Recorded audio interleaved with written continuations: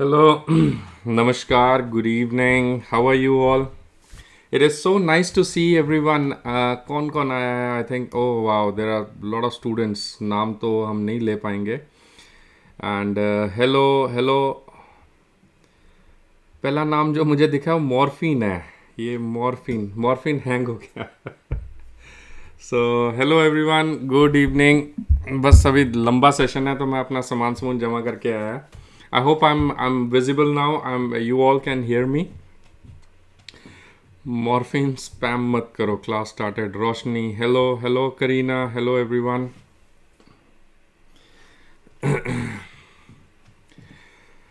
Sir ऐसा revision करवाना, question भी बोल ले, क्या ये सब करके आए? वेरी नाइस आर के शर्मा. बिल्कुल ऐसा ही ट्राई करेंगे रिवीजन करवाने का. सो let's get on. It will be a long session and mostly students have voted 28% with only English. So 1/3 of the students are there who are only English speaking, whereas 23% of the students are Hindi speaking, and 47, it just dropped to 47. 47% of the students want the total lecture to be in English with a little bit Hindi. So English is what you call. तो शालिनी को पहले ही चिंता लगी है, how long will the session be. बेटा session तो देखो, मेरा तो यही इरादा है कि मैं 2 से 3 घंटे के अंदर रैप अप करूँगा, बट यूजुअली डिलेड हो जाता है. So yeah lot of students had asked me, Abhinandan, for conducting this session. So I think ये करना पड़ता है because tomorrow is my flight to एक और कंट्री में जा रहा हूँ. कल मैं उधर जाऊँगा, उसके बाद वापस मैंने आना है अराउंड 11 डेज़ के बाद. सो 11 दिन के बाद मैं वापस आऊँगा. तब तक तो आपका FMG exam will be just on the head. So today was the last day for me to take this session, and वो आज हम कर रहे हैं. सर ऐसा सेशन करवा दो. NBE वाले बोले किसी ने पेपर लीक कर दिया है. हो सकता है भगवान ऐसा ही करे, हमें इतनी ताकत दे. एंड आई जस्ट होप कि आज जो आप पढ़ें वो मैक्सिमम क्वेश्चंस उसी में से आए. I pray to God. I have tried to cover the entire syllabus.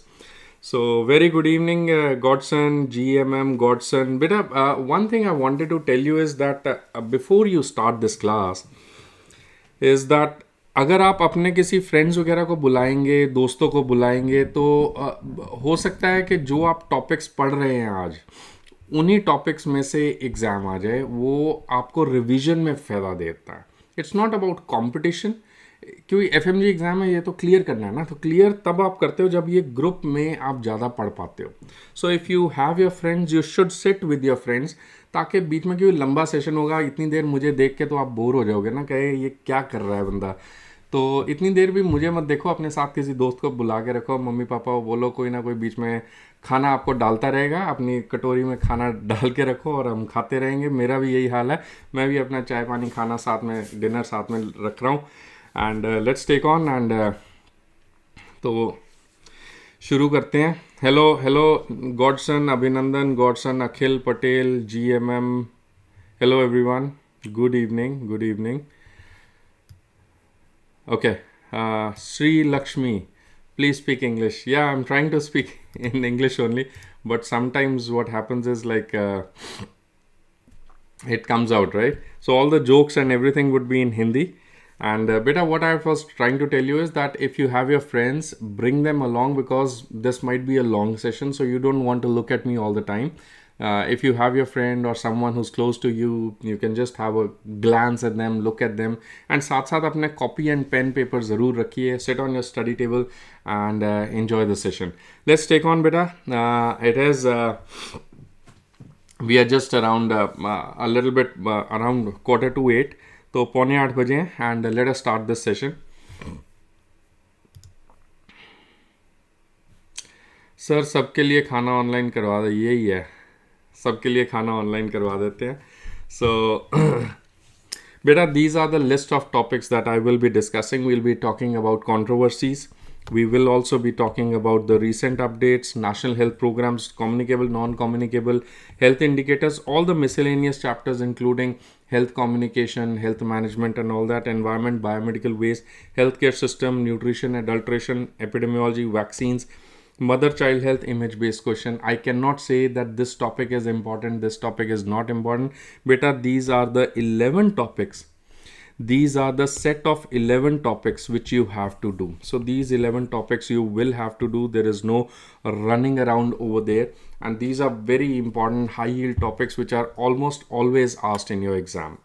So इसमें ये I cannot say, but of course if you just force me कि मुझे एक टॉपिक बताओ, एक सब्जेक्ट बताओ, वो पढ़ना है कि 3 घंटे भी नहीं पढ़ना हमने community medicine in that like few minutes if you want.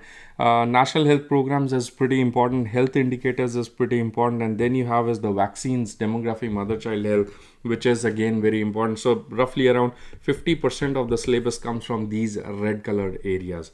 So make sure that you study these areas, and iske alawa to of course there can be any question from any time in your FMG exam. Okay, so first is, let me take on what are the most common doubts. What are the most common doubts which are there and which you have been asking all the time? ये देख लेते हैं which are the most common doubts बेटा. Controversies, that is my first topic.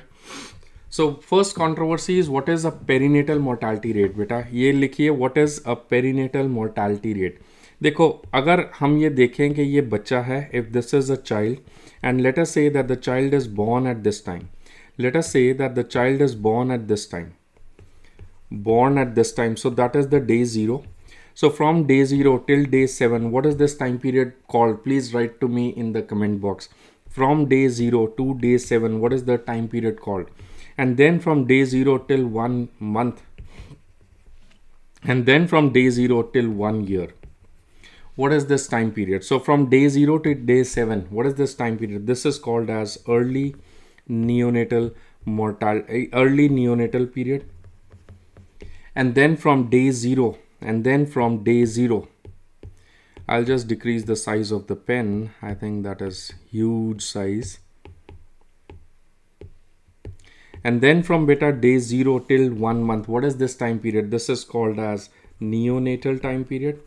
फटाफट से comment box में लिखिए, what is the time period from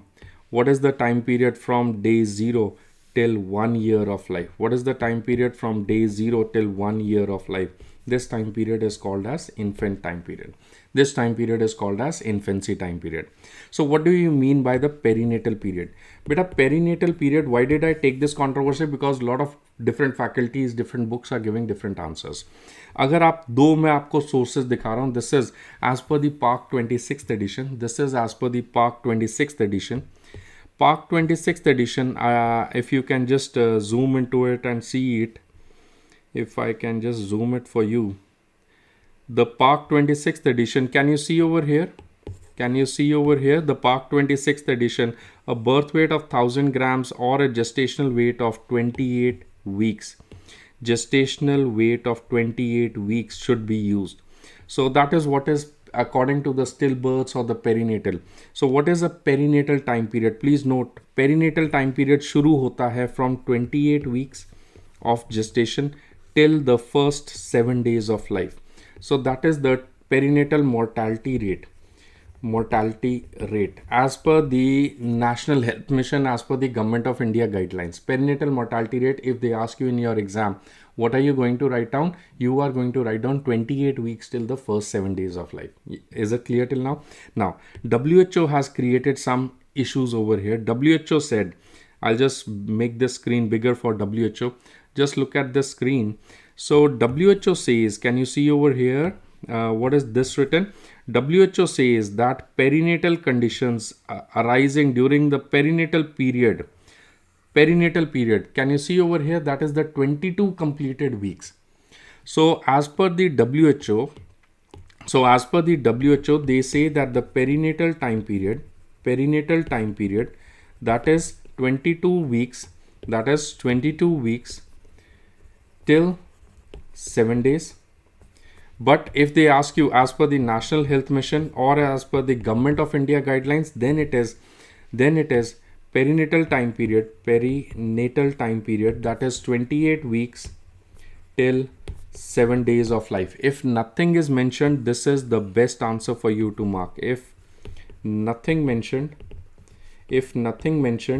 please mark the National Health Mission Government of India guidelines, because pediatricians will also follow this. It's also written in OP Ghai textbook. The perinatal time period starts from 28 weeks, that is the perinatal mortality rate. So whenever they talk about the perinatal mortality rate, in the mortality rate they always take 28 weeks till 7 days. But if the MCQ specifically says perinatal time period as per WHO, then you are going to go with 22 weeks. So is the first controversy solved? Please write in the comment box, okay, not okay. So okay, so yeah, Karina, yes, gestational 28 weeks till early neonatal period, that is the perinatal time period. But the point is it 22 weeks or 28 weeks? If nothing mentioned 28 weeks, WHO says 22. That's it. Let's go to the next one, rabies re-exposure. Beta, rabies re-exposure, I will be again talking in the guidelines when I talk about rabies again. But just to solve the controversy, many students are asking me, when do we give the re-exposure guideline? When do we give the re-exposure guidelines? Beta, please note that the re-exposure guideline is to be given for rabies. Exam mein, what are you going to mark? That we are going to give the anti-rabies vaccine. We are going to give the anti-rabies vaccine to what all cases? In rabies re-exposure, you are going to give the anti-rabies vaccine to all cases, to all class 2 and class 3 bites who have taken immunization ARV before 3 months ago. 3 months ago. So if they have taken more than 3 months ago, if they have taken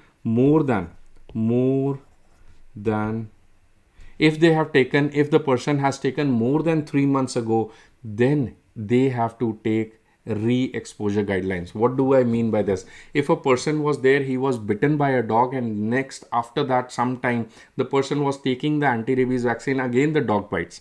So if the repeat dog bites happens within 90 days, within 3 months, then nothing has to be given. If the repeat dog bite happens after 90 days of the previous dog bite and the person had taken immunization, then this you don't need to give the repeat ARV. Okay, so please note that in re-exposure guidelines,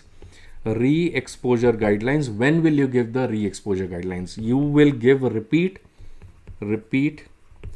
immunization with repeat vaccines with anti-rabies vaccine is to be given if last or previous immunization with rabies vaccine was done more than 3 months ago.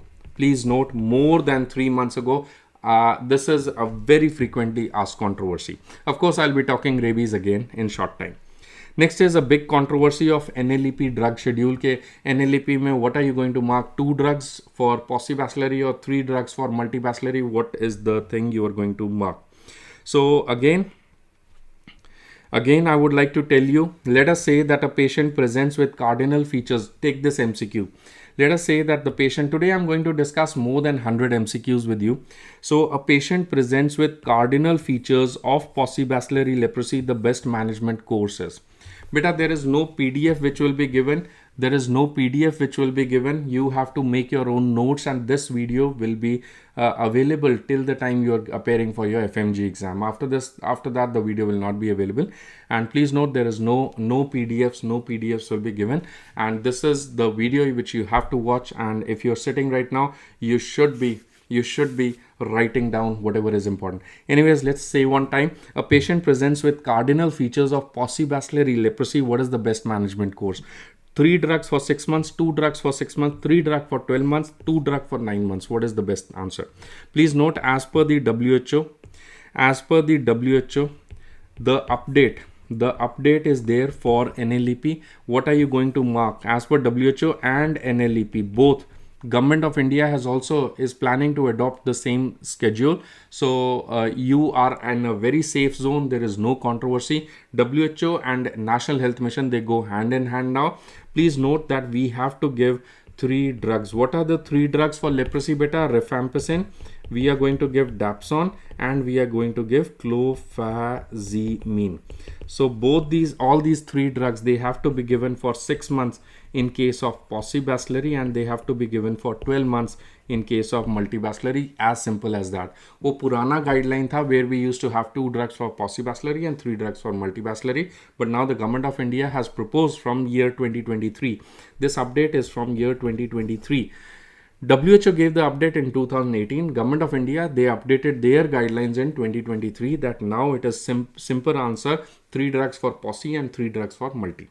Okay, so what is the best answer over here? बिल्कुल ठीक, आप सब ने ठीक बोला. Very nice. Sohan, नथी, हारिका, मलाथी सुसी, कंचन, रिशु, नील, GMM, morphine, beta, very nice. Everybody giving the same correct answer. It is option number A. We are going to give 3 drugs for 6 months.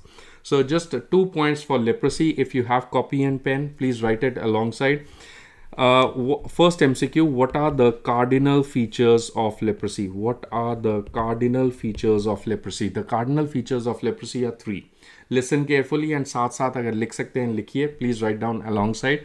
The cardinal features are 3. First is, it is a hypopigmented or reddish patch with is very important, with definite sensory loss. See, hypopigmented patch can happen in many diseases. Reddish color patch can happen in many diseases, but hypopigmented or reddish patch with is very important. With definite sensory deficit or sensory loss, that is leprosy. So please note, what is the first cardinal feature? That is hypopigmentation or reddishness with sensory loss. Second is involvement of the peripheral nerves. That's okay. You can have peripheral nerve involvement in sarcoidosis, amyloidosis. You have so many nerve thickening diseases. Beta, nerve thickening can happen in many diseases, but nerve thickening with the definite thickening with the loss of sensation, that is what is leprosy. So exam may just remember hypopigmented with there is nerve loss, and if there is nerve thickening with a sensory deficit or thickening, that is what is cardinal feature. And third is demonstration of M. leprae. These are the 3 very important cardinal features, and these have been very frequently asked in your exam. So that is a 3-star MCQ. 3-star MCQ about leprosy. Second in line, when do you classify possy and multi? Possibacillary is less than or equal to 5 lesions, and please note, possibacillary is no AFB smear should be positive. AFB smear means skin slit smear examination. No skin slit smear examination should be positive. So if anyone is positive, that becomes as multibacillary leprosy. What is the treatment? What is the drug of choice? This is old answer, that possibacillary they were giving 2 drugs and multibacillary they were giving 3 drugs. What we have adopted right now, that is what is we have adopted. Then that is what I was telling you, that we are going to give WHO regime possibacillary for 6 months and multibacillary for 12 months. It is the same 3 drug schedule. So next is, what is the pre-exposure prophylaxis? What is the pre-exposure prophylaxis of choice for leprosy? Please note that the PEP for leprosy, it is single dose rifampicin.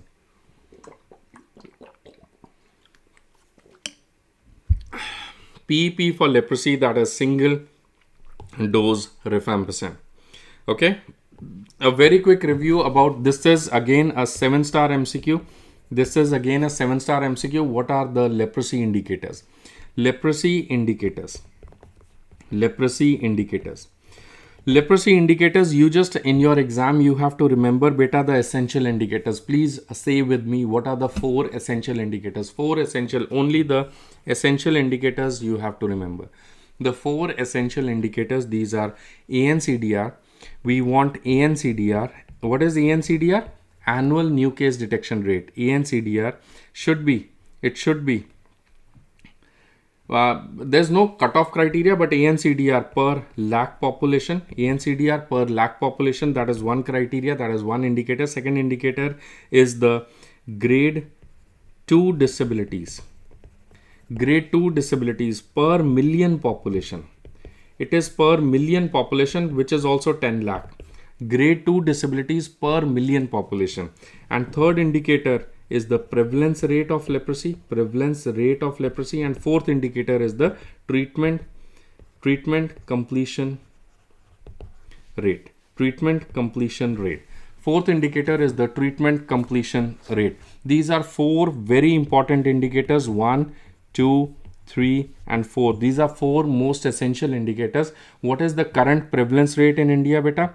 What is the, this can also be asked, that what is the current prevalence rate of leprosy? It is 0.45 per 10,000 population. 0.45 per 10,000 population. What is the current ANCDR? Annual new case, it is 5.5 per lakh population. This is the latest 2022 data for NLEP. Anyways, exam mein data is not very important, but yes, they will ask you which of the following is the most important or essential indicators. ANCDR, prevalence rate, grade 2 disabilities among million population, and treatment completion rates. Four important things you need to remember. So that was about the controversy for leprosy. Let's take on leprosy, beta. It is a 5-star MCQ. It will, or almost every exam will ask you question on leprosy. Biomedical, I will take as a separate topic, don't worry. Next is ASHA population norms. So this question has been also asked a couple of times. One ASHA worker is for how much population? This is again a big time controversy. Almost every time students will ask us like, what is the ASHA worker norm? So please note that Government of India, this is the ASHA program update we received in 2023. I am sharing with you the screenshot, the snapshot of that guideline. So you have to trust someone. I know in the books in many places it might be written that how many ASHAs, what do you know? Please write it in your comment box. What do you know about how many ASHA workers per one ASHA per how much population? It should be per, this should be per 1,000. Right, it should be per 1,000, not 100. It should be per 1,000. So one ASHA worker is for how much population? 400, 800, 1,000 or 2,000? What do you want to say? Just write it in your comment box. Absolutely correct. It is per 1,000 population. Please note, do not get confused that it is per 2,000 population. I'm sharing with you the norm over here. Can you see what I have highlighted? If you can just cruise through this, if you can just go through this, it says that, if you can just read this. So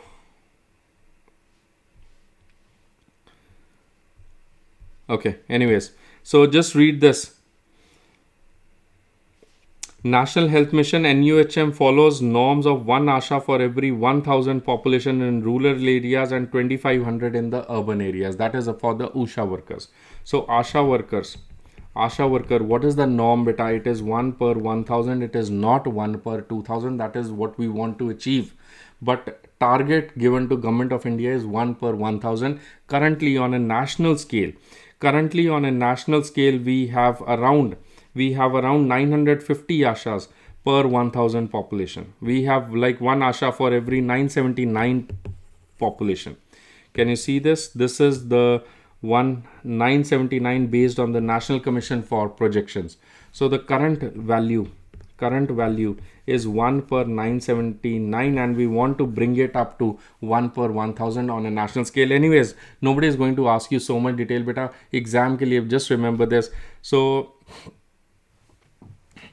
नहीं actually Abhishek Mishra, it was not 100 गलती से मेरे से 0 एक रह गया था. 100 is not there, it is 1,000, it is not 100.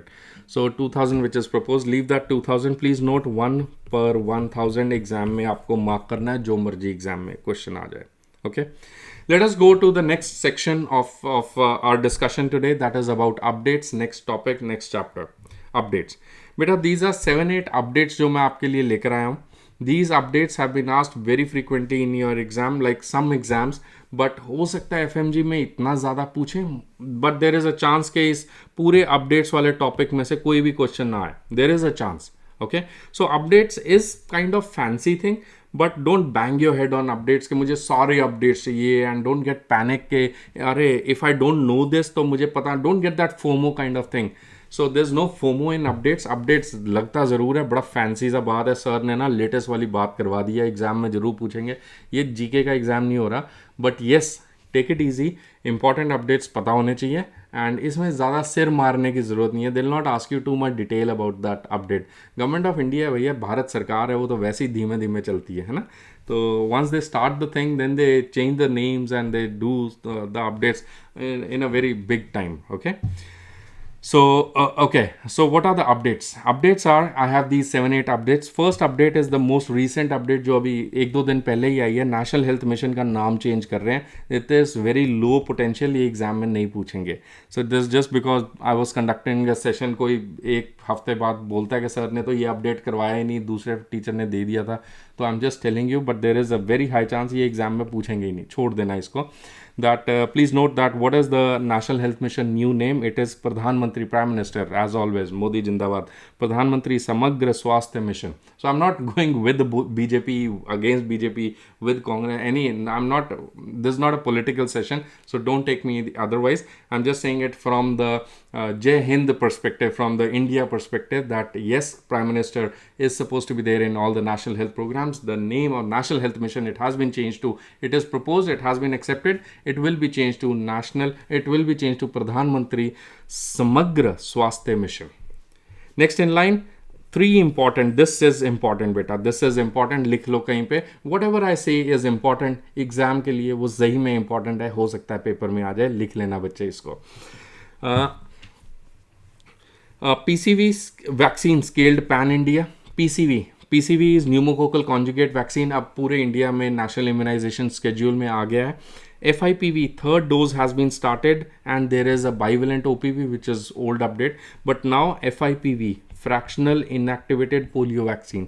Earlier we were giving 2 doses, but now this 2 doses has been increased to 3 doses. When do we give the third dose? Beta, the third dose of FIPV, this is your new schedule. So at birth, 6 weeks, आज ही Telegram group में there are some students and they wanted the new national immunization schedule. So beta, you can take a screenshot of this. There you go. This is the national immunization schedule. Is it possible to increase the size? Can I increase the size?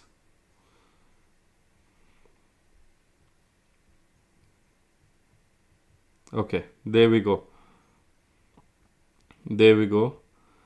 And oh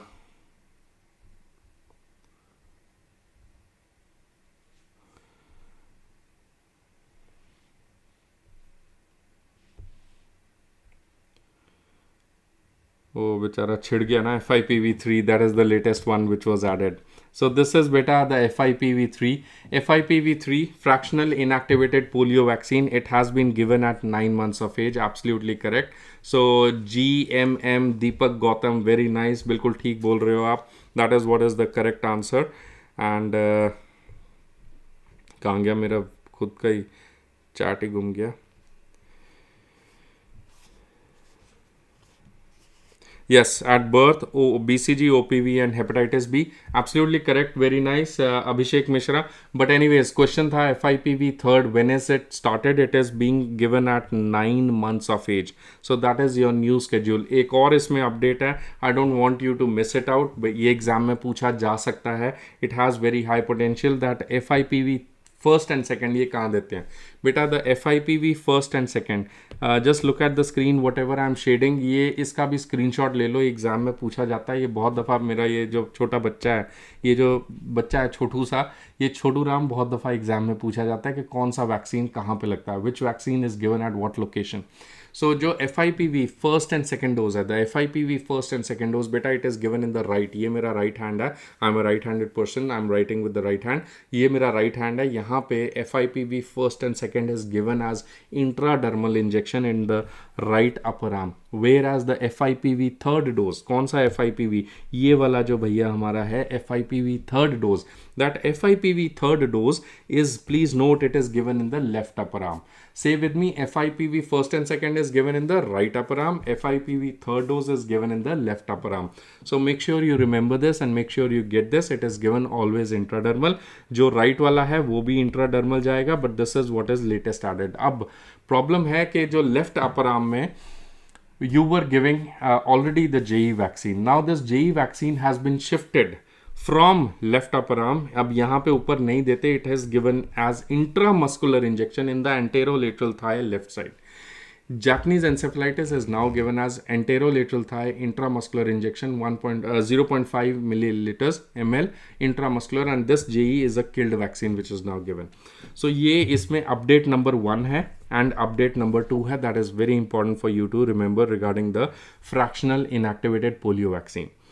Rotavirus is now under the open vial policy. Please note that earlier the rotavirus vaccine which we were using, जो पुराना rotavirus vaccine है, the older rotavirus vaccine which we were using, this rotavirus vaccine, this is the older rotavirus vaccine, this is the older rotavirus vaccine. This rotavirus vaccine had the vaccine vial monitor, इसका जो था वो ढक्कन पे था. So if anything has a vaccine vial monitor on the lid, तो when you open the vaccine या तोड़ते हो vaccine को, so this lid will be gone.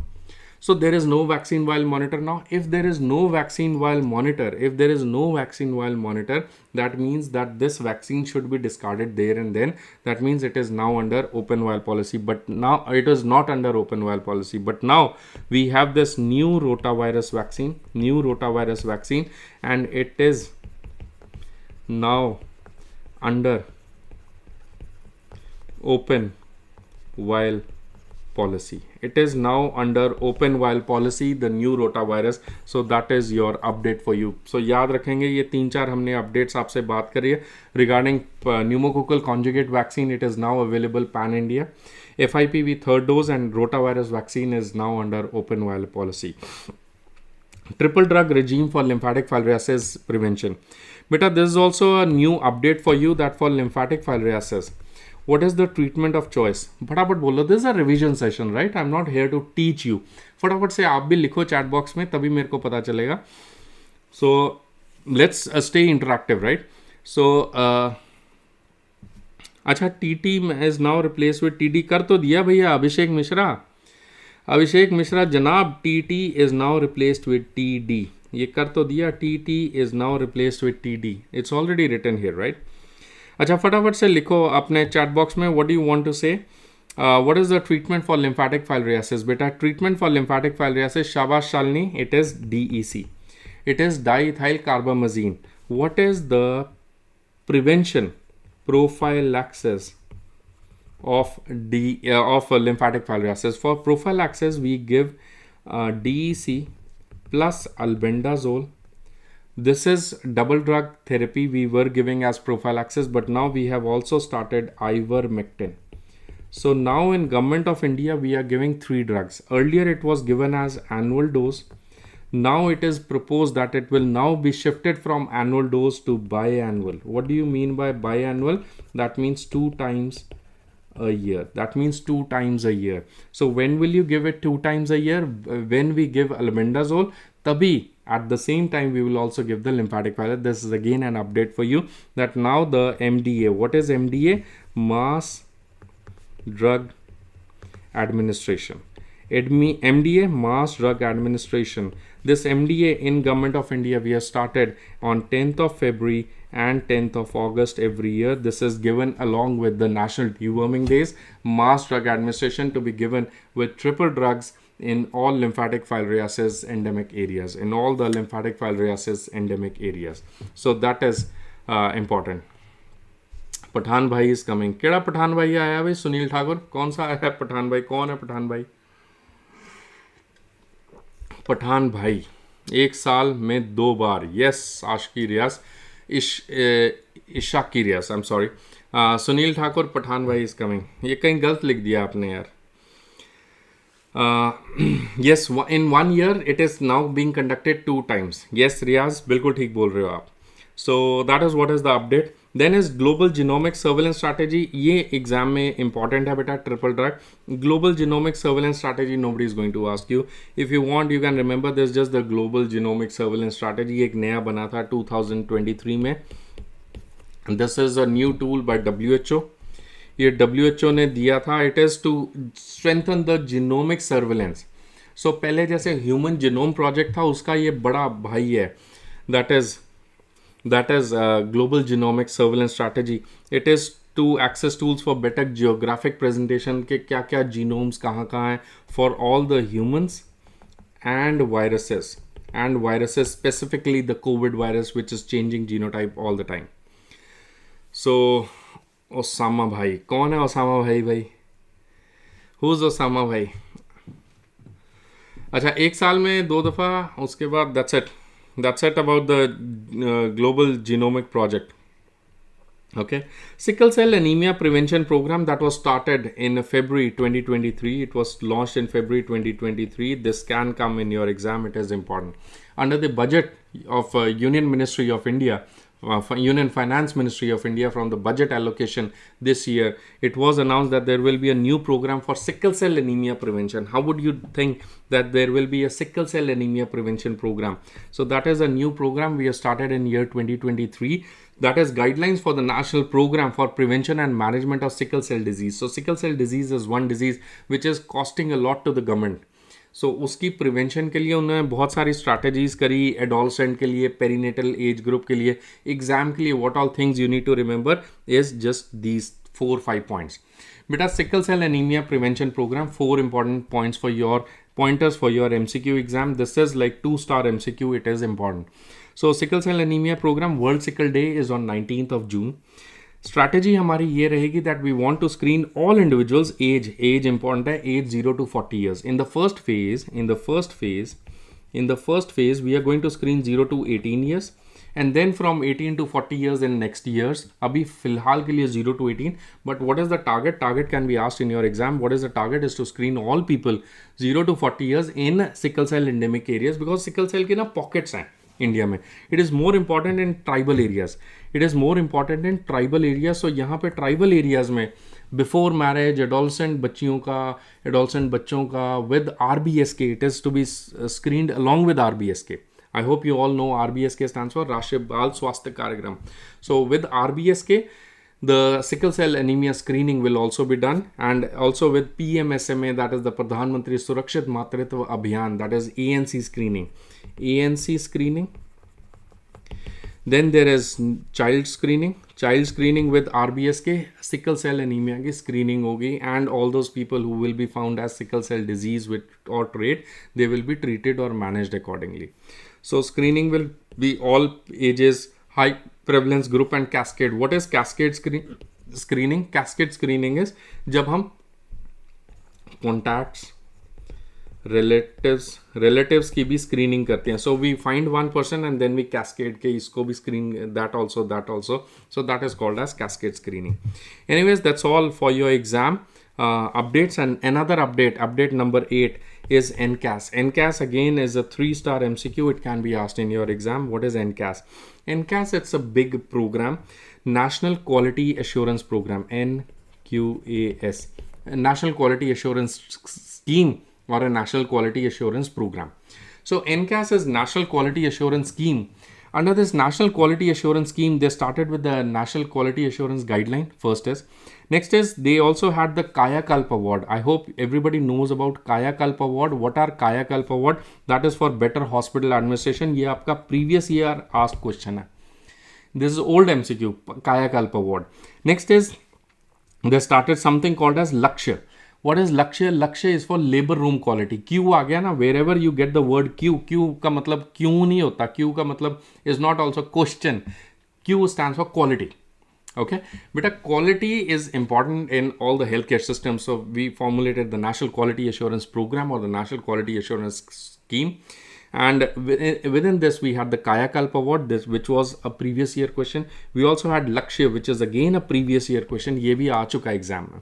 अब जो नई चीज़ें 2023 में शुरू हुई हैं, that is मेरा अस्पताल, that is IT platform. It's a mobile app. Next is, you have to remember that this can be asked in your exam. ये Muskan, and there is another question. There is another scheme that is called as Sakushal. So you have is the Muskan and the Sakushal scheme. What is Muskan? Just remember. एक line ही तो याद करनी है. It's just 2 lines you want to remember. What is Muskan, beta? Muskan, it is a program. Muskan. Just remember this. Muskan क्या है? It is a new program to provide the hospitals to be child friendly. So the hospitals should be more child friendly, and that is what is a Muskan strategy. So under Muskan government's hospitals, they will be upgraded. Next is what is Sakushal. Sakushal. It stands for Safety and Quality Assessment of Health Facility. So Sakushal stands for Safety and Quality Assessment. So it is self-assessment tool for hospitals. It is self-assessment tool for hospitals. This can be asked in your exam. If you want to know more about these, there have been a lot of times on my Instagram. Can you see the Instagram channel link? So on my not the channel, the handle link. So if you just follow this link, Mukhmohit_PSM, all the updates are there. All the updates, these all updates have been thrown as flashcards. So they have been thrown as flashcards and they are available on my Instagram channel. Beta, for all the updates, I take Instagram. For all the MCQ discussion, I usually take Telegram. Facebook is kind of an area jahan se we like reach out to more students and students can talk to me or reach to me. But more importantly, what I'm active on is Instagram as well as on Telegram. And these are like more user friendly according to me. So all the flashcards, all the updates, these are available on Instagram. So that was all the updates that I wanted to share with you. Anything which you want to ask? Otherwise, we move on to the next chapter regarding MCQ discussions. Fatafat se we'll switch over chapter to chapter. बोलो कुछ और पढ़ना है? Updates? Anything? Need program for doctor safety too. Yeah, doctor safety का भी होना चाहिए. That's interesting. We already have a right of protection for the doctors. But yes. Osama Pathan, क्या नाम है भाई? अभी किसने पठान आया, फिर किसने लिखा ओसामा आया. अब आप खुद ही ओसामा भी हैं, पठान भी हैं.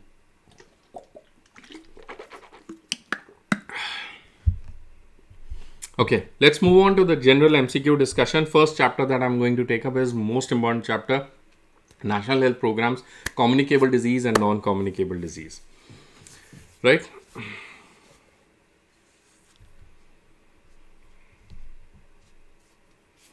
चलो फटाफट से national health programmes, communicable disease, non communicable disease, let's hit it on.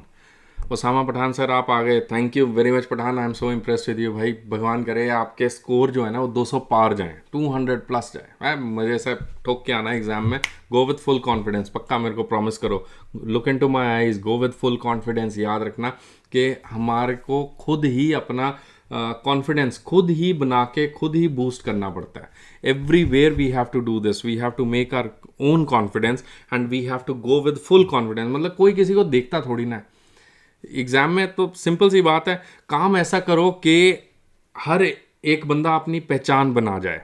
काम ऐसा करो कि एक पहचान बन जाए. हर कदम ऐसा चलो कि निशान बन जाए. आई रिपीट, काम ऐसा करो कि पहचान बन जाए.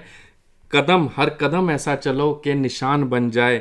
ये ज़िंदगी तो हर कोई काट लेता है. ज़िंदगी जियो इस तरह के मिसाल बन जाए. Make sure you work hard very very strongly. Okay, right. Singer अपने एनएलसी का ओसामा भाई. ओह यस, एनएलसी का ओसामा भाई है. Very nice, very nice. Biostats में हाई यील्ड प्लीज एक्सप्लेन. क्या करेगा बायोस्टैट्स? कोई नहीं आता, पूछता. Nobody asked biostats. Let's take on the first programme, national health programmes, communicable disease, non communicable. Which of the following is correct match for covid vaccines? Which of the following is correct match for covid vaccines बेटा? Zykov is a DNA vaccine. Moderna is mRNA vaccine. JJ Johnson is a killed vaccine. Incovac is a nasal vaccine. Incovac. What do you think? Which of the following is correct match? Correct match for COVID vaccines.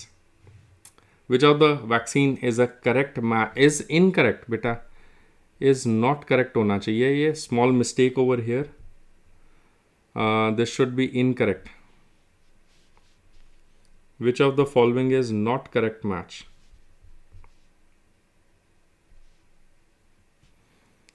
That's a small mistake. Which of the following is not correct match for COVID vaccines? Please note that there are a lot of COVID-19 vaccines. A lot of COVID-19 vaccines are there. So one is covid vaccines में बेटा there is a viral vector vaccine. What are the viral vector vaccines? What are the viral vector vaccines? The viral vector vaccines, these are, I think everybody answering option number B. Which of the following is not correct match beta? Not correct mark करना था.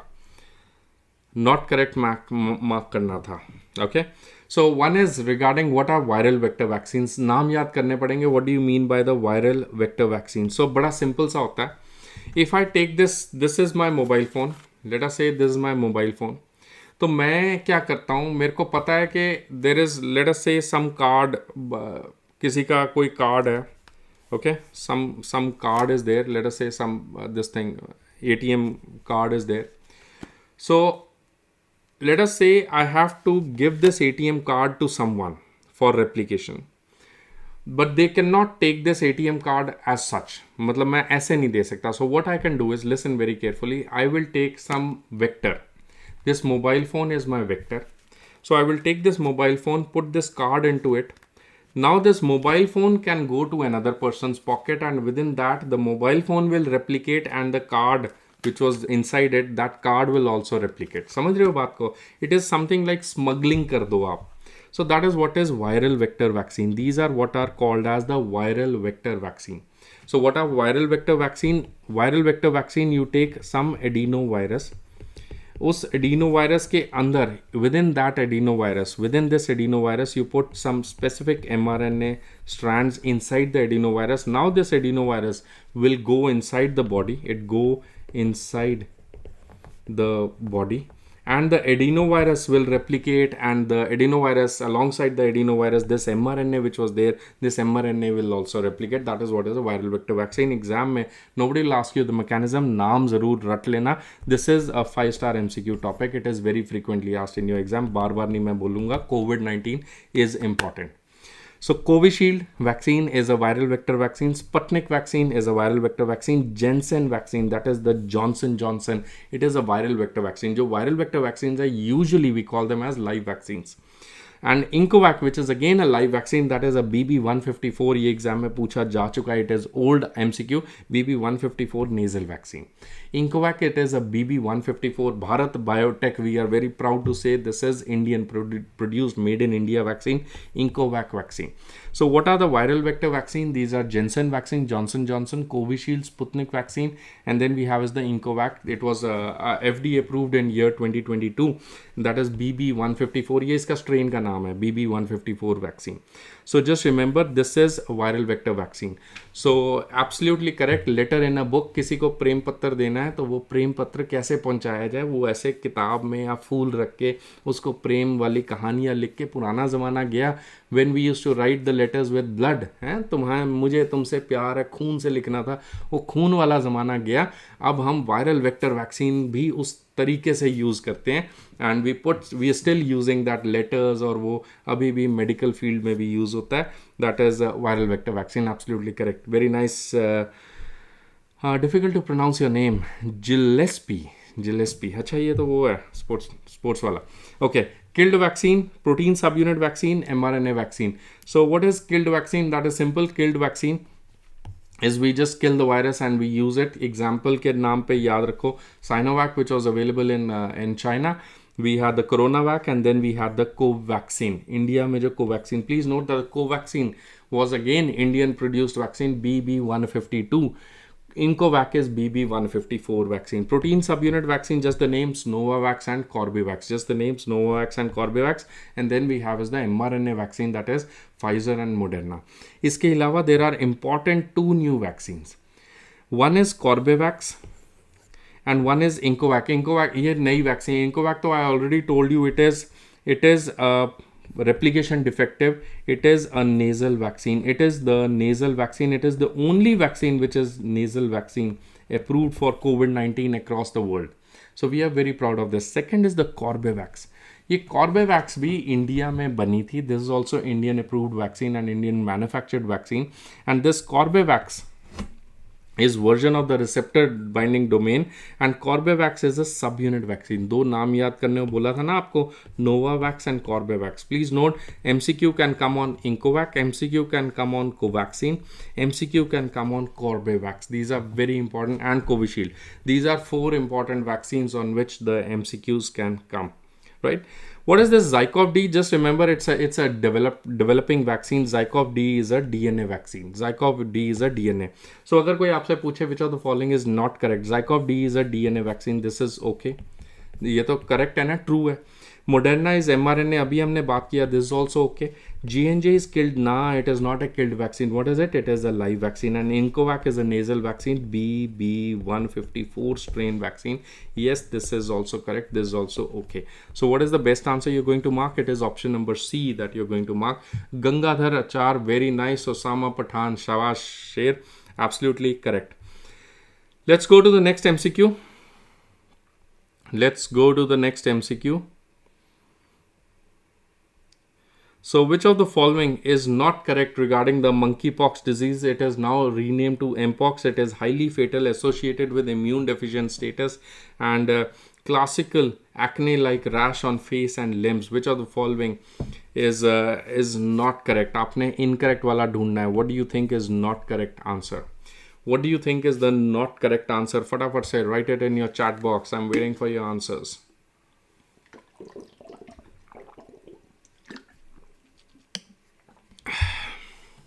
What do you think is the best answer? Which of the following is not correct for monkeypox disease? क्या बोलते हो? Monkeypox. So I think most of you would be Baba Ramdev coronal. बेटा वो आयुष वालों से पूछो ना. यहाँ पे तो वी आर डूइंग MBBS करके बैठे हो आप लोग. So there's not Ayush, right? So that is there in Ayush category. Baba Ramdev, Coronel. That's not a vaccine. Do you think that's a vaccine? That's Ayurvedic product, man. Okay. So many students, some students are answering option C. कोई D भी कह रहा है, कोई B भी कह रहा है. बेटा A तो चलो सही है, ये तो everybody knows. This is okay. This is true. It is highly fatal disease associated with immune deficient status, acne-like rash. This is okay. Everybody should know monkeypox. It's a rash. Monkeypox disease, it's like somewhat like smallpox, not so infectious and not so lethal also. It is associated with immune deficiency status. That is also correct. It is a high fatal disease. This is wrong. It is a self-limiting disease. Few points about monkeypox. Monkeypox, if you see, it is monkeypox. If you see, it is one disease. I'll just try to.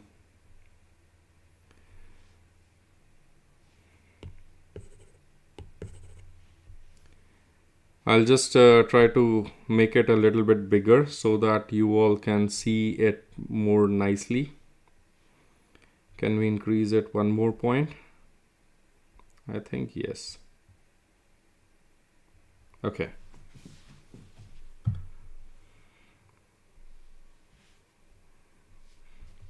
Okay, so monkeypox, it is from the variola family. That's what I was saying. ये बेटा please note, it is from the smallpox family के same family को belong करता है mpox. It is now called as, it is not called as monkeypox, it is called as mpox. It is called as mpox virus. It is from the variola virus family. Next MCQ, it is self-limiting with less than 1%. This has been already asked. It's a previous year question that monkeypox, is it fatal? No, it is not fatal. So monkeypox is less than 1% case fatality rate. It is infected by like respiratory droplets, plus it also it transmits via the infected body fluids. Features, everybody knows it is rash that looks like pimples or blisters that appear on face or on the limbs. So nothing very special. Only thing that was important for you is self-limiting hota hai beta. It is less than 1% case fatality rate. That is what is important. Coming back to the MCQ, what do you think? Which of the following is not correct? It is highly fatal disease. Galat ho gaya na? It is wrong answer. So you should be marking this as the best possible answer. Let's go to the next MCQ. Ye kuch questions I think they have not been formatted nicely. I will talk to my person who made the PPT for me. Which of the following is the best prophylaxis for a pregnant female who has her mother-in-law? Wow. I'll repeat this question. Which of the following is the best prophylaxis for a pregnant female who has her mother-in-law, उसकी सासू माँ is a newly diagnosed बेचारी सासू माँ, poor fellow, who is newly diagnosed case of pulmonary tuberculosis. एक तो सास ऊपर से वो pulmonary TB and उसकी बेटी बहू जो है she is pregnant now and she is on treatment. Who's on treatment? The सासू माँ is on treatment since last 2 days. So what do you think is the best answer? Which of the following is the best mode of prophylaxis? 6 months of isoniazid, 3 months of HNP, 3 months of HNR, 6 months of rifampicin to the pregnant female. What do you think is the best answer? So a little bit points about NTEP, National TB Elimination Program. 2-3 points about NTEP. We are on general discussion. So we are on the National Health Program's communicable disease, non-communicable disease chapter. And very quickly we will cruise through all these points. And what do you think is the best answer? फटाफट से लिखो अपने chat box में. What do you think is the best answer? Option C. Everybody goes with option C. 3 months of H&R. H&R means isoniazid and rifampicin. Prophylaxis के लिए देना है. 3 months of isoniazid and rifampicin. H&P भी कुछ कह रहे हैं. गंगाधर आचार. H&P. What does P stand for? लिखो जरा P क्या होता है? What does this P stand for? Anybody? Please write down in your chat box. What does this P stand for? लिखो chat box में. What is P? Pyrazinamide? Niyaz Ahmed. A. Option A. 6 months of isoniazid. Very nice.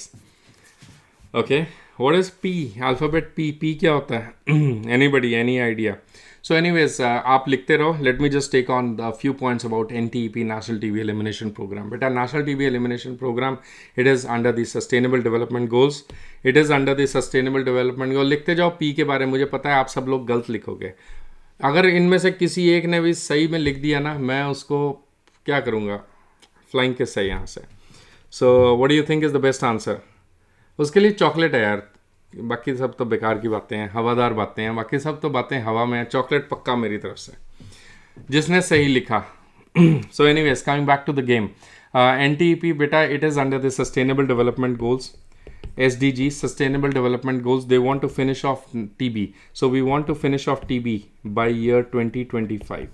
By year 2025, we want to eliminate TB. We want to reach eliminate TB. Komal Chandra, absolutely correct. Not pyrazinamide for sure. That's Z. Absolutely correct. Very nice. P stands for something else. It's not pyrazinamide. And almost everybody, आप सब ने इसका answer pyrazinamide लिखा है, जो कि गलत है. So मैं अपना NTEP का कार्यक्रम चालू करता हूँ. बहुत जल्दी आपको P का भी पता चल जाएगा. So as per the latest report by Global TB Report, MCQ number 1, what is the incidence of TB? Incidence of TB in India, it is 188 per lakh population. 188 per lakh population. Next is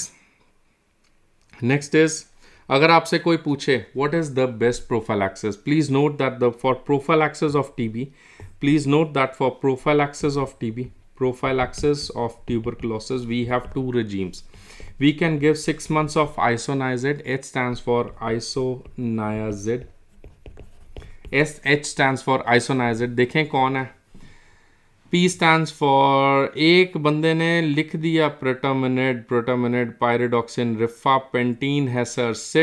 Sid, a big flying kiss for you. It is rifampicin. P stands for rifampicin. Pradyuman Chauhan, absolutely correct. Hats off to you. Prakash Rajput, rifampicin. अब अचानक से everybody starts answering, right?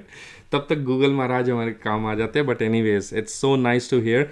P stands for rifampicin. So that is again the prophylaxis of choice. It is 3 months of H and P. What does P stand for? P stands for rifampicin. It is not rifampicin. याद रखना exam में ये. This is a 3-star MCQ. It is update for you. It is update. What is the drug of choice for prophylaxis of TB? It is rifampicin. 6 months of isoniazid, or we give 3 months of isoniazid with rifampicin. Please note that rifampicin or rifampicin like drugs, they are contraindicated in pregnancy. So what is the drug of choice in pregnancy? In pregnancy, if you just look at this, this is a table from from the National TB program. Please note that this is the table. We can give 6 months of isoniazid or 3 months of isoniazid with rifampicin. P stands for rifampicin. I repeat, P stands for rifampicin. Isoniazid, it is safe for use in pregnant females. Rifampicin is not safe for use in pregnant females. It is not given in pregnancy. 6 months of isoniazid can be given in case of pregnancy. So if a pregnant female is there, जिसके ससुर को, सास को, husband को, बच्चे को, किसी को भी in the family, if they have tuberculosis, the pregnant female can take, and she should be taking, 6 months of isoniazid to prevent herself and the baby from hazardous effects of tuberculosis. So that is what is the preventive strategy in tuberculosis. Next in line, tuberculosis के अंदर we also have different types of case definitions. Case होते हैं, अलग-अलग cases होते हैं. So what are the different types of case finding we can do? Beta, we can do passive case finding, intensified case finding, or active case finding. So we can have these 3 types of case finding, 1, 2 and 3 types of case finding. What do you mean by active case finding? Active case finding होता है कि हम actively search करेंगे MCQ in high risk population. This has been previously asked MCQ. What is active? Active means to search in high risk population, not in general population. What is intensified? Intensified means to patient आया diabetes का and you check them for TB. So that is like opportunistic screening. Opportunistic screening, when the patient comes for some other comorbidity and you screen them for TB. And then we also have is the passive case finding. So दो आपने MCQs करे बेटा tuberculosis में. In TB you did 2 MCQs. One is regarding you learnt about the incidence. Next is you learnt about the prophylaxis. Third is you learnt about the case finding. Case finding. Next is what are the case definitions in TB. Case definition is one of the 7-star MCQ topic. It will be asked in your exam. If you're watching this and you have a pen and paper, I bet on this you should be writing on your copies. What are the case definitions? What are the different types of TB that we know? Beta, there are different types of TB that we know. We can have something called as drug sensitive TB. We can have something called as drug sensitive TB where the patient is sensitive to first line drugs, where the patient is sensitive to the first line drugs, that is called as drug sensitive TB. What do you mean by H mono DRTB? H mono DRTB is patient is resistant to isoniazid. Patient is resistant to isoniazid. Okay. Next is MDR, multi-drug resistant TB. MDR is any person who is resistant to H and R both. It is resistant to H and R both. This has been asked so many times in your exam. This is a 7-star MCQ topic. I am repeating it again. Multi-drug resistant means resistance to H and R. H and R, that is isoniazid. H stands for isoniazid. R stands for rifampicin. H stands for isoniazid. R is rifampicin. Then there is something called as extensively drug resistant, जिसको आप XDR के नाम से जानते हैं. What is XDR? XDR stands for H and R resistance plus there is resistance to any fluoroquinolone plus there is also resistant to group A drugs. Group A drugs. There is also resistance to the group A drugs. That is what is XDR. Please note what is XDR. XDR is MDR plus any fluoroquinolone plus any group A drugs. What do you mean by the group A drugs? What are the group A drugs? Group A drugs are bedaquiline, linezolid, levoflox and moxifloxacin, and then we also have is the levofloxacin. So these are your group A drugs, that is repeat with me: bedaquiline, linezolid, levofloxacin and moxifloxacin. So if a patient has resistance to any of the group A drugs plus they have resistance to any fluoroquinolone plus H and R, that is called as extensively drug resistant. What do you mean by pre-extensively drug resistant? Pre-XDR. Pre-XDR is any person with H and R plus any fluoroquinolone, not the first line drugs, not the group A drugs, So that is what is called as pre-XDR. So please note beta, all these point number 3, 4 and 5, they are extremely important for your exam and they can be asked in your exam. So from where we can get the PDF? I just told PDF will not be available. This is online session. It's a free session. So don't expect too much. But yes, I will be covering everything that you need to know for your FMG exam. And this is what is important. Okay, so these are the different types of TB beta. Different types of TB you have is the H mono DRTB, multi-drug resistance, pre-extensively drug resistance, extensively drug resistant TB. Next is we can also have sometimes the outcome of TB. Different outcomes of TB can be asked. This is again a 3-star MCQ. It has been asked, frequently asked question. It is sometimes asked in your exam. What do you mean by cured TB? When do you say a cured TB? Cured TB is any person who has completed treatment. What do you think is the next line? Plus they also have a proof of sputum negative. They have a sputum negative report sample. They have sputum negative sample report. Please note that when a person has a report that yes, I am sputum negative and the patient has completed treatment, that is called as cured. When do you call a person as treatment completed? When the person has completed treatment and no sputum report is available, or the patient did not get the sputum test done, or the report is not available, we call that patient as treatment completed. Very nice. So restless medico, absolutely. King Kumar, yes, the class will be available on YouTube. So absolutely correct. Very nice. GMM, full RS but sputum negative. Very nice. So proud of you. Right. Next is what do you mean by recurrent TB? Beta, recurrent TB means when the cases keep on coming again and again. That is, there is relapse, or the TB comes again after complete treatment. After complete treatment, if the TB comes again, that is recurrent TB. Next is what is loss to follow up? Loss to follow up means the patient was started on TB but then he did not come back. So when do we declare a patient did not come back? If the patient does not, or there is interruption in treatment for more than 8 weeks. If the patient did not take a treatment for more than 8 weeks, although that patient was on treatment, but then there was a default of the treatment for 8 weeks, that person is called as loss to follow up. पुराना नाम था इसका defaulter. अब हम ये word defaulter हटा के we now use the better word, that is loss to follow up. Next is failure of treatment. What is failure of treatment? Failure of treatment is if the patient is sputum positive at 5 months. If the patient is sputum positive at 5 months, or anytime sputum positive after previous sputum negative report. After previous sputum negative report, that is also called as failure. So failure की दो definitions है. These questions have been previously asked in your exam. What is cured has been asked in your exam. Recurrent TB has been asked. Loss to follow up and failure treatment has been asked a couple of times. All these questions have been previously asked questions. पढ़ के जाना, ये मैं बता रहा हूँ, ये exam में important है, the case definitions. So then you wanted to do about the case definition, and lastly in tuberculosis आपको इसकी treatment भी चाहिए, but treatment में simple रखना. Nobody asks you treatment. Treatment is like कम पूछा गया, इतना ज़्यादा पूछा नहीं जाता about the treatment, but yes, you should know the treatment. The treatment for this thing, for tuberculosis, I don't think if I can just make this a little bit bigger. Let's at least try.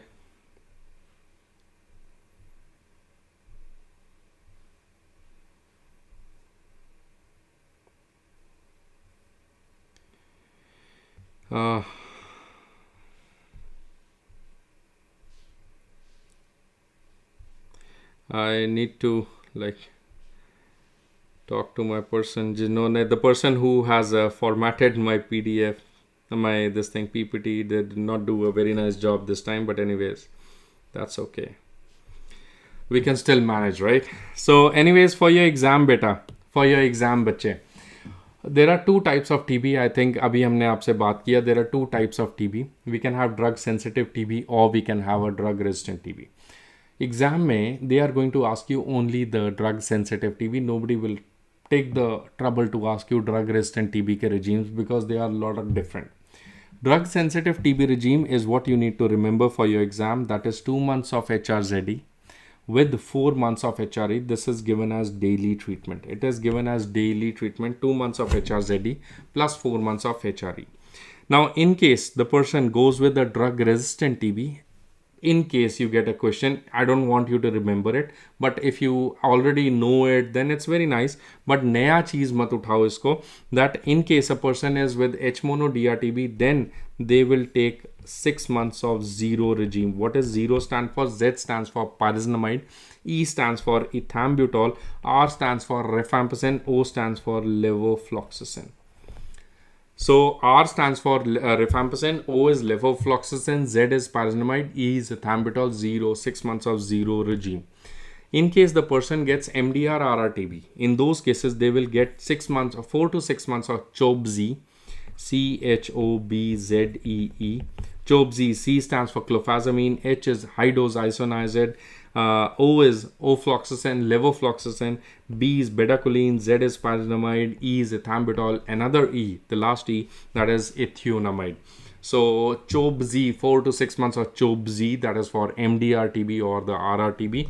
And then we also need to give the patient 5 months of COZ, clofazimine, O is levofloxacin, Z is pyrazinamide, E is ethambutol. So that is the treatment for MDR. If in case you still have your breath left out and you still have that fire inside you कि मुझे और पढ़ना है, then you can also remember the all longer MDR TB regime. This is the new update for us. But I'm 90% sure ये exam में नहीं पूछा जाता है. I'm also बहुत कम लोग मिलेंगे जो आपको बोलेंगे ये तो पूछा ही नहीं जाता है, तो मैं उनमें से एक हूँ. प्लीज़ नोट, ये एग्जाम में पूछा नहीं जाता MDR TB, RR TB, but yes if you want to remember you should remember. अगर याद कर लिया बहुत अच्छी बात है. दैट MDR TB जब आप when you go for NEET exam, INI SET exam, तब ये सब इंपॉर्टेंट आएगा. Okay, so all longer MDR TB we give 18 to 20 months. So just remember it is roughly around 2 year, 2 साल का course होता है. उनको बेडाक्विलिन लेना है, levoflox, linezolid, clofazimine and cycloserine and cycloserine. Okay, L2C2B, very nice. GMM लगता है class कहीं अटेंड करा है. That is L2C2B, so you can remember it as L2C2B. Absolutely correct. Very nice. I'm so proud of you, GMM. So you're already prepared for your FMG exam. So anyways, this was a revision session and I'm so proud and I'm so happy that you have already done so many things in tuberculosis. And so now come back to this MCQ. फटाफट से इस MCQ पे आओ. Which of the following is the best prophylaxis for a pregnant female who has her mother-in-law as a newly diagnosed case of pulmonary tuberculosis and is on treatment for 2 days? What do you think is the best answer? The best answer, rifapentine. It is contraindicated. The best answer over here is 6 months of isoniazid. 6 months of isoniazid. Let's go to the next MCQ. फटाफट से देखो, ये लो rabies का question आ गया. This is the question on rabies. I was talking about that. We will have a discussion on rabies because ये बहुत दफा पूछा जाता है. Rabies is like omnipresent topic. It is a 7-star topic. So what do you think is the best answer for this question?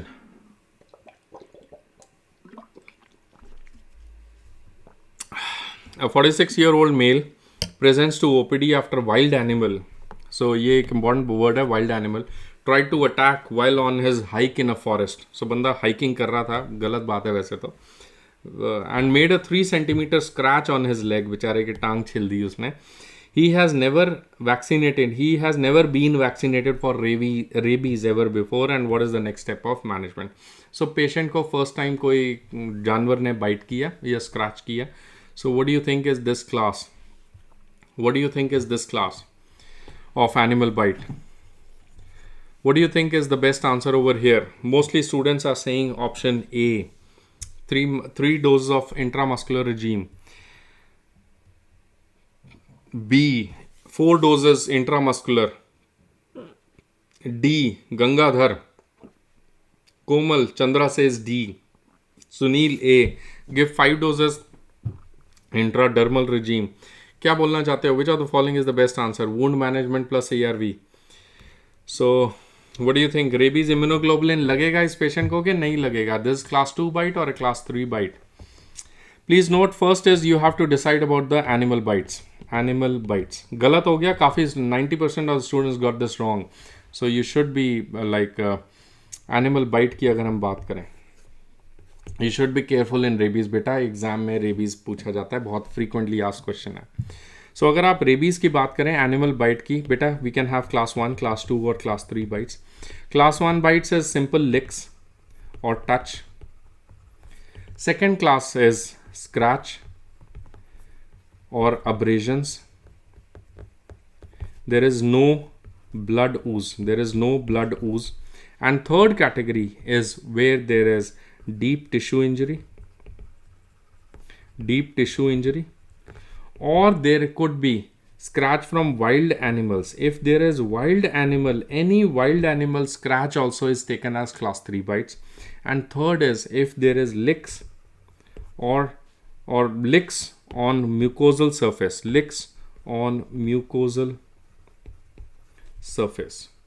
in those cases it will be all taken as class 3. So ये class 3 के ऊपर बहुत दफ़ा एग्जाम में question यहीं पे आपको घुमा देता है. So this is class 3 bite. It was a wild animal. Licks on mucosal surface होगा, that is also taken as class 3 bite. And deep tissue injury जहाँ पे blood oozing होगा, that is also class 3 bite. So I think everybody knew about this deep tissue, but you should also remember about wild animal. भैया जानवर भेड़िया काटेगा या भेड़िया छिलेगा तो that will be class 3 bite. गलती मत करना एग्जाम में. This is where the MCQs will play googly with you. है ना, गुगली सुना होगा ना आपने. So this is where the MCQs will play googly with you. Wild animals और licks on mucosal surface, that is actually a class 3 bite. Coming back to the game now. So what do you think is this? This is a class 3 bite. Why? Because it is a wild animal. So this is a class 3 animal bite or a category 3 animal bite. Okay, sir, in dog bite it is necessary to maintain the diet. कौन सी diet? नहीं, there is no point of diet. So whenever they ask you a question on rabies beta, rabies में you already know there is a re-exposure, pre-exposure and post-exposure guidelines. What is the post-exposure? Post-exposure guideline means that after the dog bite. So there are two guidelines you need to remember. One is SN regime, another is the updated thigh regime. SN regime, please note 2 MCQs. SM regime is a 5 doses and 5 visit regime. 5 doses and 5 visit regime. In this SN regime, it is intramuscular regime. So 5 doses, 5 visits. When are the 5 doses? 0 day, 3rd day, 7 day, 14 and day 28. 0, 3, 7, 0, 3, 7, 14 and day 28. These are the 5 doses and the 5 visits for your exam. Just remember this. On the other hand, the Thai Red Cross regime. The Thai Red Cross regime, this is, please note, 4 visits with 8 doses. Please note this is 4 visits with 8 doses and this is intradermal regime. So there are 2 ways we can give the anti-rabies vaccine. It is intradermal or intramuscular. Intradermal is always 4 visits, 8 doses. Intradermal is 4 visits, 8 doses. Intramuscular is 5 visits, 5 doses. Will you remember this? This is the post-exposure prophylaxis. Whenever the question will ask you about pre-exposure prophylaxis, I already discussed with you. Pre-exposure prophylaxis, we give it when the previous immunization was taken, which was more than 3 months ago. If it was more than 3 months ago, we are going to give the pre-exposure prophylaxis prophylaxis is always pre-exposure prophylaxis is always given in case of high risk individuals, high risk cases. उनमें हम pre-exposure prophylaxis देते हैं. This is given as 3 doses, 3 visits. This is given as 3 doses and 3 visits. It can be given as intradermal or intramuscular. And re-exposure, I already talked to you about the re-exposure. Sorry for the confusion. A re-exposure guideline is given only in previously immunized persons which was more than 3 months ago. In those cases, we will give the rabies re-exposure prophylaxis. Re-exposure prophylaxis, it is 2 doses, it is 2 visits, and there is no ARV, no rabies immunoglobulin is required. No rabies immunoglobulin is required. So I hope you will remember this. This is frequently asked MCQ. It is a 7-star MCQ topic for you. So just to very quickly revise for you, you can have re-exposure, pre-exposure, post-exposure prophylaxis. Post-exposure prophylaxis can be Thai, or we can have SN regime. So how many visits are there? How many visits are there? Beta, in re-exposure, there are how many alphabets? 2 alphabets, 2 visits. Pre-exposure, 3 visits. Thai, THAI, 4. So there are 4 visits, and SNESSEN, 5 visits. How many doses of ARV, rabies vaccine, we will give? Same answer, 2 doses, 3 doses. In Thai, we are giving 8 doses. That's the only MCQ. And in the other one, we are giving 5 doses again. What is the route?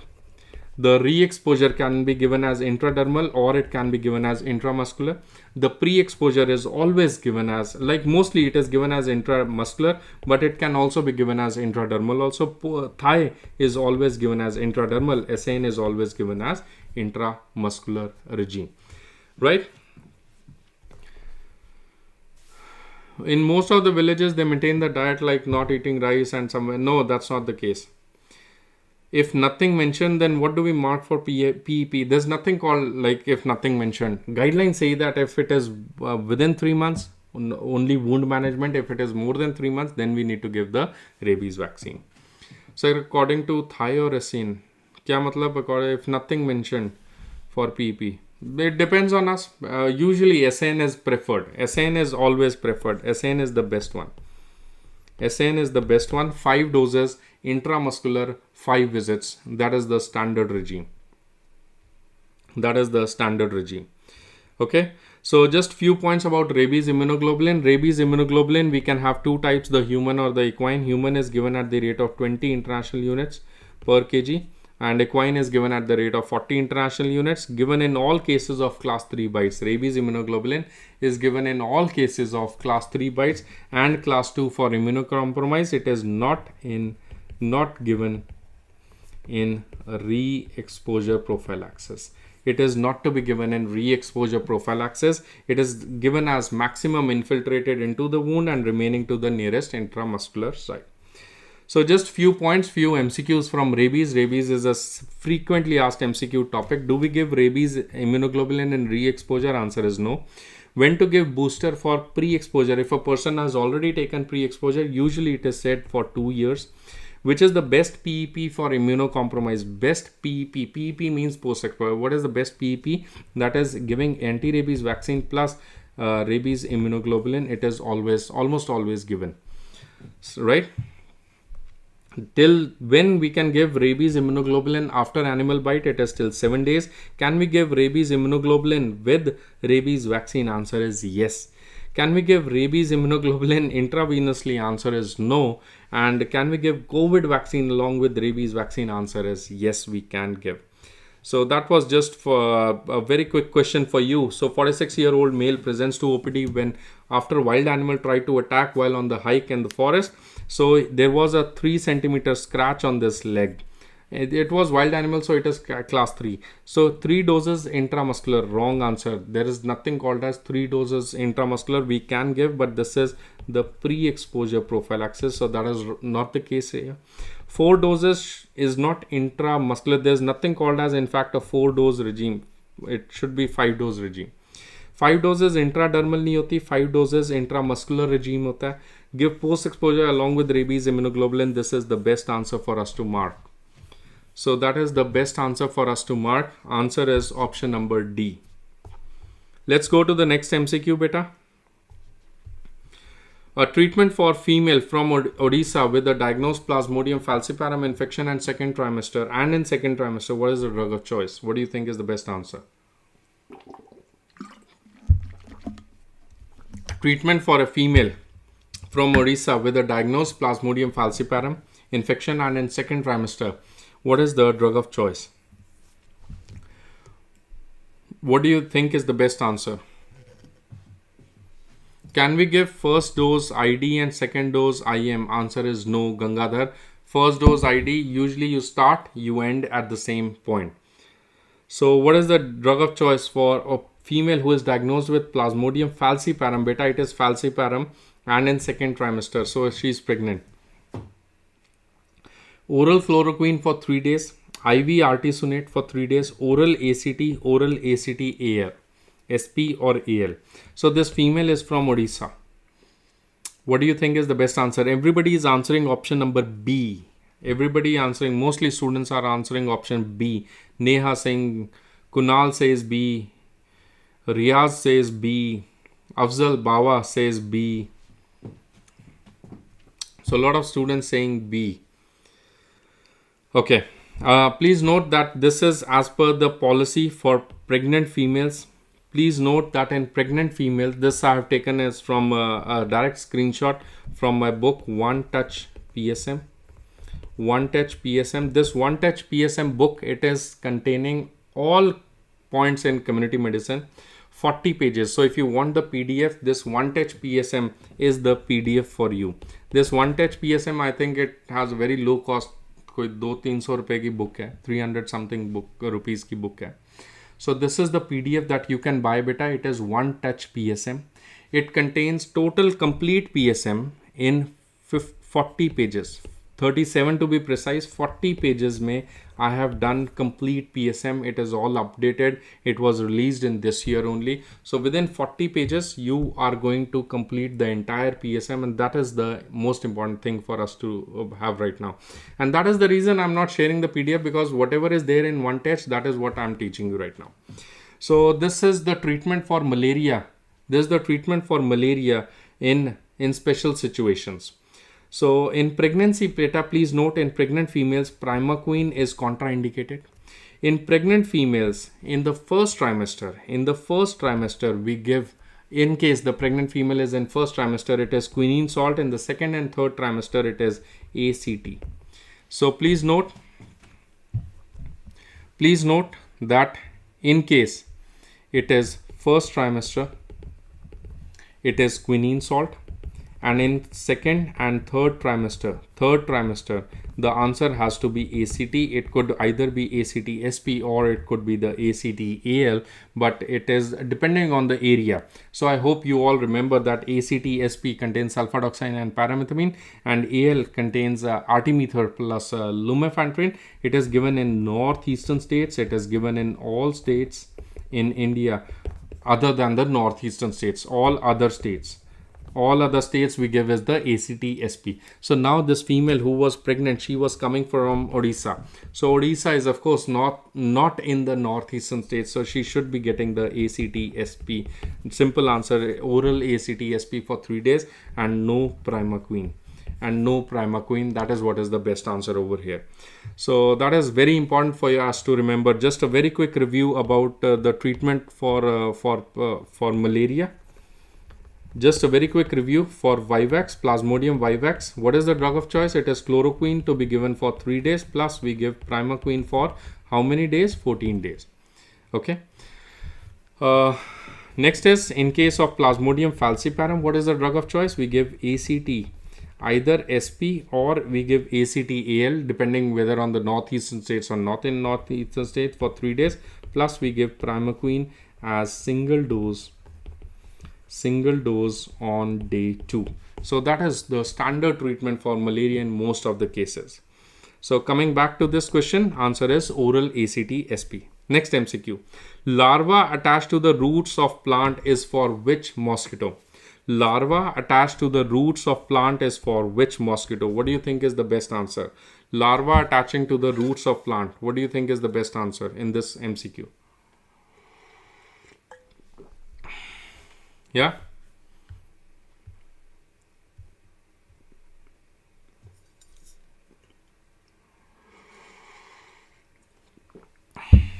What do you think is the best answer over here?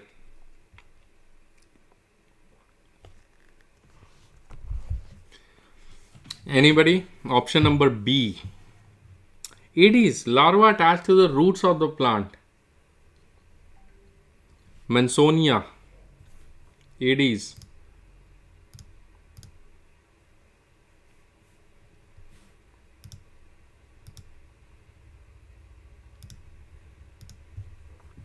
Okay. B. Mensonia is the best answer over here, beta. This is a screenshot for you. I'm not going to explain all this. This is a revision class, but this says screenshot for you from my favorite book, One Touch PSM.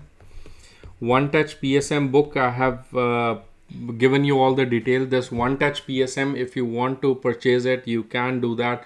You get that book, and within 40 pages you are going to complete PSM. So this is the complete table from there. You can take a screenshot of this, and this is Anopheles, Aedes, Culex, Mensonia. Please remember what are the diseases it causes, what are the classical features of each of these. Which of the mosquito is known as sophisticated mosquito? Sophisticated mosquito is the Anopheles mosquito. It is a sophisticated mosquito. Please remember the eggs of this Anopheles mosquito, they are boat-shaped egg with lateral floats. There is no siphon. It is the only mosquito which is without a siphon, and it rests in inclined position. Typical features of Aedes mosquito. Aedes mosquito, it breeds in artificial stored water, that is the household water. The egg is cigar-shaped egg, and they are resting parallel to ground. They have stripes on the body and legs. These all, whatever I am highlighting, they have been frequently asked MCQs. Coming to the Culex mosquito, beta. Culex mosquito, it is one of the mosquito which is called as the nuisance mosquito. Why do we call it as a nuisance mosquito? Because it creates nuisance. When does it create nuisance? In the midnight. How does it create nuisance? By big wings, and because of the big wings, it causes buzzing. And please remember that this mosquito, it is a midnight biter. It has peak biting time during midnight, hunchback sitting posture, and it lives the Aedes, the Culex mosquito lays the egg in rafts. So remember, the eggs are always clustered. They are together in rafts. So C for Culex, C for cluster, frequently asked MCQs. Last is about Mensonia mosquito. Mensonia mosquito, if you look at Mensonia mosquitoes, so Mensonia mosquito, it is a rural mosquito. It has very long legs. The peculiar feature is it has long legs. It sits in squatting position, and it has star-shaped egg where the larva is attached to the root of plants with siphon. These all, whatever I have highlighted, these have been previously asked MCQs. Lot of questions from this. Every word is MCQ. Take a screenshot of this and you will benefit in your exam. Come back to the MCQ. Larva attached to the root of the plant is for answer is Mensonia mosquito. It's a very standard MCQ.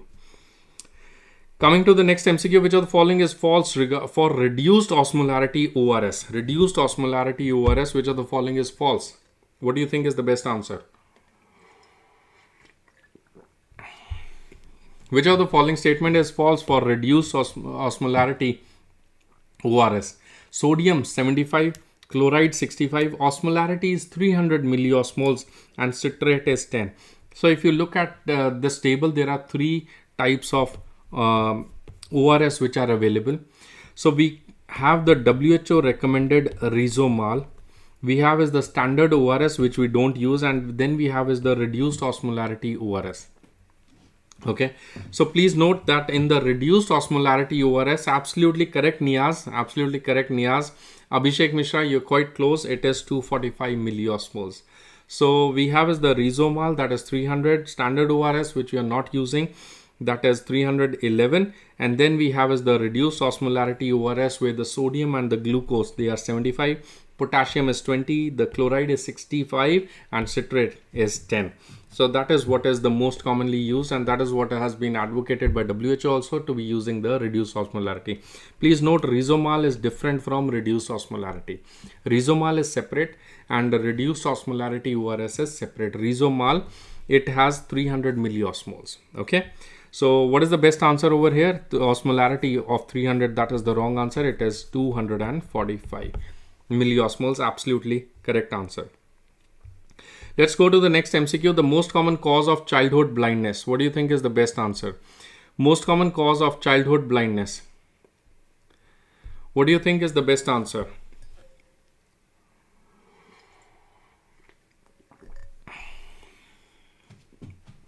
Most common cause of childhood blindness is vitamin A deficiency, cataract, glaucoma, refractive errors. What do you think is the most common cause of childhood blindness? Please note, frequently asked MCQs. This is a 5-star MCQ topic.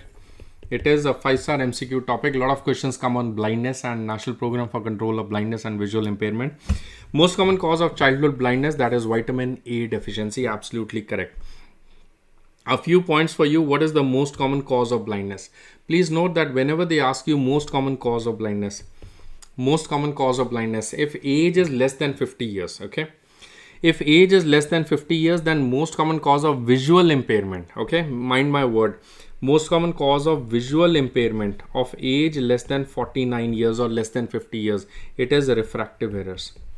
Okay, but the most common cause of blindness in age less than 50 years, blindness, it is corneal opacities. It is corneal opacities.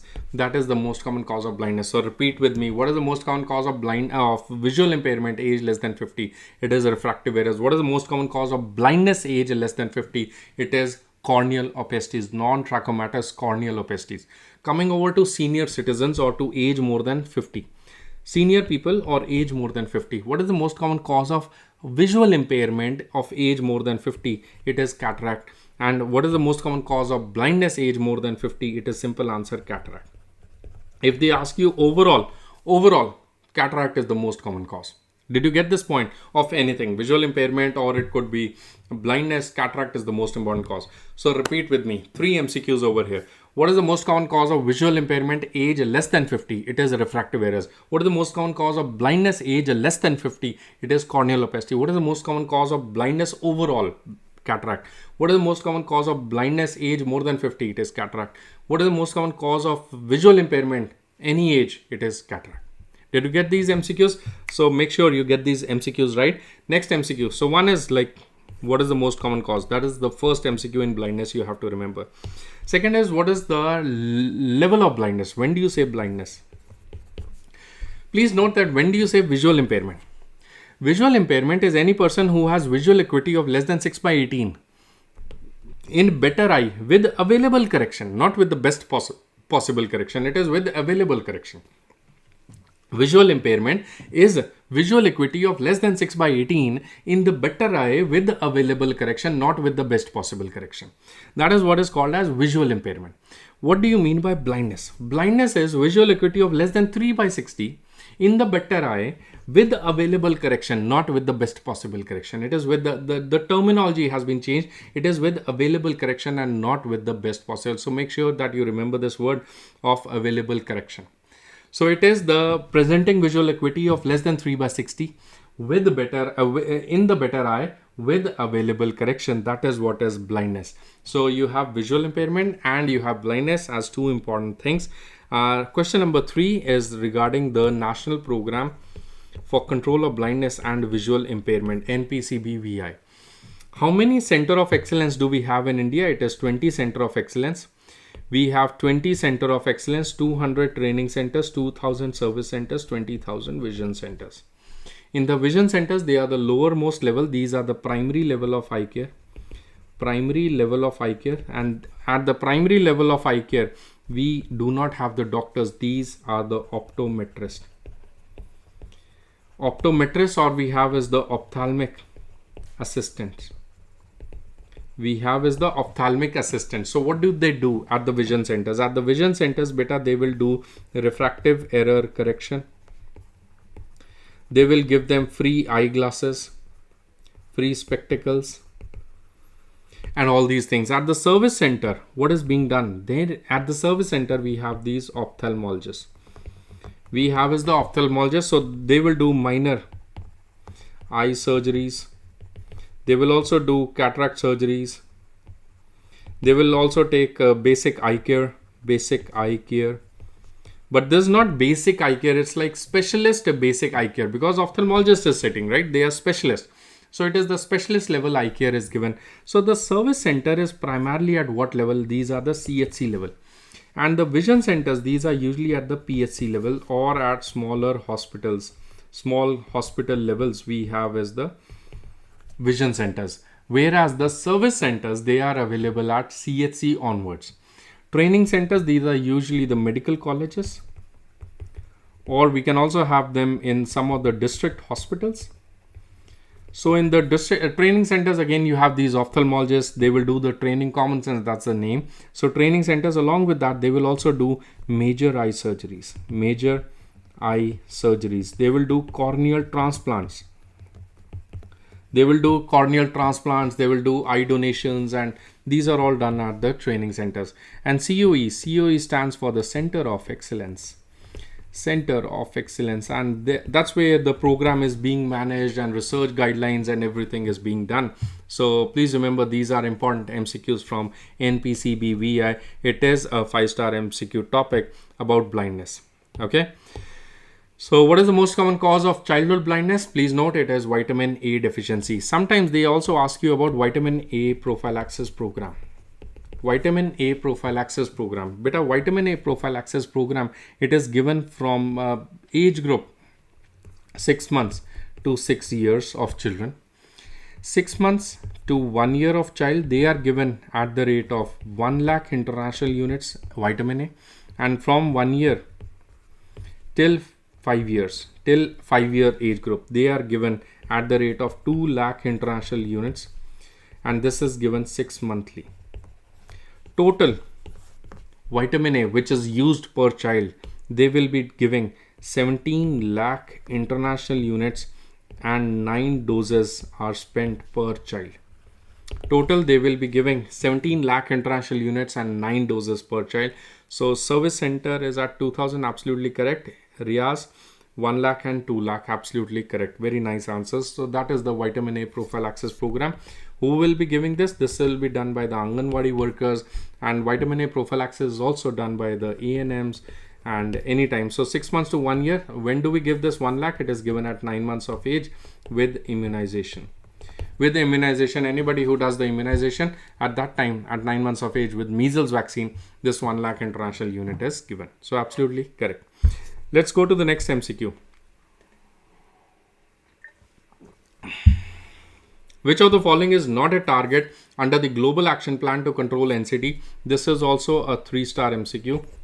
Very frequently they will ask you about NCD, non-communicable disease. So 10% relative reduction in harmful use alcohol, 10% reduction in insufficient physical activity, 10% mean population salt intake, 30% reduction in blood pressure. Which of the following is not a target? Galat wala dhundna, you have to find the wrong one. So which of the following do you think is the wrong answer? Which of the following is the wrong answer? Yeah, Shalini, yes, it is given orally. Shiren Khan, we are just in the almost the mid. I have to very quickly hurry up. At 1.5 hours, we are going to take a 5-minute break just to have some snacks and come back again. The video will be on, and after 5 minutes, we will again take another 1.5 hour session. So that's what the whole game would be. So which of the following is not a target under the Global Action Plan to control NCD? So I'm here to give you the everything in community medicine. It is a big subject, beta. We normally do community medicine for three years or more than 3 years in MBBS. So I'm trying to condense all that 3-year syllabus in just 3 hours.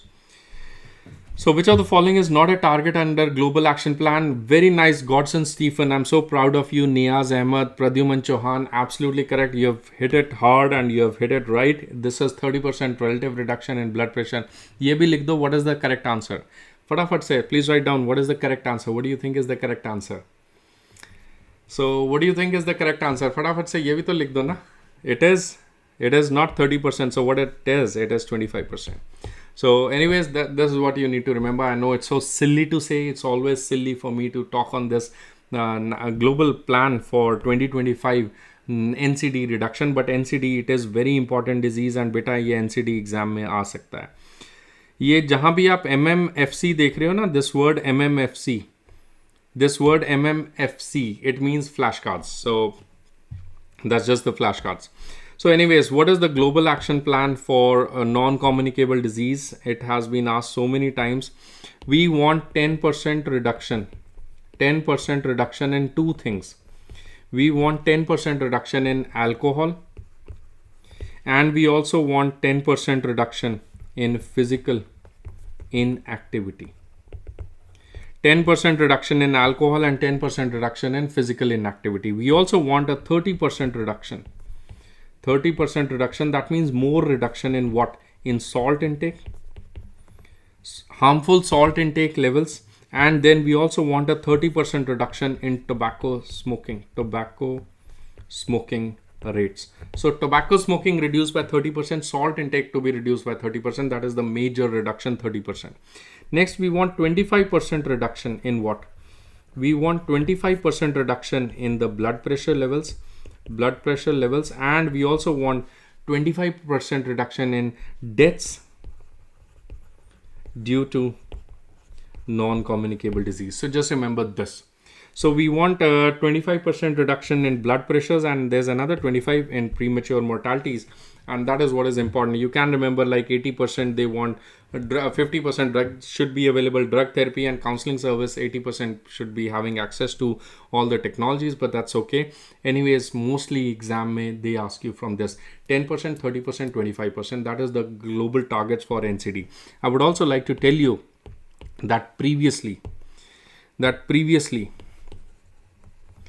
the National Program for Prevention and Control of Coronary Artery Disease, Non-Communicable Disease, Cancer, Diabetes, Stroke, it was earlier called as NPCDCS program, but new name is there now. It is National Program for Non-Communicable Disease. National Program for Prevention and Control of non-communicable disease. So earlier it was like cancer, diabetes, coronary artery disease and stroke.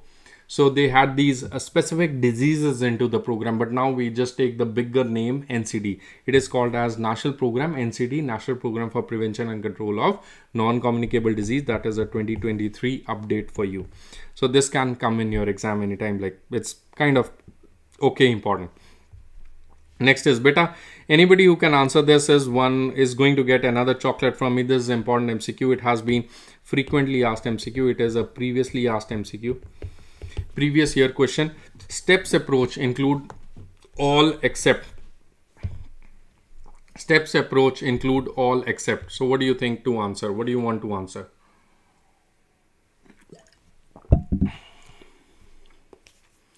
What do you want to answer? Physical measurements, blood samples, mental stress index, nutrition and demographic. Please note that the steps approach, it is to find the risk for non-communicable disease, specifically talking is metabolic syndrome. It is to find the risk for metabolic syndrome. There are 3 steps, step 1, step 2 and step 3. So in step 1, there is questionnaire based measurement. Next is physical measurement. Third is blood sample. In the questionnaire, they ask you about the socio-demographic feature, tobacco, alcohol, physical inactivity, fruit and vegetable intake. So that is a questionnaire based measurement. Next is physical measurement, height, weight, chest circumference and waist circumference, and blood sample is for blood glucose and for lipid levels. So which of the following is not included? Blood samples, yes. Physical measurement, yes. Nutritional demographic profile, yes. Mental and stress index is not included. Please note, all the stress is big time contributor for the non-communicable disease and metabolic syndrome and obesity. But under the steps approach, they do not take the mental examination or the stress index. They simply take into account the nutritional profile, the demographic profile, the blood samples and physical, which are way more important than the stress. But yes, stress is also important contributor to metabolic syndrome. Coming to the next MCQ, which of the following is a flea-borne disease? Which of the following is a flea-borne illness? Flea-borne illness. What do you think? Which of the following is a flea-borne illness? Endemic typhus, epidemic typhus, Q fever or scrub typhus? Flea-borne illness. Just a very quick glance at this, very quick review of this. Which of the following is a flea-borne illness?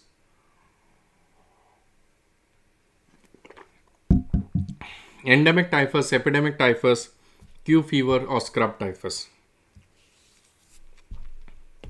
Beta, flea-borne illness, what do you think is the best answer? What do you think is the best answer? Flea-borne. If you just look at this chart, this is a chart which is a 7-star MCQ point for you. It is a 7-star MCQ. This is important. It comes all the time in FMG exam, rickettsial disease. So Rickettsia prowazaki. Rickettsia prowazaki, that is the epidemic typhus. मैंने इसको ऐसे याद किया है, iPhone Pro.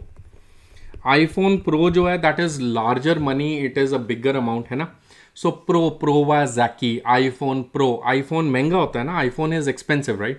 So iPhone, remember, epidemic typhus, iPhone, epidemic typhus, P, epidemic typhus, iPhone Pro, prowazaki. It is large, so just remember louse. So iPhone Pro is large, just remember louse-borne disease, that is epidemic typhus, that is Rickettsia prowazaki. Then you have is the endemic typhus, Rickettsia typhi. Just remember it is a flea-borne. It is the only flea-borne out of all the vectors. Can you see all the vectors? Can you see all the vectors over here? So you have the louse, mite, tick, mite, none, louse. You have so many vectors over here. All the vectors are there. There is only one which is flea-borne. Can you identify that? That flea, it is the only exception.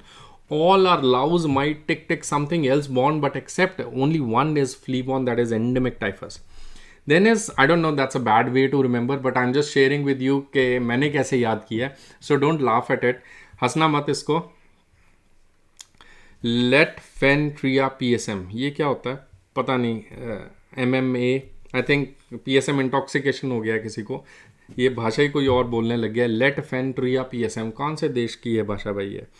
Next anyways, third वाला मैं बात कर रहा हूँ. ये जो scrub typhus है, I am telling you it's not a very good way. मैंने ऐसे याद किया है. Rickettsia tsutsugamushi. So it urination, tsutsu की बात हो रही है. So where would a person go for urination? The person will go for urination to the shrubs. Scrub typhus, go for tsutsugamushi. So that small word. So just take the first word, right? So where will that person go for urination? They go to the shrubs. Just remember shrub typhus, scrub typhus. And then वहाँ पे क्या, who will bite him? The mite is going to bite them because mites live in shrubs. So just remember shrub typhus, mite typhus. Then it is also called as murine typhus. It is also called as, it is one of the most important typhus fevers that we have in India. That is the scrub typhus. And that's it. Most important, like that's the most important thing. Mediterranean spotted fever, you can just leave Q fever. Q fever is the only rickettsial disease which does not have any vector. There is no defined vector for Q fever. And trench fever, it is again a louse-borne. Just remember louse-borne are two important diseases. The iPhone Pro, that is prowazaki large, and then we have is the trench fever. Mite is shrub typhus, Rickettsia tsutsugamushi, and then we also have is the only flea-borne disease, that is the endemic typhus or the murine typhus, Rickettsia typhi. So which of the following is a flea-borne? Flea-borne, very frequently they have asked question. Flea-borne, you should think of endemic typhus. Epidemic typhus, iPhone Pro is large louse-borne. Q fever, none. You remember Rickettsia tsutsugamushi, shrub typhus, tsutsugamushi. What happens in shrubs? Mite. So it's super easy. That's just the way I have remembered. If you like this way, just send a thumbs up. If you don't, that's okay. Exam में तो रट लो, exam में तो रट के ही बात बननी है. काम तो वही रट्टा जो रट लिया ना, वही काम में आना है एग्जाम में. एग्जाम में इसके अलावा कोई चीज़ काम में नहीं आनी except that what you have just memorised. जिसने रट लिया वो एग्ज़ाम पास कर लिया. बस समझ के तो बहुत देर लग जाती है.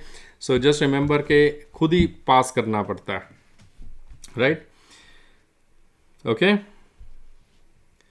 सीढ़ियाँ उन्हें मुबारक, एक कहावत है ये. सीढ़ियाँ उन्हें मुबारक जिन्हें छत पे चढ़ना है. सीढ़ियाँ उन्हें मुबारक जिन्हें छत पे चढ़ना है. हमारी मंजिल तो आसमां है, हमें रास्ता खुद ही बनाना है. So you have to find your own way and make sure that you stick to that.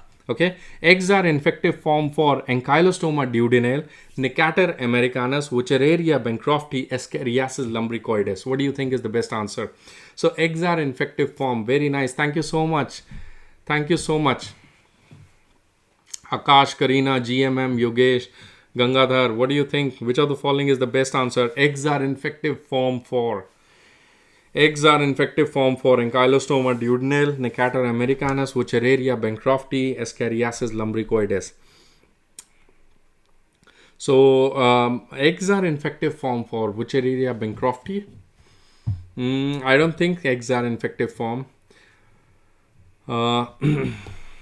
ये देखो, very frequently they will ask you questions from this.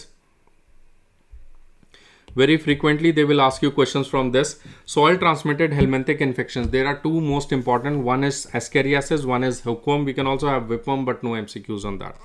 So hookworm, humans are the only reservoir. Eggs are the infective form. Please note, egg are the infective form in Escherichiasis. A is egg. Just remember, मैंने ऐसे याद किया है, A is egg. Whereas hookworm, H goes with L. L means larva are the infective form. Can you believe this? Larva are the infective form. इतना छोटा सा MCQ and you did it wrong. So this is a very frequently asked MCQ. बेटा Escherichiasis में अंडे जो होते हैं, eggs are, they are the infective form. बंदा फीसेस करेगा, स्टूल करेगा, स्टूल के अंदर एग्स होंगे, the eggs will go to another person. So predominantly it is ingested by another human. But जो लार्वा है ना, लार्वा इंजेस्ट नहीं होता. Larva it enters the human person via skin. Hookworm enters the another person via skin. Larva of hookworm will not be ingested. It can be ingested, but mostly it is by walking barefoot in the field. जो लोग नंगे पैर गांव में चल रहे हैं, नंगे पैर, अगर हुकवर्म का लार्वा उनको काटता है या वो लार्वा को काटते हैं, जो भी करता है, वो लार्वा उनकी स्किन में जाएगा. If the larva enters the skin, then it goes through the lymph channel and then it cause the disease, hookworm disease. Ascariasis में it is because of bad sanitation. हाथ नहीं धोए खाना खाने से पहले, तो कहीं ना कहीं कोई गंदगी लगी होगी हाथ में, तो वो अंडे जो है इंजेस्ट हो जाते हैं.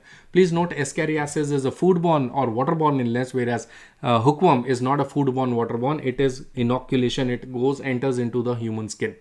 Okay, so that's an important trick for you to remember, and that's what is very frequently asked. Drug of choice for both of these cases, it is albendazole, and for Escherichiasis and for hookworm, mostly for hookworm, we do something called as Chandler's index. What is Chandler's index? If the Chandler's index is the number of eggs per gram of stool, eggs per gram of stool, so if the Chandler index is less than 200, that means okay, कोई दिक्कत नहीं है. If it is more than 300, it is a major public health problem. 250 to 300, it is minor. So anything which is more than 250, it is called as a public health problem. 250 to 300 minor, more than 300 it is major. Less than 200, that's okay, कोई बात नहीं, सब ठीक है. इतना कि India में चलता है. So that is what is Chandler's index. So coming back, eggs are infective form. For eggs are infective, standard answer, Escherichiasis lumbricoides. Eggs are infective form for Escherichiasis lumbricoides. Wuchereria bancrofti, it is the Bancroftian filariasis. Filariasis, and the vector for filariasis for Wuchereria bancrofti, Bancroftian filariasis, that is Culex mosquito. We can also have for filariasis Mansonia Mansonoids mosquito. For the Malayan filariasis, but usually it is the Bancroftian filariasis, which is Culex is the most important vector. Most important vector is Culex for filariasis transmission. So Necator americanus and Ankylostoma, these both are hookworm diseases. Hookworm diseases, and larva is the infective form and not the egg is the infective form. Let us go to the next chapter very quickly. Just finish this chapter and then take a short break. Session थोड़ा लंबा है, so let's see कितना का आप लोग बैठ सकते हैं, कितना का आप लोग खींच सकते हैं. If you are not enjoying, just let me know and we can finish it off early, right. So मेरे लिए तो ये कभी भी ईजी हो जाएगा.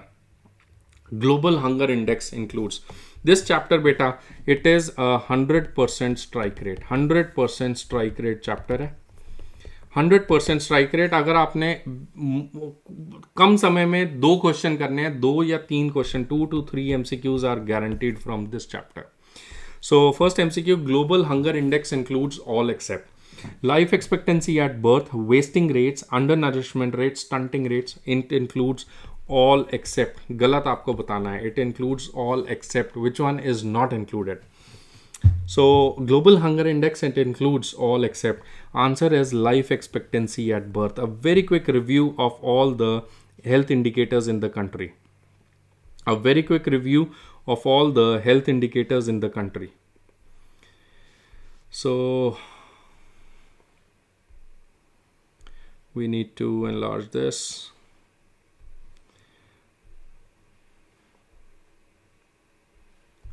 Okay, so we need to enlarge this.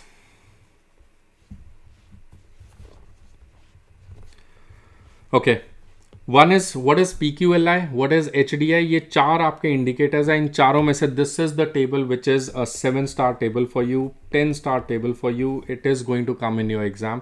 What is GHI, Global Hunger Index, MPI, Multidimensional Poverty Index, HDI, Human Development Index, and PQLI, Physical Quality Life Index. So PQLI, it contains 3 indicators beta: life expectancy at 1 year. It also contains infant mortality rate and literacy rates. HDI, Human Development Index, इसके में 3 dimensions है. 3 dimensions will have 4 indicators. What are the 3 dimensions? The 3 dimensions are life expectancy dimension, that is the first thing. The second dimension is the schooling thing, that is the mean school years and expected. So 2 indicators हैं. Second dimension, that is school education. And third indicator is the gross national income. Please note, it is GNI, it is not the GDP. So there are 3 dimensions: standard of living, standard for HDI. HDI के ऊपर ही maximum question आते हैं. We have life, then we have knowledge, and then we have standard of living. जो life है, that is infant, that is the life expectancy at birth. Knowledge is of 2 types. We can have the mean school years and the expected school years. And standard of living is GNI. Please note, it is gross national income. It is not the GDP, gross domestic product. It is GNI per capita. GNI per capita. That is for the standard of living. So that is about the HDI. HDI India ka, this is update for you. It is 0.63 and we are at rank number 132. Earlier हम पहले 131 पे थे, अब 132 पे आ गए. So that is about HDI. Then we have MPI. HPI से ऊपर Human Poverty Index से better एक indicator है, that is Multidimensional Poverty Index. In the Multidimensional Poverty Index, you don't need to bang your head around. So Multidimensional Poverty Index, there are many indicators like death less than 18 years, less than 6 years schooling and all these things. There are around 10 indicators. Okay. So you don't need to bang your head on MPI, but it talks about the poverty. So HDI exam में पूछा जा सकता है, GHI exam में पूछा जा सकता है. What is Global Hunger Index? Global Hunger Index is formulated by United Nations. इस Global Hunger Index में again there are 3 important areas. In Global Hunger Index, there are 3 important areas: child mortality, child undernutrition, and then you have inadequate food supply. ध्यान से समझेंगे that it talks about how many children are going to live under 5 mortality rate. How many children are going to die within 5 years? How many children are undernourished? Malnourishment कितने area में, कितने लोगों में भूखमरी पड़ी हुई है, malnourishment है. Malnourishment is taken in terms of 2 things, that is wasting and stunting. Okay.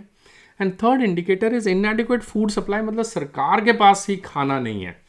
People who are गरीब, people who are poverty, people who are poor, they cannot afford food. So technically, government for any country, they should be able to feed the citizens of that country. If there is inadequate food supply in that country, तो लोगों में malnutrition तो automatically आएगा ना. So it talks about the social care also. That is what is GHI, Global Hunger Index. Okay, just a very quick brief about GHI. GHI, Global Hunger Index, इसमें 3 indicators आपको याद करने हैं. One is about the life. Life में they don't talk about the infant mortality rate. They don't talk about life expectancy.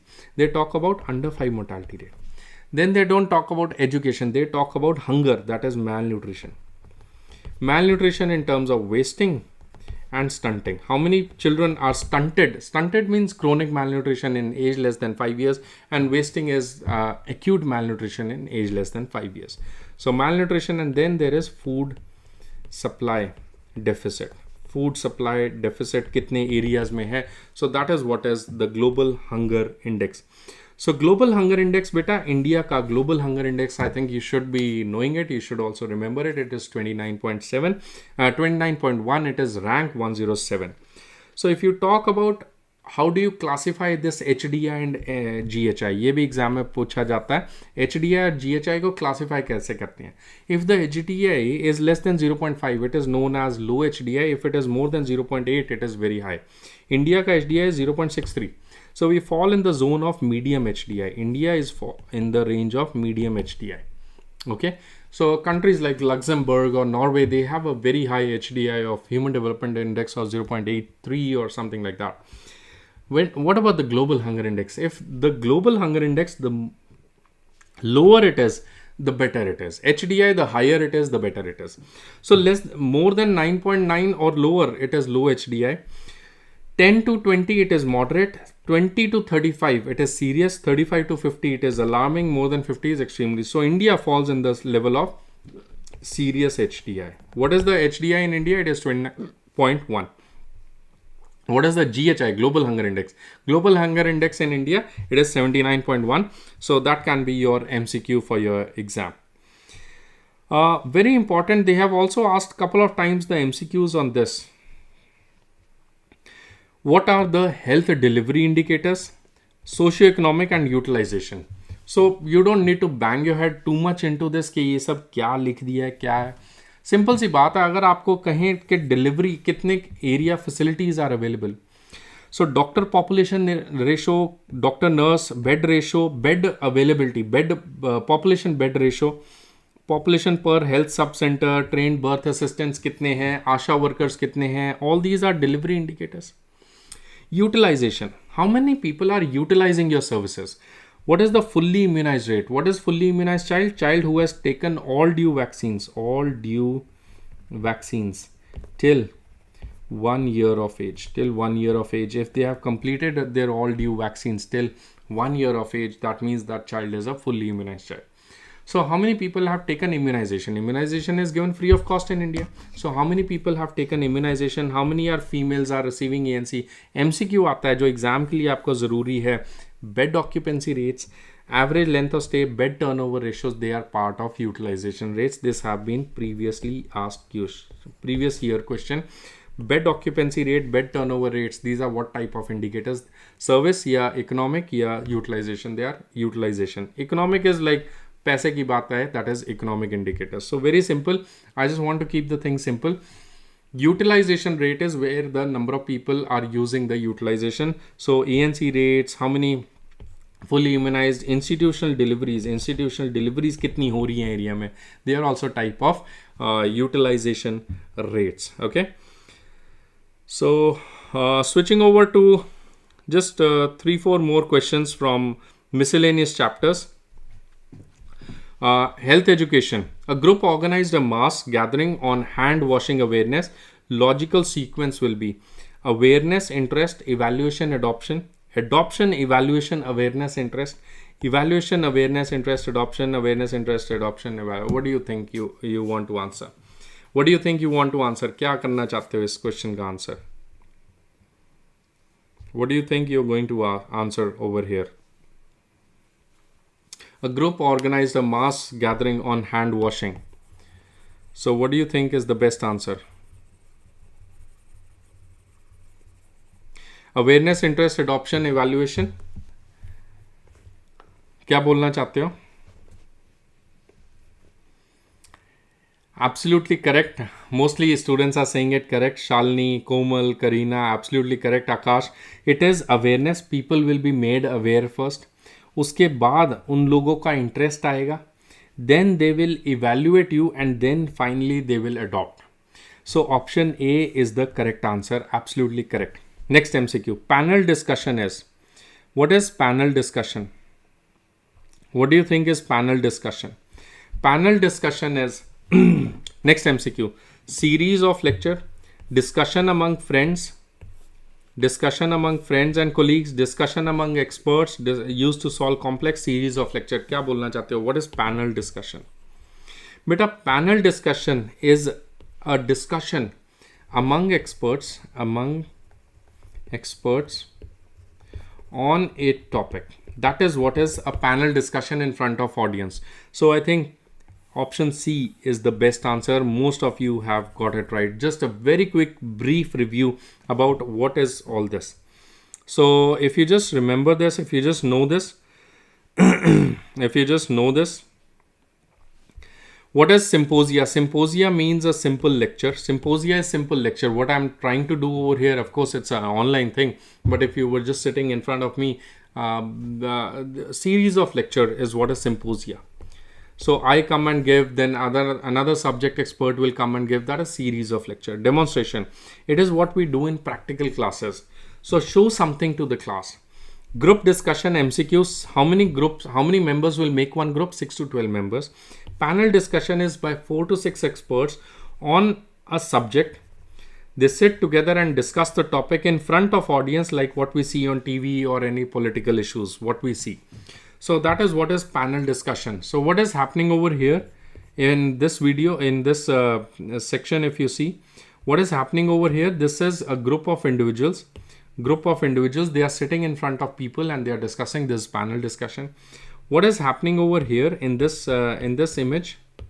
What do you think is happening over here in this image? A person is trying to explain to other students. This is what is a demonstration. So group discussion is for 6 to 12 people, and this is what you have, a symposia where a faculty is sitting and different people are just listening or students are just listening. That is what is symposia. Moving to the next MCQ, right way of doing things in a society. What do you think is the best answer? Right way of doing things in the society. What is the best answer? Folkways, mores, culture, या tradition. Right way of doing things in a society. The correct way of doing the things. What do you think is the best answer? Correct way of doing the things.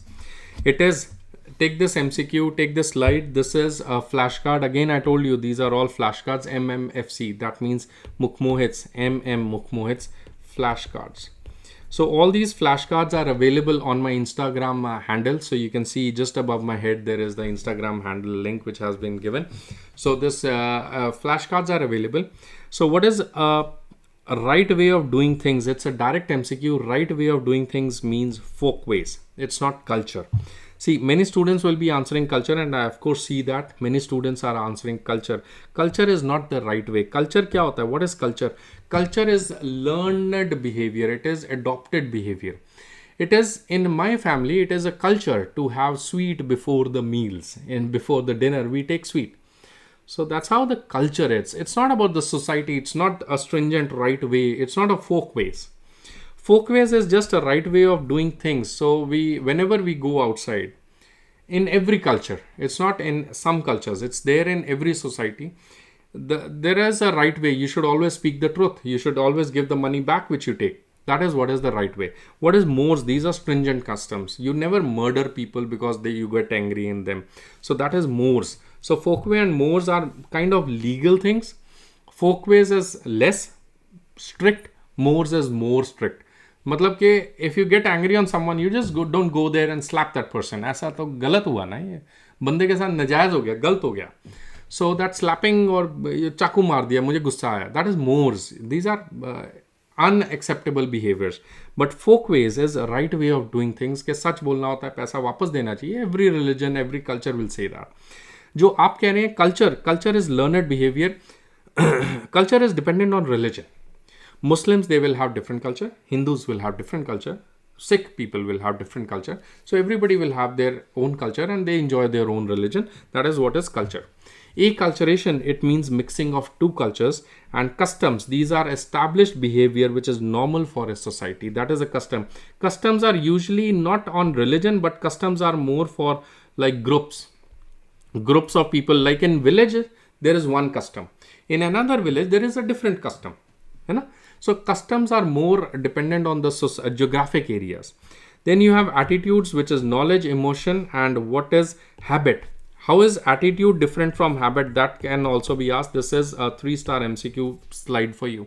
So how is habit different from an attitude?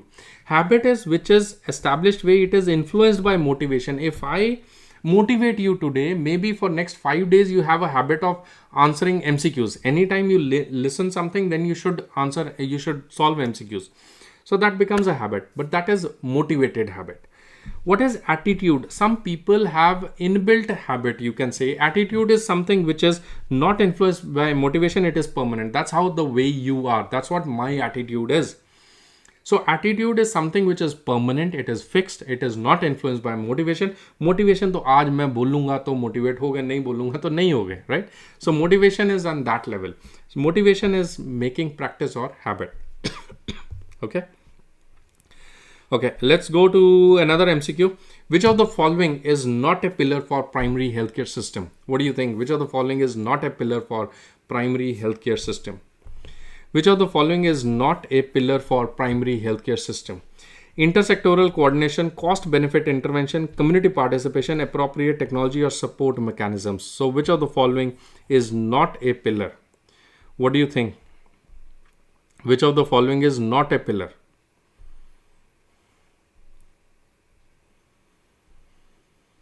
What do you think you want to answer? Which of the following is not a pillar? D, appropriate technology. Please note there are two things. One is you have to memorize what are the elements in primary healthcare. Second is what are the pillars in primary health. दो चीजें हैं.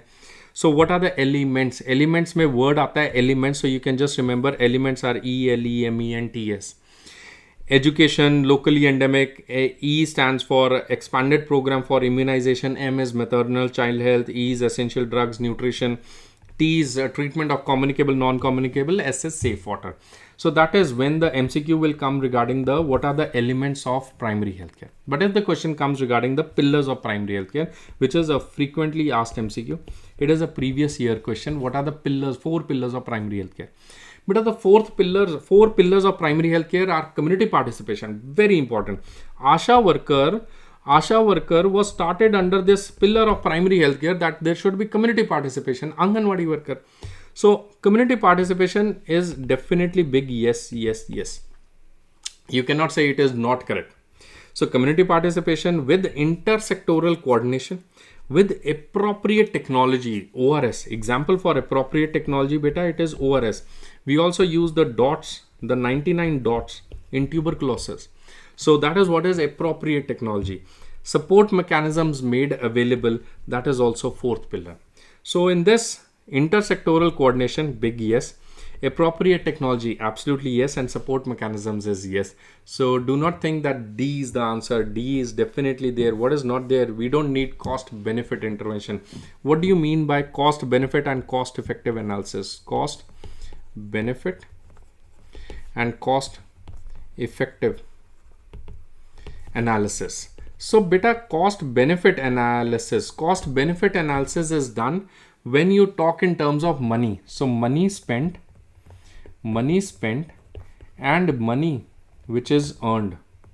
Money spent and money earned, that is what is cost benefit analysis. If you look at the session today, you don't spend anything, but you might have gained a lot. So this is from my side. It is a free of cost session. So it is like zero cost benefit. I'm not thinking of what is my cost because my time is being spent, right? So your work is to study. You have an exam to give. Okay. So, but mera to time lag raha hai. So I'm not thinking of any cost benefit analysis. What is cost effective analysis? Cost effective means money spent, money or resources spent, and you see the number of lives affected. How many people were being treated, or how many people were cured, or how many diseases were prevented, or how many students got better marks because of this session. So this is cost effective analysis. In that case, you don't see the number of money you spend. Tuberculosis, who gets TB? It's the lower class.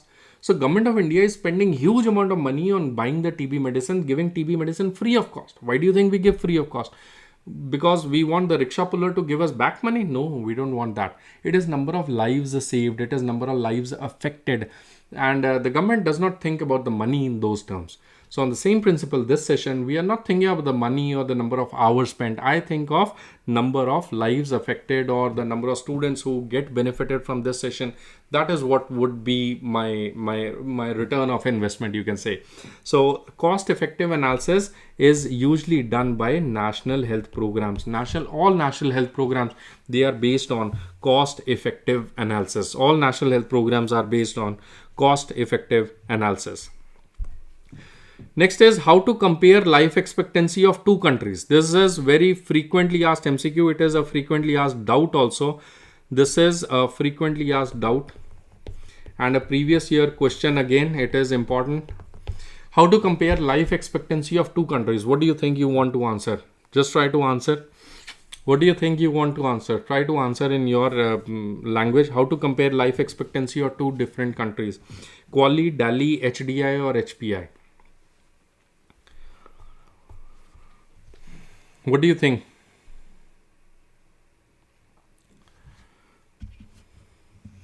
B, A, B, B, DALI. Life expectancy, beta. We are going to measure the life expectancy. Answer cannot be DALI. That's wrong. This is a 7-star MCQ topic and again you're doing it wrong. How to compare life expectancy of two different countries. No, it is not DALI. How to compare life expectancy? Abhi to aapne kiya, answer is HDI. HDI, it includes, don't you remember HDI, it includes life expectancy at birth. Abhi to humne kiya, it includes life expectancy at birth. It also includes knowledge. And it also includes GNI. So life expectancy or social development, best answer would be HDI. It is one of the very good indicators. Sometimes in your exam, they will ask you a lot of indicators. So if you just want to take a screenshot, this is a wonderful 10-star important slide for you. Take a screenshot of this and make sure you get it right in your exam. Isme se ek question zarur aayega. Burden of disease is best given by DALI. Burden of disease is best given by DALI. Health status of the population. Health status of the population. Health status of the population is given by HALE. Health status of the population is given by HALE. What is HALE? Health adjusted life expectancy. Effectiveness of an intervention is given by QALY. What is QALY? Quality adjusted life years. Life expectancy is best given by HDI. It is also given by HALE, but HDI is a better answer than HALE in your exams. Poverty and malnutrition, that is best given by GHI, Global Hunger Index. It is also better answer compared to the MPI, which is a better answer compared to the HPI, Human Poverty Index. So we have some better indicators, GHI. Utilization rates. Utilization rates are always given by number of the immunization coverage. Immunization coverage. We also take it by the ANC percentage. We also take utilization rates by bed turnover rates, which we already talked, hai na? Bed turnover rates. So inme se anything, utilization you have to see like what type of utilization. But if you're just talking about immunization, generally we take immunization as the general answer. Healthcare services availability. Healthcare services availability. We will discuss this when we talk about mother-child health. But the answer over here is perinatal mortality rate. I know it must be surprising for you, but perinatal mortality rate, that is for healthcare service availability. It is also about the bed population ratio. Bed population ratio, doctor population ratio, nurse population ratio, ASHA population ratio. All these are service availability, but single best answer PNMR, perinatal mortality rate. Overall country development. Overall country development is given by infant mortality rate. Overall country development as per United Nations. अब ये word add हो गया. There is the word added to this. Overall country development, but overall country development as per United Nations. Now your answer changes to under 5 mortality rate. Please remember this. Get this right in your exam. Mother and obstetric care, it is best given by maternal mortality ratios. It is best given by MMR, maternal mortality ratio. This is a quick summary table for you and this is maximum times asked in your exam. इनमें से एक question आएगा and exam में जब question आएगा बेटा तो thanks करना मेरे को. Thank you so much. And अगर आपको पसंद आया, just give me a thumbs up. All the very best. And let's go to the next MCQ. Burden of disease. We have just now talked. Burden of disease is given by DALI. Let's go to the last MCQ before we take the break today. I know it's 10 o'clock and बस एक last MCQ कर लो. उसके बाद हम 10 minute की break लेंगे बेटा. 10 minutes की ब्रेक लेंगे and I'll see you back at 10:15. Okay जिन लोगों ने अच्छी तरह पढ़ाई करनी है वो कर सकते हैं. जिन्होंने थैंक यू कहना है वो थैंक यू भी कह सकते हैं. There is no binding to it. आपका अपना मोबाइल है, आपका अपना यूट्यूब है, आपका अपना टैबलेट है, जहाँ भी देख रहे हो आप मुझे. सो आपकी अपनी मर्जी है, you want to come back और नॉट. बट इसके बाद हम बाकी टॉपिक्स डिस्कस करेंगे, epidemiology, biostats and mother child health and all these things. Which of the following is not correct path? Which of the following is not correct for critical path method? It is used for finding the minimum time to complete event. Critical path is the path which takes the longest time. Critical path method takes time into account. Used to define the expiry date of medicines. कौन सा है ये? Which of the following is not correct बताना है आपको. Which of the following is not correct for critical path method? Which of the following is not correct for critical path method? Chalo, thank you Shalini, Saraswati, GMM, thank you, Komal, Karina. Okay, which of the following is not correct for critical path method? Not correct बताना. देखो critical path method and PERT ये 2 दफ़ा एग्जाम में आया हुआ है. It is a previous year question. What is PERT and what is CPM?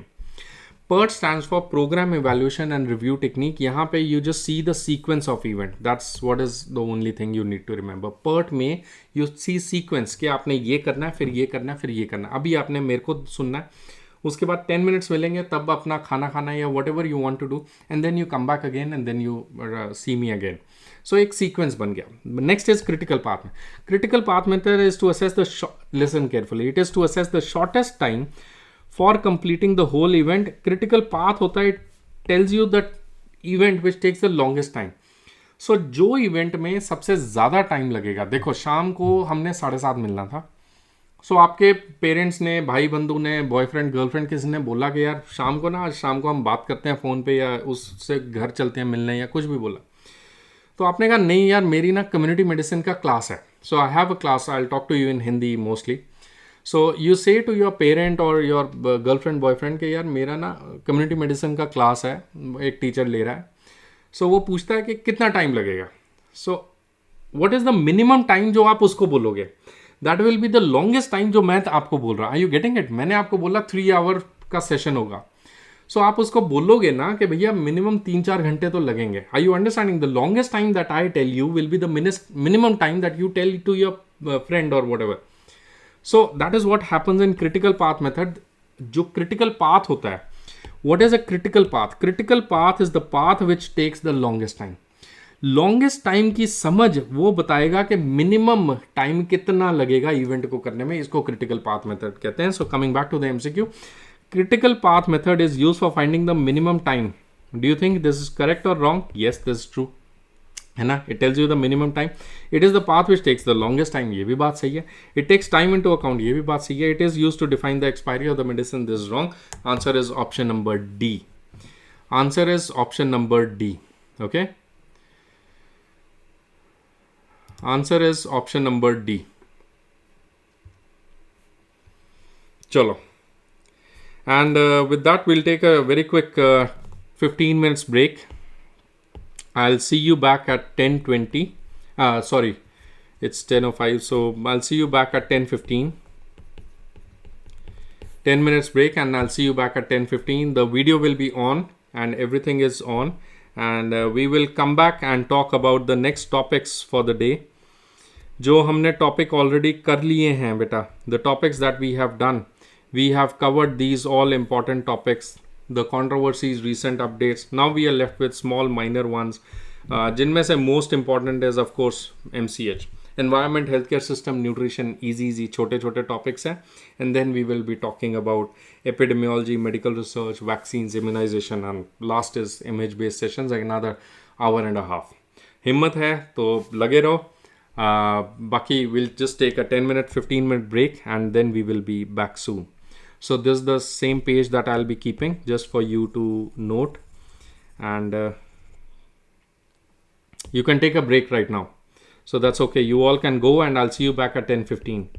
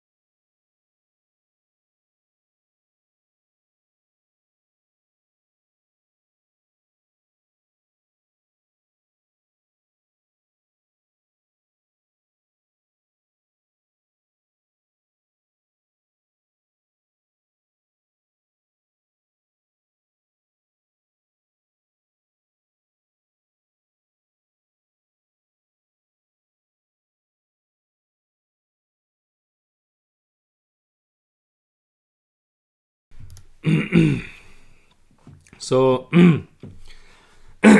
let us go back and talk about the next topic, that is environment. Anybody over here? You all are okay? You all are still hanging around? We can start.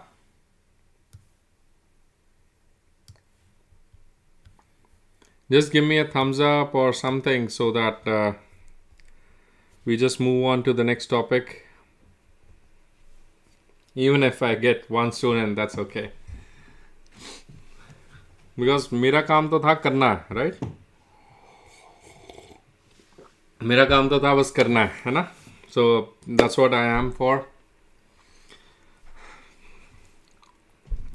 Night time में ना, रात में पढ़ने में भी मज़ा आता है, पढ़ाने में भी ज़्यादा मज़ा आता है, because you are like free. अभी कोई काम नहीं है, कोई एचओडी नहीं बुलाने वाला, कोई आपको ऑफिस में या डिपार्टमेंट में there is nobody to call you.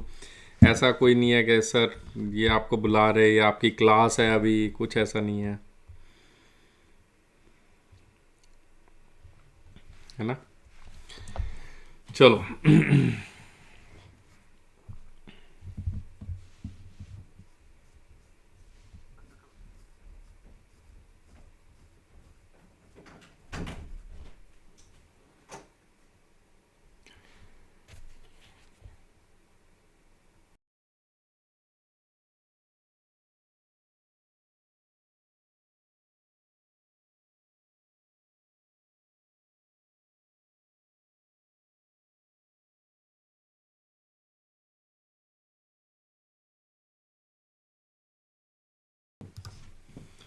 Okay, so we can start. Yeah, thank you, Neha. Let's start on. कर लेते हैं शुरू.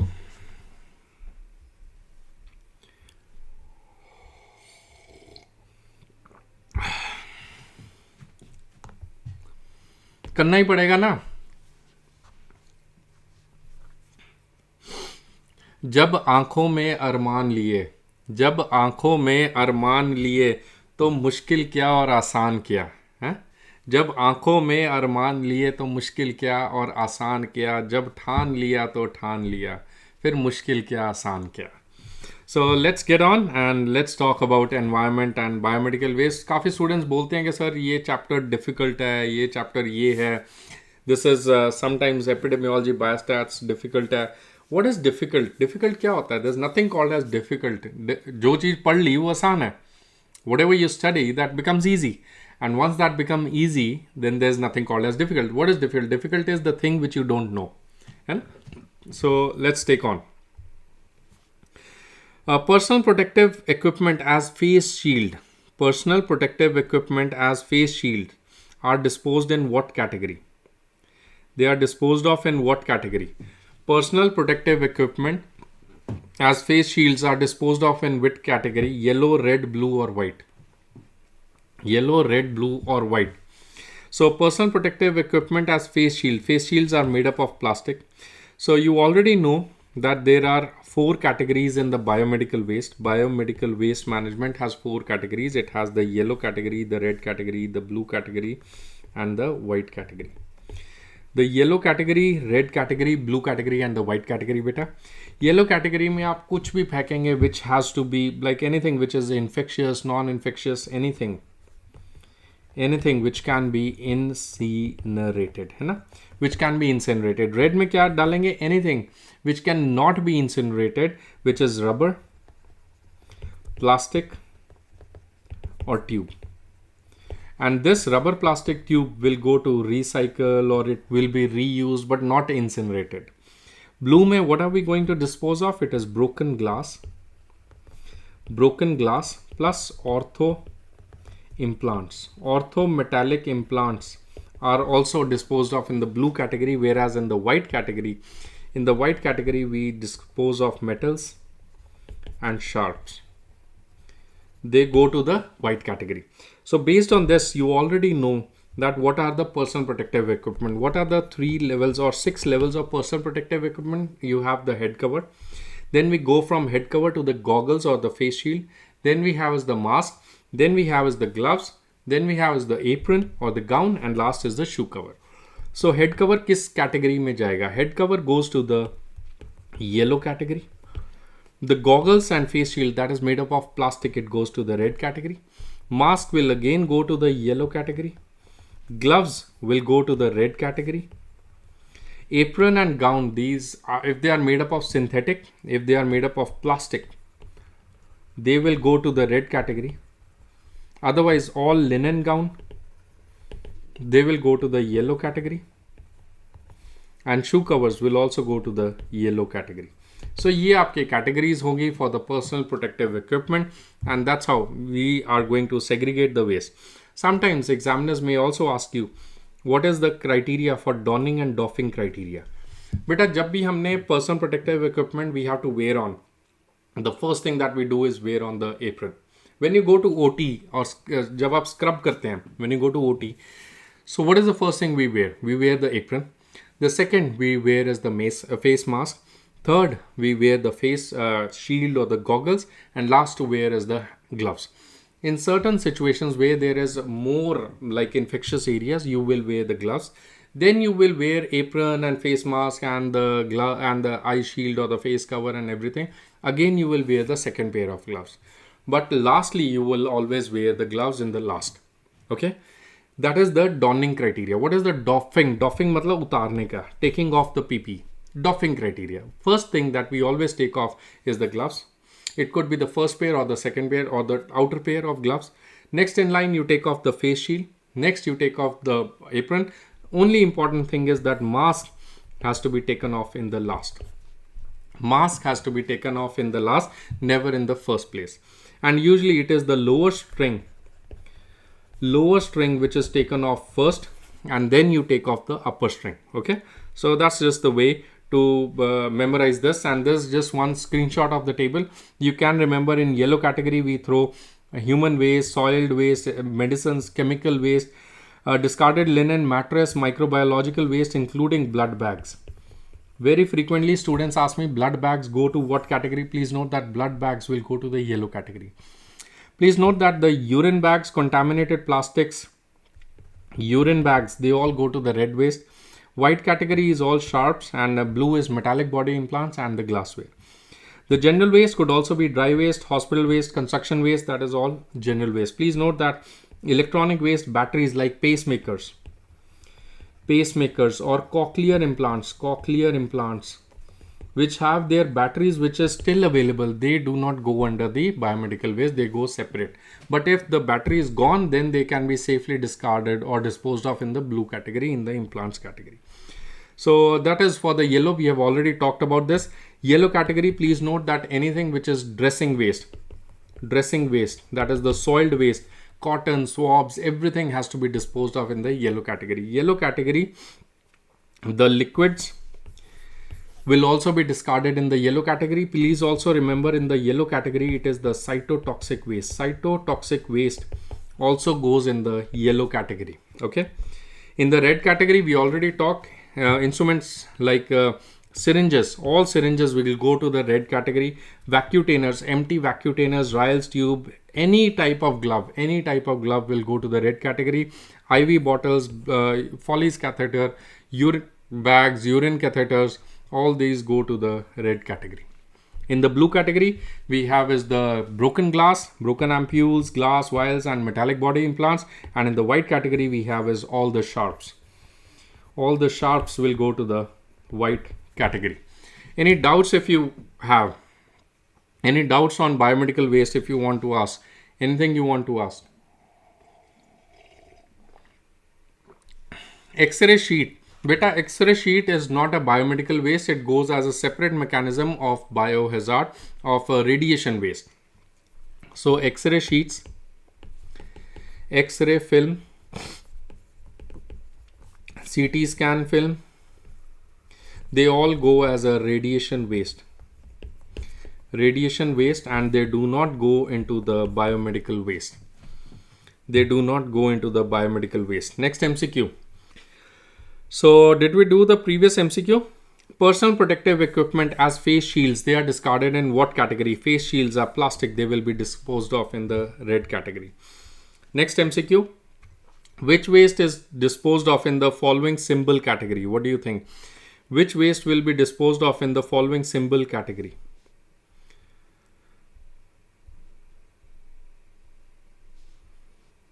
What do you think is the best answer? Sorry for the disturbance. Which waste will be disposed of in the following symbols? Cytotoxic waste yellow, chemical waste yellow, cytotoxic red, chemical black. What do you think you're going to mark? This is a special symbol which is given beta for the cytotoxic waste. Cytotoxic waste, answer is a cytotoxic category, which is the yellow category.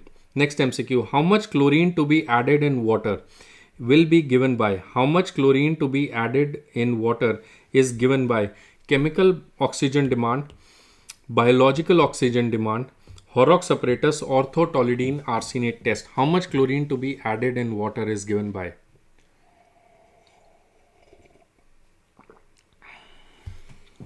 How much chlorine to be added in water is given by? It is how much chlorine to be added in water is given by. Absolutely correct. Very nice. All the students who are answering it correctly, I'm so proud of you. It is Horrocks apparatus. But a few points on MCQs on chlorination. A few MCQs on chlorination. Okay. A few MCQs on chlorination. Chlorine demand is given by Horrocks apparatus. Horrocks apparatus will tell us the amount of chlorine. It tells us the amount of bleaching powder which is required for 455 liters of water. These both have been MCQs. Horrocks apparatus will tell us about the chlorine demand, how much chlorine to be added. So it tells you in what units. It tells us in amount of the milligrams or the grams, not milligram. It tells us in the amount of grams of bleaching powder which is required to disinfect 455 liters of water. Next MCQ, we can also do chlorine estimation by two tests, that is either orthotolidine test or orthotolidine arsenate test.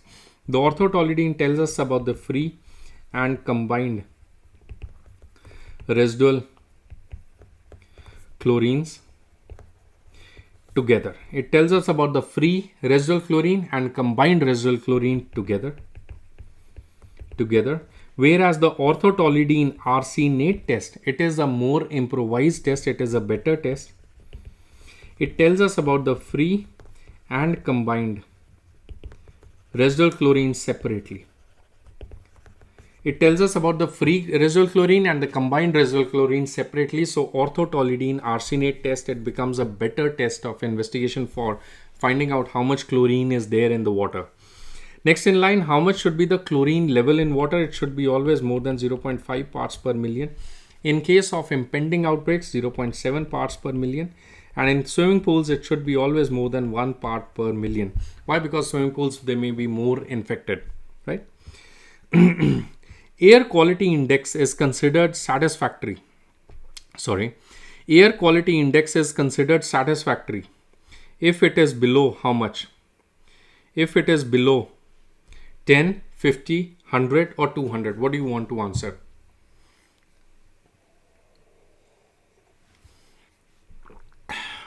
What do you want to answer? Air quality index is considered satisfactory. It is considered okay if it is below. So air quality index beta, it takes into account 8 parameters.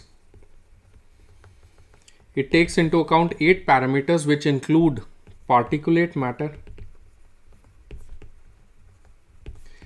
in number of 2.5 mm and 10 microns.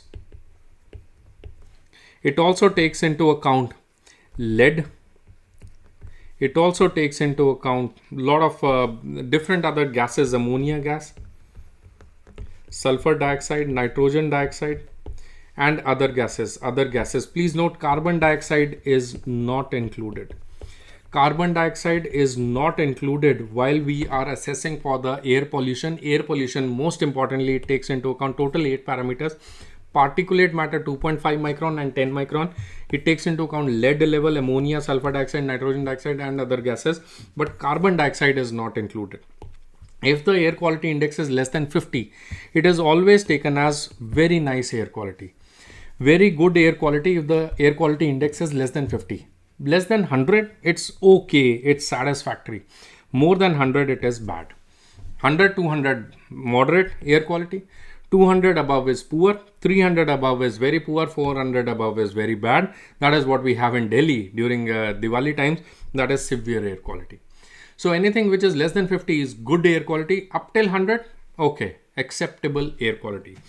So 50 to 100 is what is acceptable air quality. It is taken as satisfactory, and that is the permissible limits of worst level of air quality that we can have in our country. And that is what is the air quality index. And the best answer over here is option number C and not B. It is good air quality is 50 and satisfactory is 100. Going to the next MCQ. There are 30 people who are visiting a campsite. Which of the following is the best method for disposal of the waste generated? So 30 people are on a camping site. So obviously it is temporary method of waste disposal. Which of the following is the best method of waste? Composting, dumping, control tipping, or burial? Please note, burial is taken as the best method for temporary camps. Composting, it is not possible because it will take weeks or months. Dumping, it is not a good method. Dumping anywhere is not a good method. Control tipping can be done, but then control tipping, it needs a municipal area, it needs a full-fledged municipality. So the deep burial is one of the best methods for temporary campsites. Next is a few questions from ESI questions. ESI.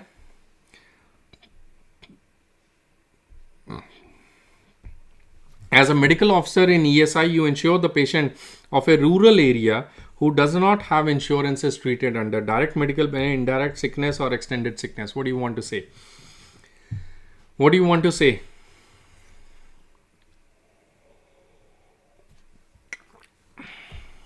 As a medical officer in ESI, you will ensure the patient in a rural area who does not have insurance is treated under. So beta, under ESI stands for Employee State Insurance Scheme. This Employee State Insurance Scheme, it is under the Ministry of Labor. It is under the Ministry of Labor. It includes all organizations except railways, except defense, except mines, and except central government. So all organizations are included under the ESI, under the Ministry of Labor Employee State Insurance Scheme, except railway, defense, mines, and central government. How much is the contribution by employer? It is by the employee 0.75, by the employer 3.25% of wage of the employee will go to the ESI corporation. Total they will contribute 4% of wage. Total they will contribute the 4% of wage is given to the ESI corporation, and in return ESI corporation is going to give them some benefit.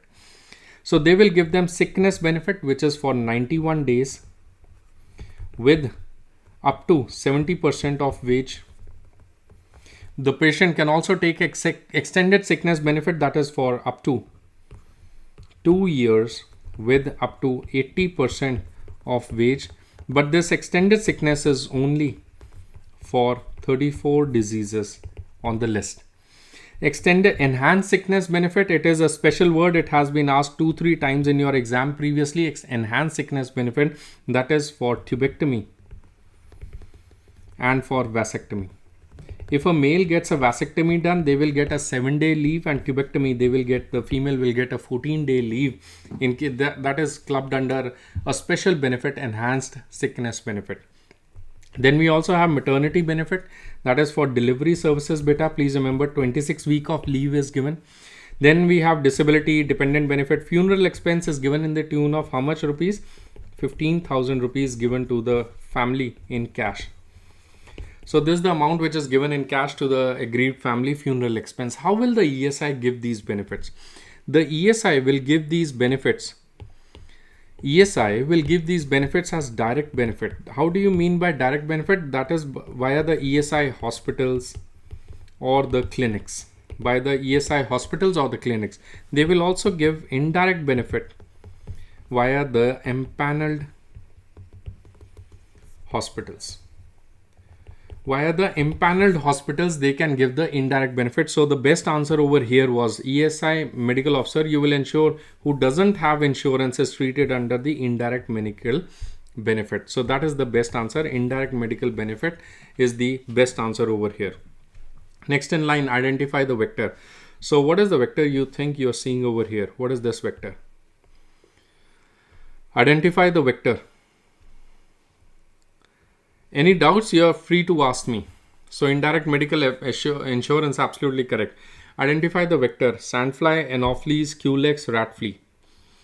So if you look at this insect very closely, it looks like a mosquito.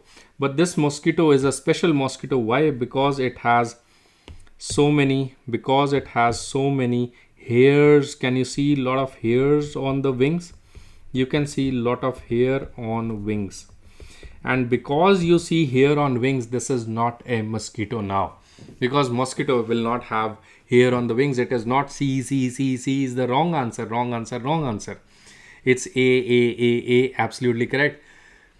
So, Khodeb Asad, absolutely correct. Preksha Agarwal, very nice. Now you started answering correct answers. Komal, Neha Singh, absolutely correct. Very nice, beta. It is sandfly. So the best answer over here is sandfly. This is a sandfly. How will you recognize sandfly in your exam? Sandfly is hair on the wings.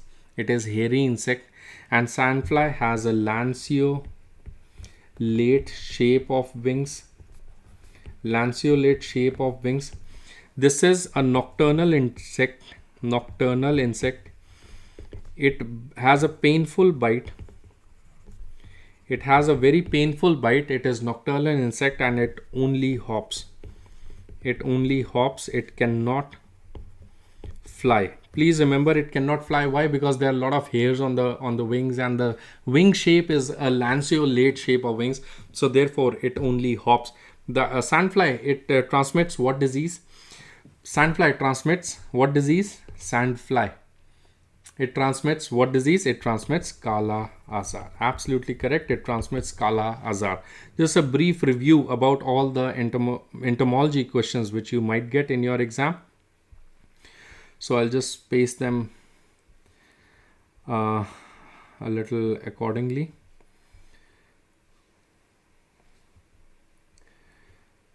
So you can see this.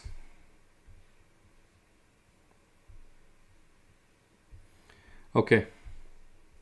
We have already discussed about the rickettsial disease, beta. Rickettsial disease I have already discussed. Please remember, iPhone Pro is large. Rickettsia prowazaki, that is the epidemic typhus. It is large, that is louse-borne. Then we also need to remember that Q fever does not have any vector, and trench fever is again a louse-borne. And Rickettsia tsutsugamushi, you remember, goes to the shrub and mites bite in the shrub. And then what is remaining is the murine typhus, the endemic typhus, which is the only one which is the flea-borne rickettsial disease. Coming to what are the vectors? Rat fleas we can have is a lot of Xenopsiella Chiopes, Astia, Brazilians. They spread what disease? Plague. Rat flea will spread the plague. Then human fleas and other types of fleas are also there, but endemic typhus is one of the flea-borne illness. Please remember this. Okay. Coming to the louse-borne illness, you can remember it as retired. Louse is retired. You can remember just louse is long. Louse, if you look at a louse, it is long, it is elongated, it is retired. Retired means relapsing fever. Then you have epidemic typhus, the iPhone Pro, and you have is the trench fever, and then you have is the dermatitis. Remember, louse-borne are retired. Retired is Ret D. Relapsing fever, epidemic typhus, trench fever, and dermatitis. Tick-borne illnesses, these are very few. Like you can have tick paralysis, tick fevers, and tularemia. Just important one is tularemia. Flea has been asked a lot of times in your exam. Please note flea-borne illnesses.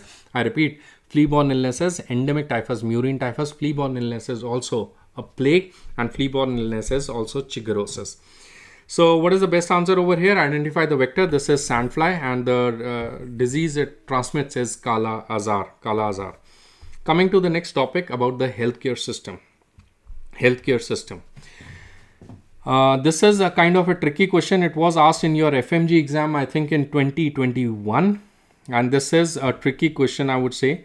And why is it tricky? Because in village, the first contact of people to medical healthcare in a village is PHC, CHC, sub-center or multi-specialty. Of course, it's not multi-specialty. So now you are thinking of PHC or CHC or sub-center. Answer is sub-center. So the first contact of people is actually with the ASHA worker. After ASHA worker, then in next level, they will come to the multi-purpose worker or the sub-centers.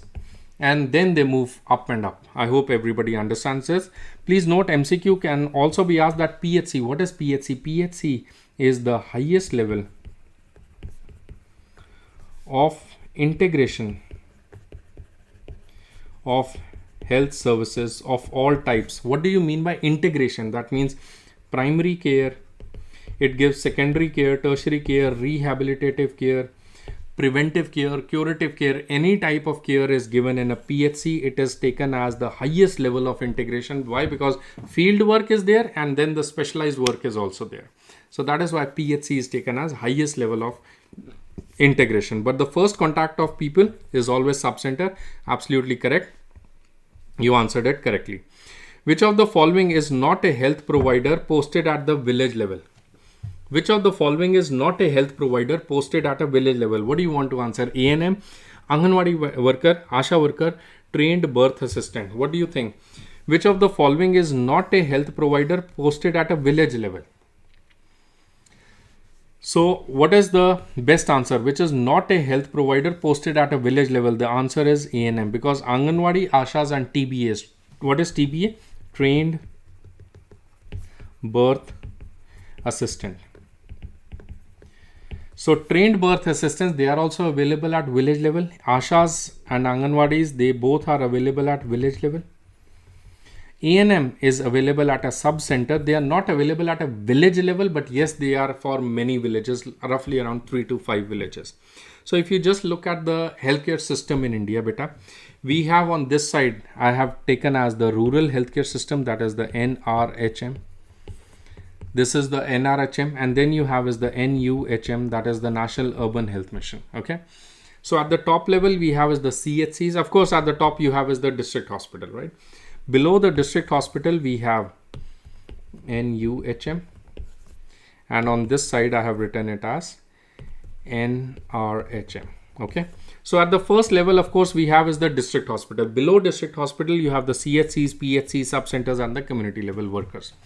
So at the CHC level, it is for how much population, beta? CHC is for 80,000.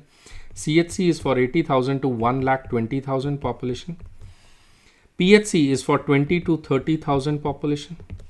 Sub-center is for 3 to 5,000 population. And community level, we have is the ASHA workers. That is for 1,000 population. We have one ASHA worker. We already talked on that.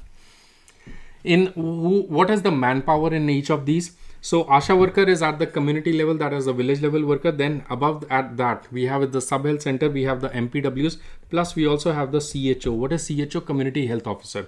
This is a new post which was started under the Ayushman Bharat scheme. CHOs, Community Health Officer. These are nursing officers, and they have all the training, and they have all the understanding to prescribe medicines and to treat people. So they are one of the biggest pillars we have currently in India under the Ayushman Bharat, and we are very proud to say that India is going very strong with the CHOs in the field, because that is going to increase the availability of a specialized medical care facility even at the primary level, at the grassroots level. So all thanks to the CHOs, community health officers. We also have the MPWs, multi-purpose worker, male and female, available at the Ayushman Bharat Health and Wellness Centers, sub-centers. So please, I'll write it down somewhere separately, that health and wellness centers, they are established in India under the Ayushman Bharat scheme. You have to just memorize this for your exam. Under Ayushman Bharat scheme, health and wellness centers have been established in India. And what is the key initiative or key strategy under the Health and Wellness Center, that is the launch of these workers. These are the CHOs. What is CHO? Community Health Officers. These are the community health officers, that is the CHO. That is what is Ayushman Bharat. This is also important MCQ. So CHOs and Ayushman Bharat, they are available at a multi-purpose office level. Medical officers, ANMs, plus we also have health assistant. Health assistant, which are available at PHCs. At CHCs, you have all clinical specialties, medicine, surgery, gynae, peds, plus ophthalmology and anesthesia. Ophthalmology and anesthesia, plus we have the nurses, lab technicians, ophthalmologists, and plus we also have is the OT technician and so on. Okay, so next in line, on the other hand, what is the availability, services, health services availability in urban center? We have UCHC, Urban Community Health Center, UPHC, Urban Primary Health Center, ANM Center, MCH centers, or Urban Ashas. Urban Ashas is for 1000 to 2500 population. ANM centers, that is for 10,000 population. UPHC is for 50,000 population. UCHC is for 2.5 lakh population, and for 5 lakh population in metropolitan cities.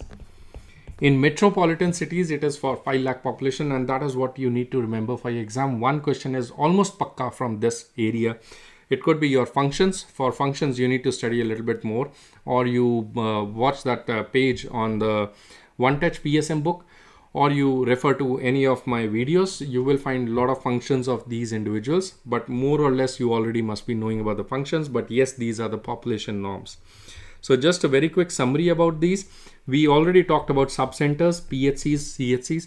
Total staff in sub-center, it's 3 to 4 staff. PHCs is roughly around 15 people, and CHCs is roughly around 50 people, and population we have already done. If they ask you about the number of beds in each sub-center, is 0 to 3 beds, PHC is 4 to 10 beds, and CHC is usually around 30 to 50 beds. In urban centers, please note that the CHCs may even be up till 100 beds. 50 to 100 beds is for urban CHCs. Otherwise, PHC is 4 to 10 beds. Roughly, CHCs are for 30 to 50 bedded hospitals. Then they might be asking about the population norm of each of the health workers. We already talked on these. Just a quick summary about the population norms beta. Asha worker, that is for 1000 population. Usha worker is for 1000 to 2500 population. Usha is what is the urban Asha. Anganwadi worker is for 400 to 800 population. Please note that mini Anganwadi, that is for 150 population.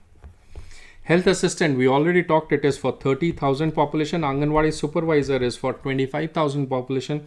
CDPO, these all are available under the ICDS program. ICDS, Integrated Child Development Scheme, or this Integrated Child Development Services Scheme. So Child Development Project Officer is for 100,000 population or 1 lakh population.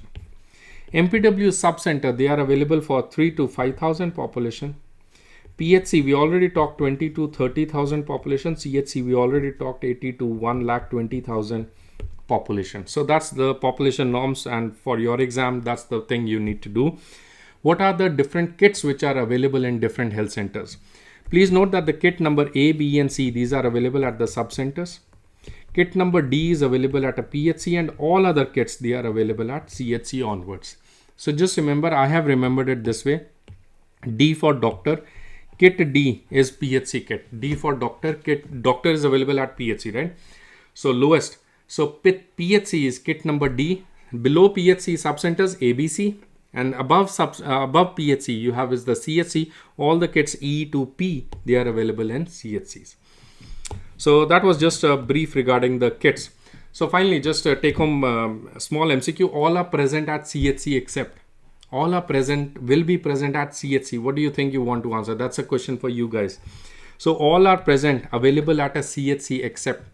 Please write in the comment box. Surgeons, blood storage, treatment of genetic congenital conditions, first referral units. All are present at CHC except. What do you think?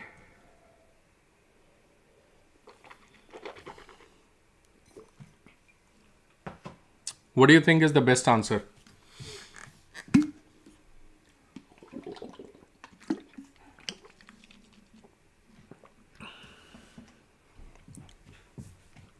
So absolutely correct. Absolutely correct. Please note that blood storage facilities and first referral units. Yes, this is correct. What is FRU? FRU is upgraded CHC. Okay, FRU is upgraded CHC. So that is available. Blood storage, wherever there is FRU, they are available. Surgeon is definitely available. Treatment of congenital diseases is, it's actually a tertiary level care. It is usually available from district hospital level onwards. Congenital diseases or genetic conditions, treatment, it's not about prevention, treatment of specific disease, it is usually at district hospital. Blood storage, beta Gangadhar Achar, it is available, blood bank is available at a district level, that is correct. But if the CHC is called as FRU, then to be called as FRU, they need a blood bank. So blood bank is very important from CHC, from blood bank is very important from FRU perspective also. Okay, now let us move to the next chapter, that is nutrition. Any doubts in this? Any doubts? कोई आपके doubts हो? Let's go to the next MCQ. Which of the following is not correct? Not correct. Fat intake to be 25 to 40 grams daily for males. 420 kilocals per day for third trimester pregnant female. 420 extra kilocals per day. Iron requirement for lactation is higher than in pregnancy. Vitamin C is used for prophylaxis of neurolathyrism. Fat intake of 25 to 40 grams for males. What do you think? Which of the following is correct? Which of the following is correct? Which of the following is not correct? Sorry. Yeah, that's what. I was also wondering why this question is wrong. Which of the following is not correct? You have to find the incorrect one. Incorrect one. Yeah, Komal, my favorite chapter. Yes, this is also my favorite chapter. बताओ, आप सब लोग गलती मारोगे इसमें answer, क्योंकि जोर का झटका धीरे से लगेगा या धीरे का झटका जोर से लगेगा. गूगली क्वेश्चन है बेटा ये. आपको क्या लगता है इतना आसान क्वेश्चन मैं आपको दूंगा? आपको क्या लगता है किसी को पता नहीं होगा कि 350 किलो कैल्स पर डे वाला क्वेश्चन है ये? गलत हो गया आपका आंसर बेटा, गलत हो गया, गलत हो गया. नॉट करेक्ट बताना. Yes I know it is not correct.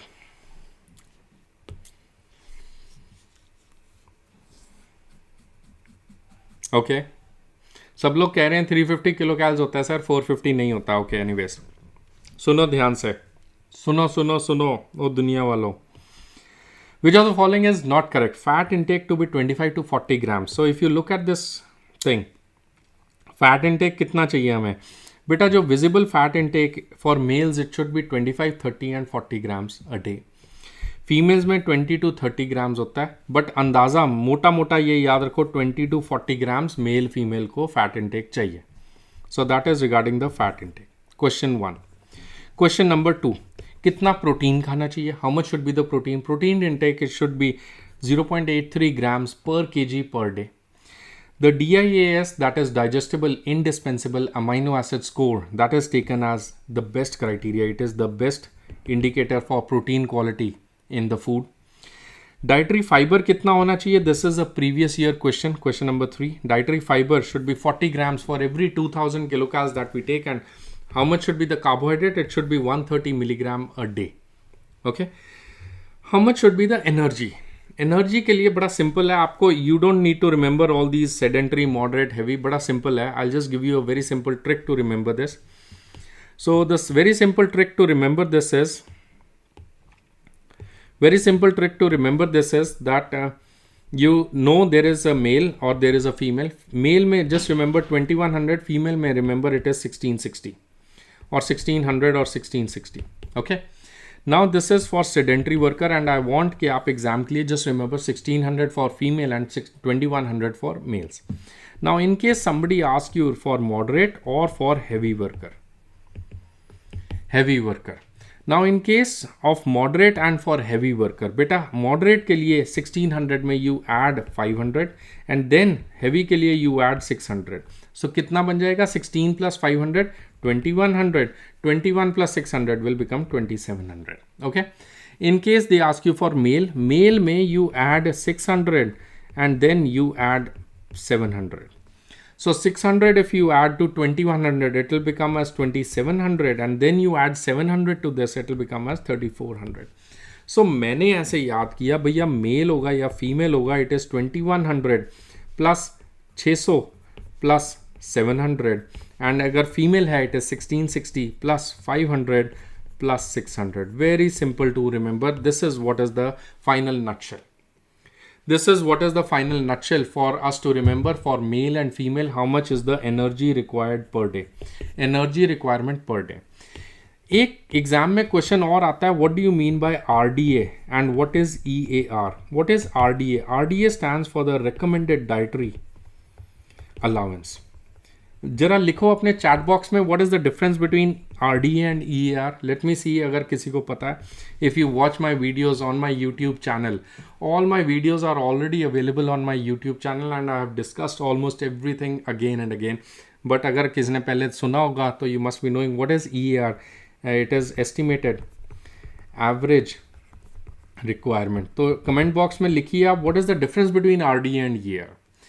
So let's just see if you already know. So what is the difference between recommended dietary allowance and what is estimated average allowance or average requirement? Beta, the estimated average requirement, let us say I tell you that every day you should eat 2 chapati in lunch and 1 chapati in dinner. Average. तो कितनी हुई दिन की average? Breakfast fruits खाओ. तो दिन का चपाती हमारा इंटेक या पराठा इंटेक या chapati intake, roti intake, how much it is? So 2 in the lunch and 1 in the night, so 3. So I say you that you should eat 3 rotis per day. Ab, there might be some girls who eat this much only. There might be some boys also who eat this much, but there is a very high chance कि कुछ students, कुछ boys, they go to gym, इतना gym करते हैं, वो तो 12 तो eggs खा रहे हैं, and they eat 4 to 5 rotis or they eat lot of rice or whatever. So ये 3 चपाती से उनका तो कुछ नहीं बनेगा. So what is the, listen careful, what is the average requirement for all the population? I have to generalize. I have to give you one number that what the Indians should be eating, है ना? I have to give you one number. अब वो कौन सा एक number होगा? What is the average requirement which is enough to fulfill 50% of population requirement? 50% of the population requirement is fulfilled by that number. That number is called as estimated average requirement. It will always be on the lower side. Did you get this point? अब what is recommended dietary allowance? It is the number. कितनी चपाती? It is the number which is enough for 95% of population. Did you get the difference between RDA and EAR?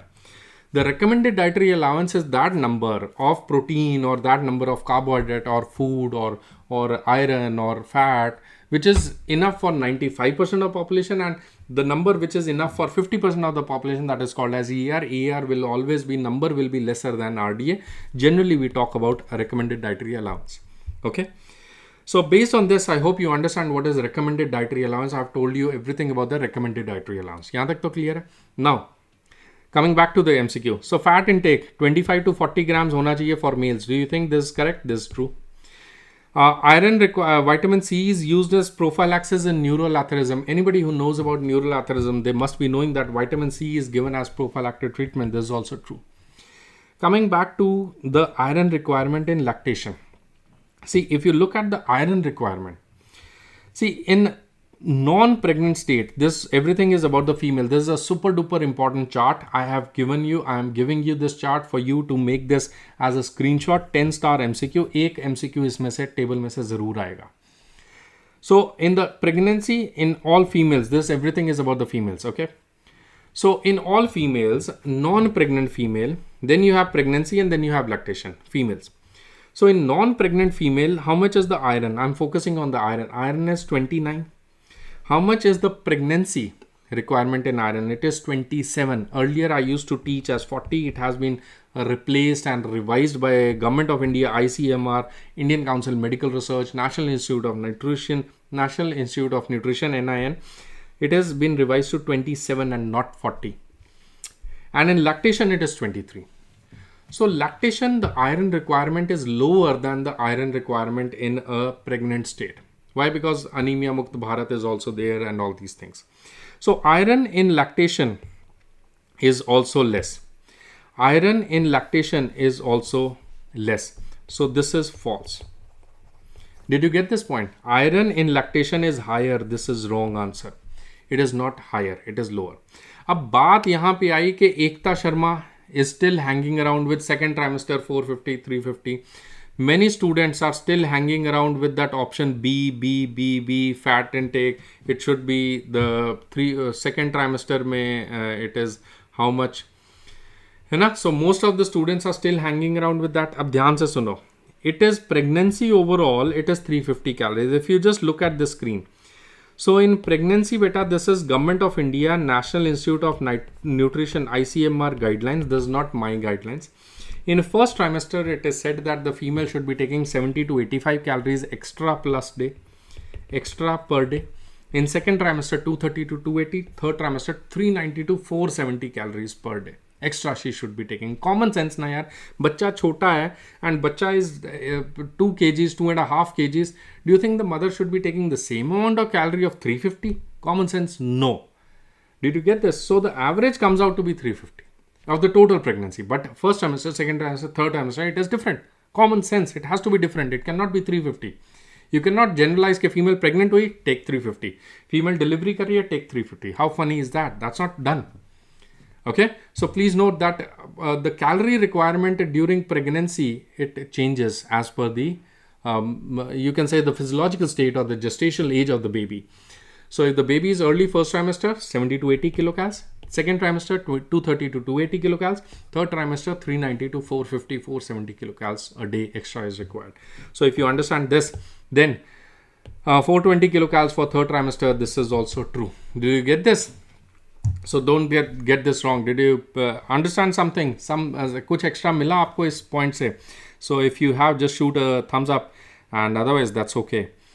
Another small question is about limiting amino acids. Very frequently they ask you about limiting amino acid in the food in the given image. So what is the image? What do you see here?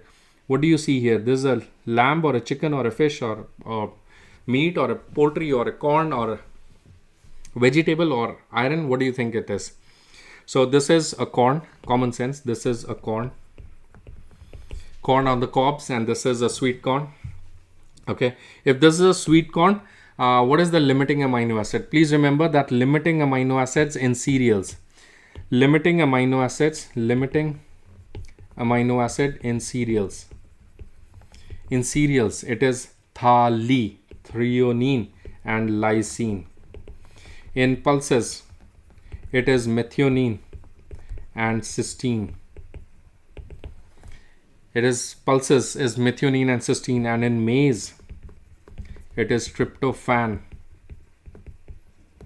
and lysine. It is tryptophan and lysine in maize. So limiting amino acid in cereals, pulses and maize. What is the best answer? Limiting amino acid is lysine and tryptophan.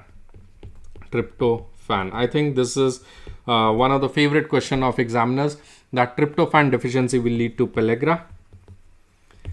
Pellagra is niacin deficiency, where there is 4 Ds: dermatitis, diarrhea, dementia and death, and that is what is pellagra, 4 Ds. Coming to the next MCQ. A 30-year-old male member of the family from a village in West Bengal presented with the chief complaint of diarrhea. On examination, it is noted that the patient also has ascites, edematous extremities. On taking history, it was found that he was consuming mustard seeds from the local shop. Which of the following is the best possible diagnosis? Mustard seeds and swelling everywhere. Answer is epidemic dropsy.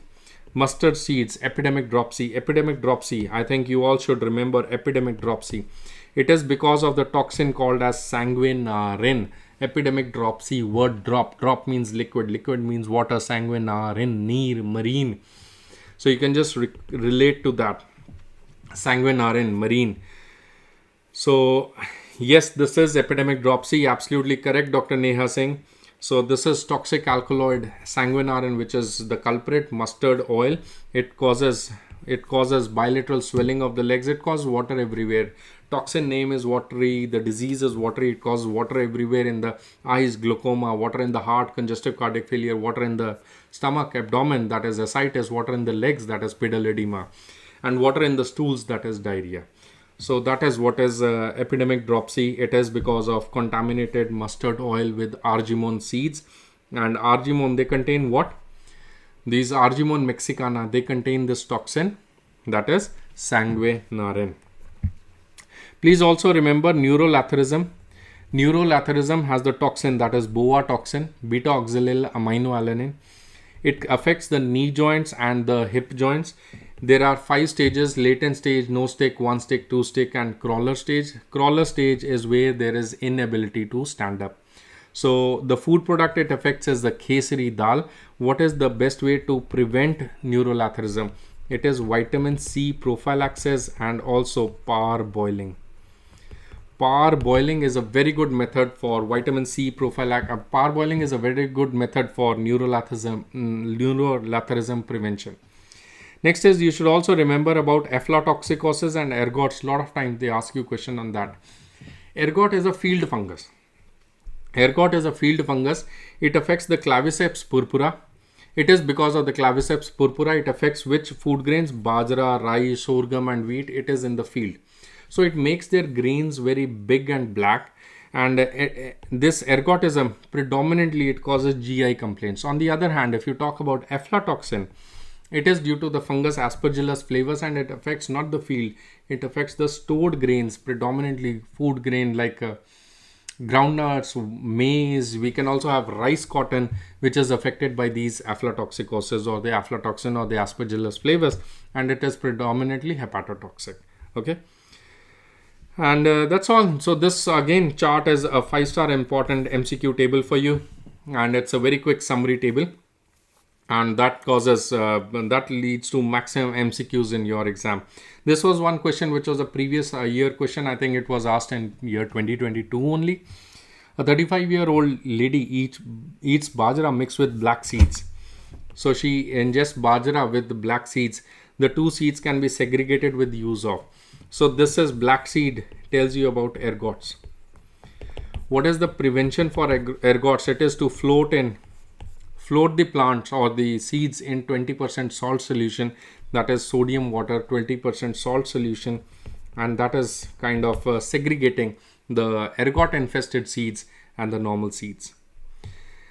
And with that, I think that's all about nutrition. That's all about the nutrition. Let's go to the next MCQ, MCQ chapter about epidemiology, screening of disease and biostats. Okay. Let's go to the first MCQ. Which of the following is not a feature of cohort studies? What do you think? Which of the following is not a feature of cohort studies?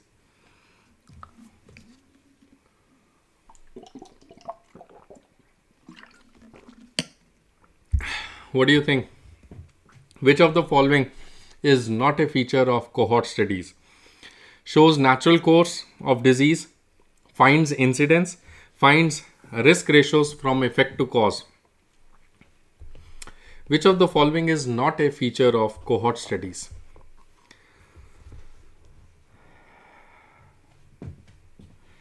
It shows natural course of disease. True or false? This is true. It finds incidence. Beta, this is true. It finds risk ratios. These are also known as relative risk. So this is also true. It goes from effect to the cause. No, it goes from cause to effect. So this is false. So which is the wrong answer over here? Which of the following is not a feature of cohort studies? It is from effect to cause. It goes from cause to effect rather than effect to cause. Just a very quick review about all the epidemiological study designs you can have is the cross-section studies, ecological case control, or the cohort studies. Ecological studies, cross-sectional case control, or the cohort studies. A very quick review. Beta, cross-section studies, these are also called as snapshot of the population. Ecological studies, these are correlational studies. Please remember, this has been asked a lot of times, hundred of times, that what is the unit of study in ecological study? It is population. Unit of study in ecological study is population. It is correlation of variables. There is a special bias. It is called as ecological fallacy. There is a special bias called as ecological fallacy. Next is case control studies. Case control studies, these are retrospective studies. They give us something called as odds ratio. How do you calculate odds ratio? It is a cross product ratio. Please note that odds ratio. Please note that odds ratio or the relative risk, if it is less than 1, it is called as protective. If it is equal to 1, it is called as no association. And if it is more than 1, it is called as a positive association. Positive association or the factor under study is a risk factor. So protective association, also called as a negative association. This is odds ratio or relative risk. It has been asked 700 times. It is a 7-star MCQ point for you. It is odds ratio or relative risk, less than 1, equal to 1, or more than 1. Okay, odds ratio is calculated in case control studies. Odds ratio is calculated in case control studies. So in case control, coming back to the table, case control studies. In case control studies, we can also have another bias that is called as recall bias. In case control studies, beta, please note this has been asked multiple times in your exam. It is the study of choice for rare risk factor, for rare disease. It is going from effect to the cause. It is retrospective. You go back in time. It is less expensive and less time. On the other hand, now talking about the cohort studies. Cohort studies, these are prospective studies. They go ahead in time. They go from cause to the effect. You take people with risk factors and then you follow them. So they go in long time taking. They are more time taking, more expensive, and multiple outcomes can be assessed. They are study of choice for rare risk factors. These are the study of choice for rare risk factors. Rare risk factors and multiple outcomes can be assessed. In cohort studies, we can calculate the risk ratios. How do you calculate risk ratios, beta? Risk ratios can be calculated as risk ratios. They can be calculated as incidence in the exposed divided by incidence in non-exposed. We already talked on this. If the relative risk or the risk ratio, it's the same word. Relative risk or the risk ratio. If it is less than 1, it is negative association. More than 1 is positive association. Equal to 1 is no association. So that's about the risk ratios. How do you calculate the attributable risk? What is attributable risk? Beta, the attributable risk, it is given by the formula incidence exposed minus incidence non-exposed over incidence exposed. It tells us the amount of disease among the exposed population. Amount of disease which is there in the exposed population, that is what is attributable risk. Attributable risk, it is given by the formula incidence exposed minus non-exposed divided by incidence exposed. So you can calculate this relative risk or the risk ratios, or we can also calculate the attributable risk. So you start with risk factor people yes, risk factor people no, and then you follow up. There is more time taking. It is a prospective study design. So that's all about the cohort studies. Please remember, prevalence is given by a very rapid fire round for you. You try to answer. I know I can't hear you, but at least I can give you the MCQs which can be asked in your exam. Prevalence is given by cross-section studies. Incidence is given by cohort studies. Odds ratio is given by case control studies. Relative risk is given by cohort studies. Rare risk factors, study of choice, cohort studies. Rare disease, study of choice, case control. Effect to cause, study of choice. Effect to cause is case control. Cause to effect is cohort studies. Less time taking, cohort studies. Less time taking, case control studies. More time taking is cohort studies. Unit of study is a population. Answer is ecological studies. Correlational studies is also called ecological study. That's a very quick nutshell summary about epidemiological study designs. Just a very quick review. Relative risk is calculated in which of the following study? Answer is just now we did. It is cohort studies. Relative risk is calculated in cohort studies. What is sensitivity? What is sensitivity? Sensitivity is true positive by total tested, true positive by total disease, true negative by total healthy, or false positive by total disease. What do you think is sensitivity? See, whenever the question comes on sensitivity, specificity, predictive values, then you better have to make a table like this. The answer is true positive. The people with disease will be on top and disease negative on the other side. Then you have people who are tested positive or tested negative. Okay, so people who are disease and they are tested positive, that is true positive. People who are healthy and they are tested negative, that is true negative. Then we might have some people who are falsely positive, or we can have falsely negative. So what is sensitivity? Beta, sensitivity is always given by true positive divided by total T plus. So sensitivity is out of this. What do you mean by specificity? Specificity is given by the formula true negative divided by D minus.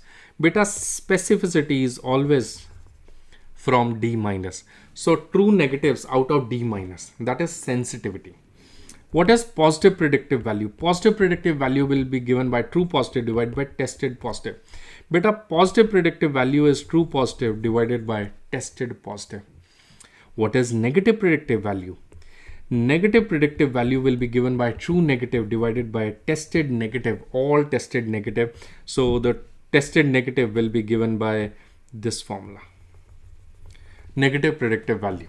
Did you understand this? So in very quick summary, if I just want to share with you one quick summary, that this is the table you have is the true positive, the false negative, false positive, and the true negative. What is this over this? This is sensitivity. What is this over this? This is specificity. What is this over this? This is positive predictive value. And what is this over this? This is negative predictive value. And that's the summary of the total screening of disease, sensitivity, specificity, PPV, NPV. Next question. So what is the best answer over here? What is sensitivity? We forgot to discuss the answer. What is the sensitivity? What is the sensitivity over here? What is sensitivity? True positive by total tested positive या true positive by total disease? What do you think? अभी तो हमने बात किया sensitivity is true positive divided by total disease. True positive divided by total disease. Beta, in case you're still not, sir, इसके numericals I am not able to solve. Komal. Beta, Komal, if you're not able to solve the numericals, that's okay. You don't need to bang your head around at this time. इसमें बस exam के लिए बस ये जो मैंने draw किया है ये याद रख लो, हो जाएगा. इससे 90% चांस है आपका न्यूमेरिकल सॉल्व हो जाएगा. न्यूमेरिकल आएगा भी तो it will be super duper easy. So don't bang your head. डरना नहीं है इस बात से कि मुझे न्यूमेरिकल नहीं आता. आजकल ना MCQ एग्जाम्स चेंज हो गए हैं. They are more clinical oriented. They won't ask you numericals now. So ठीक है, they might ask you formulas. At least you should know the formulas, but उतना ही चाहिए. उससे ऊपर nobody will trouble you. So इसमें रेस्ट एश्योर्ड के that's okay. Right? That's okay. So sensitivity is true positive divided by total disease. Chalo, next MCQ. What percentage of values will fall between dotted lines shown below? Within the dotted lines. So कितने इन्होंने दिखाया है? इन्होंने दिखाया कि this is 1 SD. 1 standard deviation दिखाया -1 and +1. This could be the mean. So ये पूछ रहा है question. The question is asking that how many values are going to lie between -1 and +1 standard deviation. बस कोमल चंद्रा फॉर्मूलाज ही चाहिए, इससे ऊपर टेंशन नहीं लेनी. आराम से बहुत कुछ है आपके पास. तो न्यूट्रिशन आता है ना आपको, तो उसी में से क्वेश्चन निकाल लेना. 50% क्या पता उसमें से आ जाए. So what percentage of values will fall between the dotted lines below?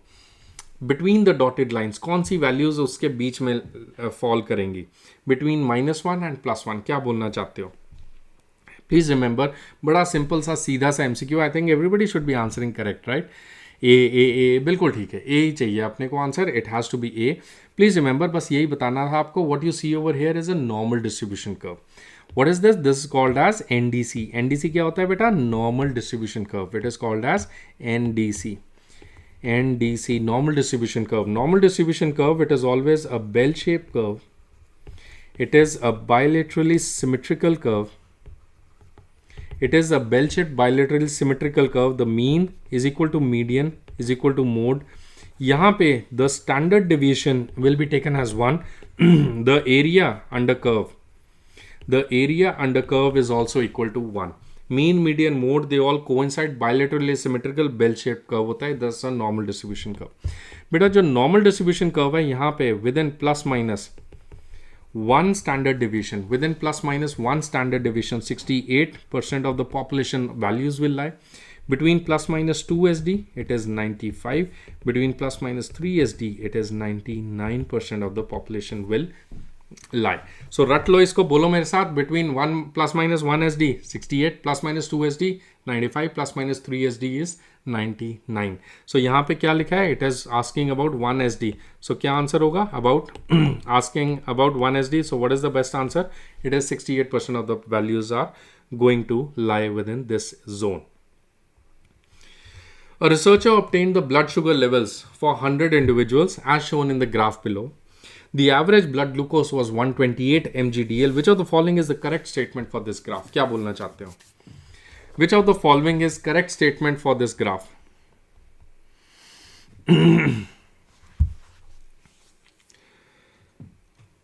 A researcher obtained the blood sugar levels for 100 individuals as shown in the graph below. The average blood glucose was 128. तो कौन सा है? Data shows normal distribution, more outliers on the higher side, shows a negative skew, shows a positive skew. क्या बोलना चाहते हो?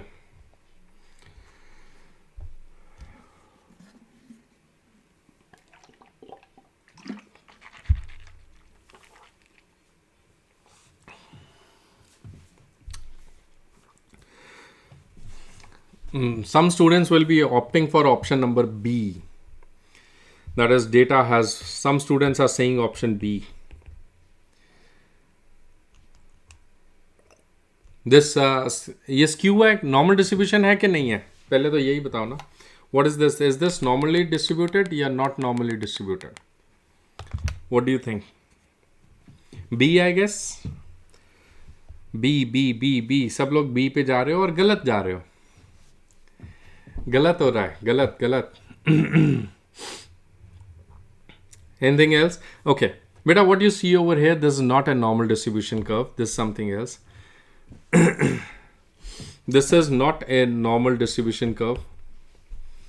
This is not a normal distribution curve. So अगर ये normal distribution curve नहीं है, so what is it? क्या चीज़ है ये? बेटा, this is what we call as skew. रट लो इसको. स्क्यू के ऊपर हमेशा हर साल एग्जाम में क्वेश्चन आता है and you don't have to bang your head. It's a 5 star MCQ topic. Exam में फोटो खींच लेना इसकी, बस एग्जाम में यही पूछेंगे. सो बेटा, मोटा सा चीज़ है. It's just like very gross thing. So are there still students who only know English? Anybody who does not understand Hindi, please raise your hand. Otherwise mostly like if you're still hanging around, I'll still be talking in English. So that's okay from my side. I'm just checking on.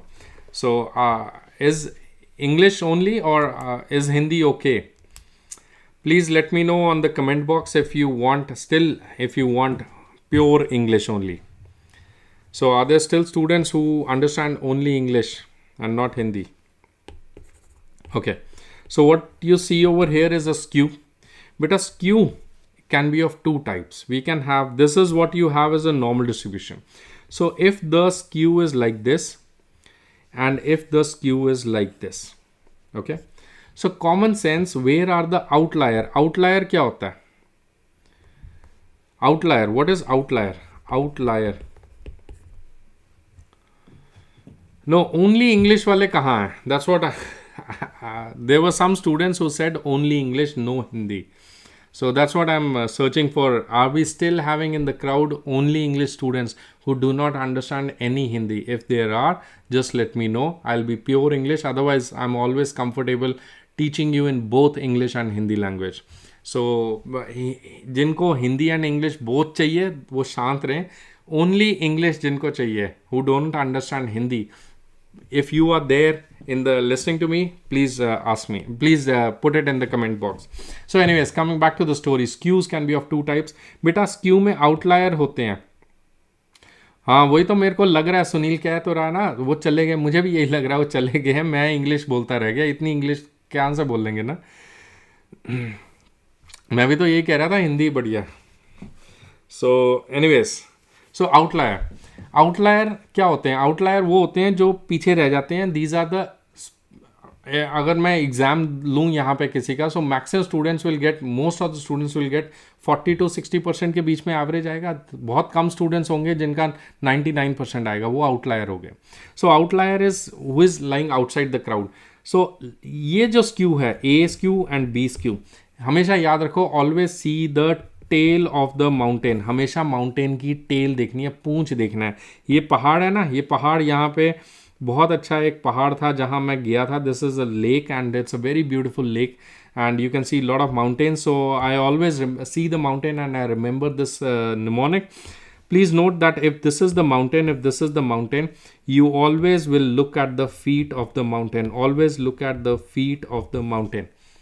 उस mountain के पैर देखो, आप उसके tell देखो. हमेशा पहाड़ का टॉप कभी नहीं देखो. टॉप देखोगे तो गिर जाएंगे.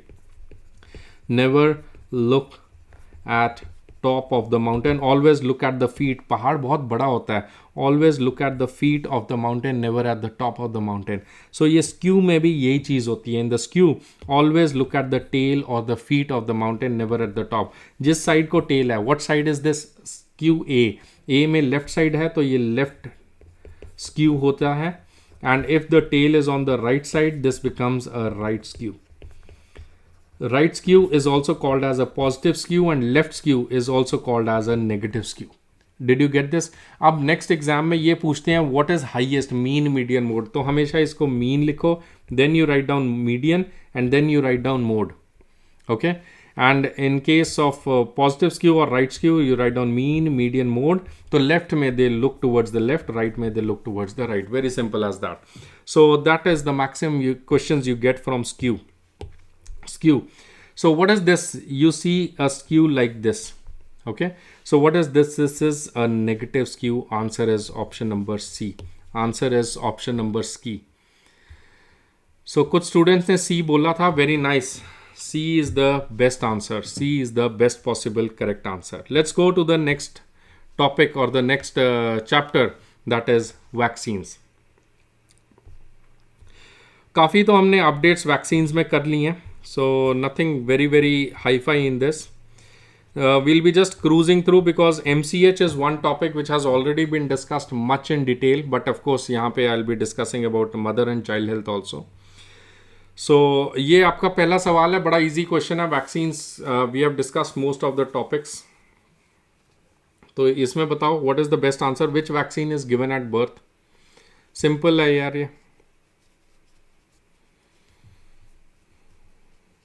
What do you think is the best answer?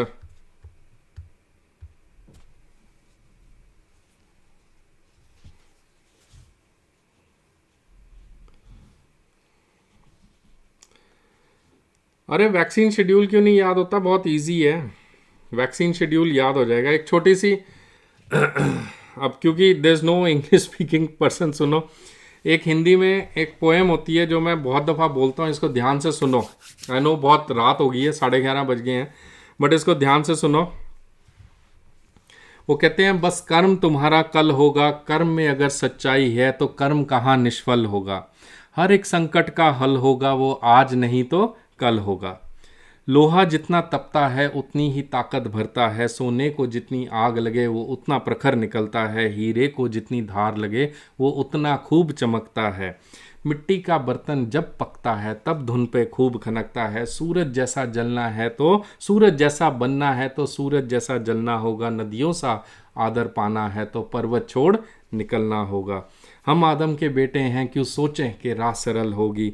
कुछ वक्त ज़्यादा लगेगा पर संघर्ष ज़रूर सफल होगा. हर एक संकट का हल होगा, वो आज नहीं तो कल होगा. सो ये I know it might be difficult for you कि 7:30 बजे से बैठे हुए हैं, 11 साढ़े 11 बज गए हैं, कहाँ पे इतनी आधी रात को ये सब चल रहा है. सो प्लीज़ मेक श्योर कि इतनी हमने इन दीज फ्यू डेज़, 2 ही हफ्ते बचे हैं, ये 2 हफ्ते में इतनी मेहनत करनी है कि कोई भी मतलब ये सोच 2 हफ्ते भी कहाँ है, अभी 10 दिन 12 दिन तो पड़े हैं. सो इन 12 डेज़ में you have to struggle so hard कि लोहा जितना तपता है उतनी ही धार पकड़ता है. हीरे को जितनी आग लगे वो उतना खूब चमकता है. So you have to shine like a diamond, and to shine like a diamond आपको खूब आग में तपना पड़ेगा. ये तपोभूमि है. It's not easy being a doctor in India. It's not easy.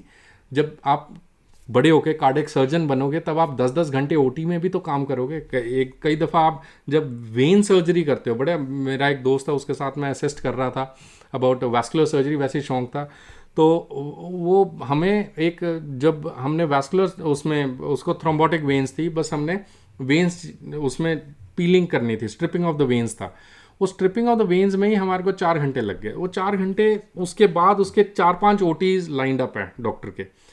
वो कहाँ तक, वो 11-11 घंटे तो खड़े रह रहे हैं। So there are it needs lot of sacrifice, medical profession needs lot of sacrifice which normal people will not understand. ये सिर्फ जो जिस चीज में जो तप रहा है ना, सिर्फ वही समझेगा इस चीज को, राइट?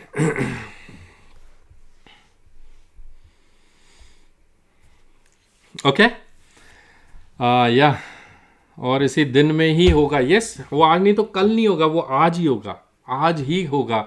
आपको सफलता आज ही मिलेगी, प्रोवाइडेड आपका दृढ़ निश्चय है and you are able to handle your pains and you are able to handle your sacrifices in a much better way. So which vaccine is given at birth बेटा? ये वैक्सीन शेड्यूल है, बहुत easy है vaccine schedule, ये हर एक को याद हो जाना चाहिए। The national immunisation schedule. बेटा बर्थ पे हम 3 वैक्सीन देते हैं, that is BCG, OPV and hepatitis B birth dose. ये 3 वैक्सीन हैं जो बर्थ पे देते हैं, ये 3 वैक्सीन हैं जो बर्थ पे देते हैं, right? BCG, OPV and hepatitis B birth dose. So ये आपका स्केड्यूल है, ये स्केड्यूल को आपको शेड्यूल को जरूर रखना है। At birth what vaccines? BCG, OPV and hepatitis B birth dose 6, 10, 14 पे we are giving OPV 1, 2, 3, pentavalent 1, 2, 3, rotavirus 1, 2, 3। Simple है ना? OPV, पेंटा एंड रोटा 1, 2, 3 देना है। Fractional IPV 1 and 2 at 6 weeks and 14 weeks and PCV 1 and 2 at 6 weeks and 14 weeks. Then at 9 months बच्चा आता है first dose measles के लिए, JE1, PCV and FIPV 3 which is the newly introduced vaccine. 16-24 months पे बेटा booster doses होती हैं। DPT का बूस्टर लगेगा, OPV का बूस्टर लगेगा, मीजल सेकेंड डोज का बूस्टर कह लो या मीजल सेकेंड डोज लगेगा। And then we also have 5-6 years पे एक और second booster dose of the DPT। सो OPV के 1 बूस्टर, DPT के 2 boosters. And then at 10 to 16 years it is TD. And this is the location. Please note that measles rubella, it is always given as subcutaneous vaccine in the right upper arm. Right arm पे अब कौन कौन सी vaccine? measles rubella vaccine plus the FIPV 1 and 2. Left arm पे कौन सा vaccine? BCG vaccine plus the FIPV 3 vaccine. FIPV 3 vaccine. And then left leg में, left thigh में कौन सा वैक्सीन? ये मेरा राइट हैंड है, ओके? सो लेफ्ट थाई में, एंटेरोलेटरल थाई में कौन सा वैक्सीन? सारा वैक्सीन इंट्रामस्कुलर। DPT यहीं लगेगा, पेंटावेलेंट यहीं लगेगा, हेपेटाइटिस बी यहीं पे लगेगा, जापानीज एंसेफेलाइटिस किल्ड जो है लेफ्ट एंटेरोलेटरल थाई में ही लगेगा। राइट रिजर्व्ड है PCV के लिए, pneumococcal conjugate vaccine. So just remember the location and the schedule and you take a screenshot of this। इसको जहाँ आप पढ़ रहे हैं वहाँ पे टांग लो, 2 दिन में ये रट जाएगा ये आपको। It's not something very high-fi. So let's go to the next MCQ. Which of the following is a killed vaccine? ये आज ही someone in the Telegram group they asked me about this. Which of the following is a killed vaccine? कौन सा है? OPV, pertussis vaccine, pentavalent या Covishield? क्या बोलना चाहते हो? Which of the following is a killed vaccine? बेटा killed vaccine, killed vaccine, OPV it is a live vaccine, pertussis it is the killed vaccine, pentavalent it is a mixed vaccine। इसमें टॉक्सॉइड्स भी हैं, इसमें killed vaccine भी है, इसमें recombinant vaccine भी है, रिकॉम्बिनेंट वैक्सीन भी है, सिंथेटिक वैक्सीन्स भी हैं। And Covishield it is a viral vector vaccine. I told you it is type of, it is usually put under the live vaccines, killed में नहीं जाता। So which of the following is a killed vaccine? Answer is pertussis vaccine is the killed vaccine। एक छोटा सा mnemonic है, अगर याद करना चाहते हो तो कर लो। लाइव वैक्सीन्स का निमोनिक आपको एग्जाम में काम आएगा। Cool boys love crime types. Cool boys, cool COVID, boys BCG, love मतलब लाइव होता है। Cool boys love crime, crime is what is the live vaccine? C chicken pox, R rubella, I influenza, M is measle mumps, E is E crime, E is JE की live भी है। and then you have is the types, that is typhoid vaccines, that is the oral typhoid 21A. These are the live vaccines. Cool boys love crime types. Killed vaccines, P3 killed in cold rabbit jelly. If you want to remember this strange type of mnemonic, एक बच्चे ने बना के दिया था तो मैंने कहा ठीक है भाई तेरा mnemonic काम का है.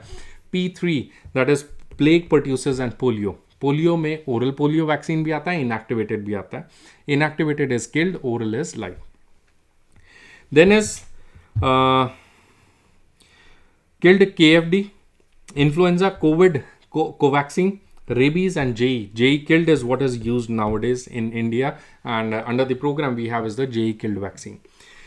And that's all about the killed and the live vaccine. So which of the following is the killed vaccine? Please remember it is the pertussis vaccine. Which of the following vaccine is kept in the upper part in ILR? ये काफ़ी दफ़ा it is like frequently asked question. ये एक student ने आज telegram में भी पूछा था that sir ILR में किस तरह से याद रखें. So ILR में to remember, ILR is looking like this. This is ILR. ILR में सबसे ऊपर the top shelf. बेटा the top shelf that has diluents. Okay. Top shelf में diluents है, वहाँ पे वो वैक्सीन होगी which is freeze sensitive. In ILR, in the top shelf, in the ILR, in the top shelf will be the freeze sensitive vaccine. Whereas in the bottom shelf, there will be the heat sensitive vaccine. In the bottom shelf, it will be the heat sensitive vaccine. क्यों? क्योंकि bottom is the coolest part. Bottom is the coolest part. So bottom में हमेशा याद रखो प्रधानमंत्री India में बड़ा गर्म है. He is the hottest person on the planet, I would say. So he is the hottest person. He is very hot, Prime Minister Modi. So Prime Minister is always kept in the coolest part in ILR के भैया आप लोग ठंडे रहो. So what is Prime Minister? Polio vaccine, that is the oral polio, and M stands for the measles vaccine. Remember, Prime Minister is it's a very heat sensitive person, and we want to keep them in the coolest part, that is in the bottom shelf. So Prime Minister goes down. So who stays on the top? It is the hepatitis B and the pentavalent vaccine which stays top. अगर आप ये concept समझ गए, very nice. नहीं concept समझे, that's the mnemonic for you. That don't hit people in this room because Japanese manners outshine. ये एक छोटा सा mnemonic है जो आप याद रख सकते हैं. Don't hit people in this room because Japanese manners outshine. So diluents, then you have is hepatitis B. ये सबसे top पे diluents. Hepatitis B, D, H, ऐसे don't hit people in this room because Japanese manners outshine, right? Diluents, hepatitis B, then you have penta and the PCV, IPV, TD, TT, rotavirus, BCG, JE, measles, rubella and OPV. So उसी तरह से आप ILR के अंदर रखते हैं. So you can remember this mnemonic, don't hit people in this room because Japanese manners outshine. Let's go to the next MCQ. Open vial policy is not applicable for. Please note, what is open vial policy? What do you mean by open vial policy? Open vial policy. Open vial policy means that all vaccines which are open should be used within 28 days. They should be used within 28 days. Okay. So all vaccines which are opened, they should be used within 28 days except which vaccines? That is what open vial policy does not apply to. Sirf mera bichara COVID. So it is measles, rubella. Bichara is BCG. COVID is COVID vaccines. So only for measles, rubella, mera bichara COVID. Just remember this. Mera bichara COVID, measles, rubella, BCG and COVID-19, only these three vaccines are not under open vial policy. All other vaccines, they are under open vial policy. पहले इसमें in my previous classes या जिन students ने पहले पढ़ा होगा या marrow में, I have already taught that it was मेरा बेचारा रोता जीजा COVID. So please note that earlier Japanese encephalitis and rotavirus also a part not under open vial policy, but now they follow open vial policy. Absolutely correct. So that was regarding the open vial policy. So what is the best answer? Open vial policy is not applicable for DPT. Yes, it is applicable. Rotavirus. Yes, it is applicable. Hepatitis B. Yes, it is not applicable for measles. Measles is the best possible correct answer. So just sometimes they ask you about vaccine strains. Beta BCG का vaccine strain कौन सा? It is a Danish 1331. Yellow fever is 17 Delta strain. Measles is Edmonston Zagreb strain. Mumps is Gerald Lynn strain. Rubella is RA27/3 strain. Chickenpox is OKA. Vaccine, Japanese encephalitis vaccine, that is SA14-14-2. Beta, for the live vaccine as well as for the killed vaccine, SA14-14-2 का ही same strain use हो रहा है. So live में भी same है, killed में भी strain है. It is South African 14-14-2 strain. Cholera we have is the Dukoral or the Sancol vaccine. Cholera is Dukoral or the Sancol vaccine. Okay. फिर एक स्टूडेंट ने आज सुबह ये डाउट पूछा था एंड आई टोल्ड देम कि आज शाम को हम डिस्कस करेंगे. आई नो अब शाम तो क्या अगला दिन का सुबह हो गया. सो 11 month old child, 11 month unimmunized child comes to the clinic, what vaccine to be given? So this child is 11 months old. So you should know what is the max age. Beta, max age for OPV birth dose, OPV 0 dose, that is 15 days.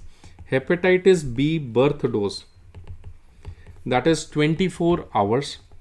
BCG vaccine हम दे सकते हैं 1 year तक. Pentavalent rotavirus PCV vaccine, FIPV vaccine हम दे सकते हैं 1 year तक. DPT vaccine can be given till 7 years and measles and rubella vaccine can be given till 5 years. Japanese encephalitis can be given till 15 years. OPV can be given till 5 years. So if they ask you OPV, it is 5 years generally speaking. But if they ask you specifically OPV 0 dose, it is given till 15 days. OPV 0 dose is 15 days. Generally speaking, OPV is 5 years. Okay. That is just a maximum age. So अब ये question आया 11 महीने का बच्चा. This is a 5-star MCQ topic. 11-month old child, unimmunized, what is the vaccine? Common sense, we will give them BCG. Yes, we will give them the measles rubella, वो तो देना ही देना है. Plus we will also give them the pentavalent, plus IPV वगैरह, FIPV, everything we need to give. But options देखो अब. So BCG, OPV, DPT, hepatitis B. Can we give hepatitis B? Of course we can give hepatitis B along with the pentavalent vaccine. What is there in pentavalent? Pentavalent में क्या क्या होता है? Pentavalent में बेटा there are 5 vaccines. It is diphtheria, then we have pertussis, then we have tetanus, then we have hepatitis B, and we also have H influenza B, HIB. Okay, so ये भी कहीं ना कहीं कुछ हद तक सही है, but इसमें MR is not there, so I would not mark A. OPV, DPT, MR vaccines only, गलत हो गया because you need to give the pentavalent also. BCG भी तो देना है, so option B भी गलत हो गया. BCG, DPT and MR, that makes kind of sense, but इसमें OPV नहीं है, so ये भी गलत हो गया. OPV, yes. DPT, yes. MR, yes. Hepatitis B, yes. So answer is option number D. Option number D is the best possible answer. So absolutely correct. All those who have understood this, उन्होंने बजाय के pentavalent देने के, they made it as DPT and hepatitis B, which increase the difficulty level of the question. But ये अगर आप समझ गए तो option number D is the best possible correct answer over here. Right? ये schedule है बेटा, इस schedule को याद रख लो, एग्जाम के लिए काम आएगा. Which of the following is not correct for the vaccine given below? Just 30 minutes more. Last topic will be mother child health. And वो already आपने vaccines कर लिया. And this is the last question from vaccines. Which of the following is not correct for the vaccine given below? It is given as intradermal injection. ये vaccine कौन सा दिख रहा है आपको? If you can just zoom into it, it is a poliomyelitis IPV vaccine. It is not oral polio vaccine. OPV अलग है. So that is OPV. What we use is bivalent OPV, P1 and P3. What is this? This is IPV. It is given as intradermal. It is 2 doses in left arm and 3rd in the right arm. It is under open vial policy. Diluent as distilled water. क्या answer इसमें लगता है? Which of the following is not correct? Which of the following is not correct? So not correct बताना आपने. Not correct. It is intradermal injection. Yes. It is 2 doses. Yes. It is under open vial policy. Yes. Diluent as distilled water. No. It is already a reconstituted liquid vaccine. You don't need to dilute. Diluent आपको किस में चाहिए? You need diluent in what vaccines? Diluent is required for freeze dried vaccine. What are the freeze dried vaccines? BCG. BCG में diluent क्या डलता है? Normal saline. Measles is also free dried. Measles and measles rubella ये दोनों freeze dried vaccine हैं. इनमें क्या डलेगा? M for measles, W for water. Just remember distilled water. And then Japanese encephalitis तो अब we don't use the live vaccine, otherwise we use to have a phosphate buffer.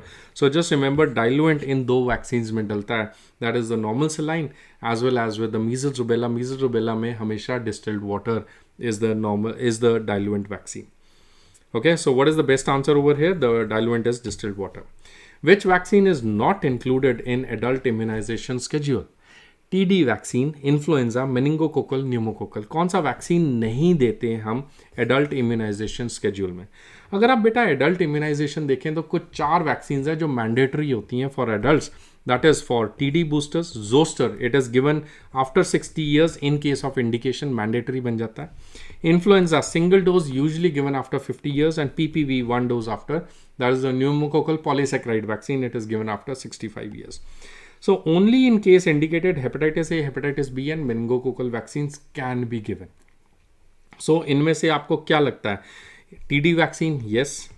Influenza, yes. Pneumococcal vaccine, yes. Meningococcal is the only vaccine which is only if high risk patient is there, especially अगर किसी को like कोई immunocompromised state है, HIV patient है, in those cases we need to give meningococcal vaccine. Otherwise there is no indication for generally for all adults. Generally for all adults we need to take care of zoster, pneumococcal vaccines in age more than 50 or 60 and influenza vaccine and TD vaccine. ये आपके जो हैं 4 vaccines है जो कि all adults में चलता है, right?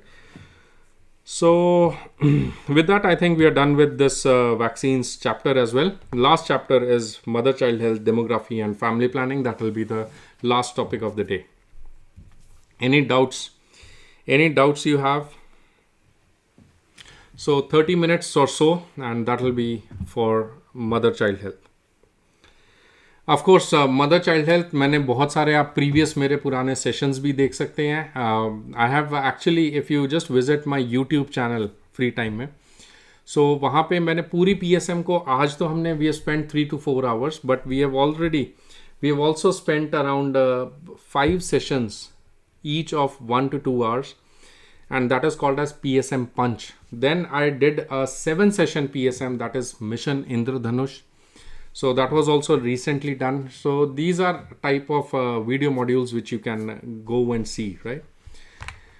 So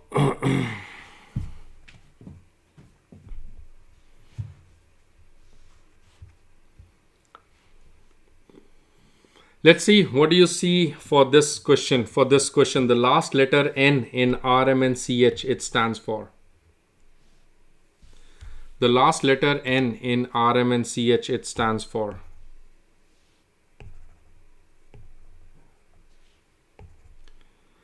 What do you think is the last letter N? It stands for option A, B, C, D.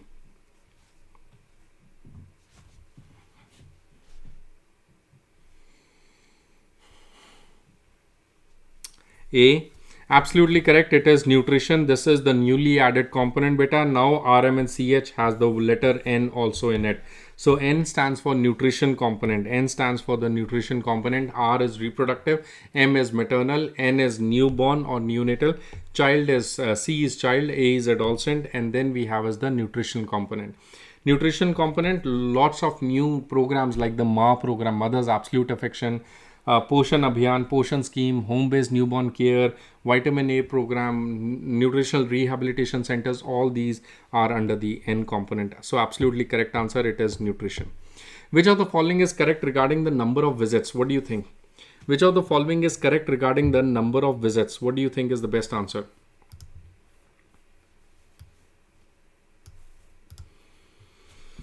Which of the following is correct? 6 home visits in home-based newborn care for normal delivery. 7 home visits in case the baby is born by cesarean section under HPNC. Minimum 4 ANC, minimum 4 PNC. What do you think is the best answer? Which is correct? Which is correct? C. Which is not correct. It is wrong. Question is wrong. Just a moment, please. Which is not correct.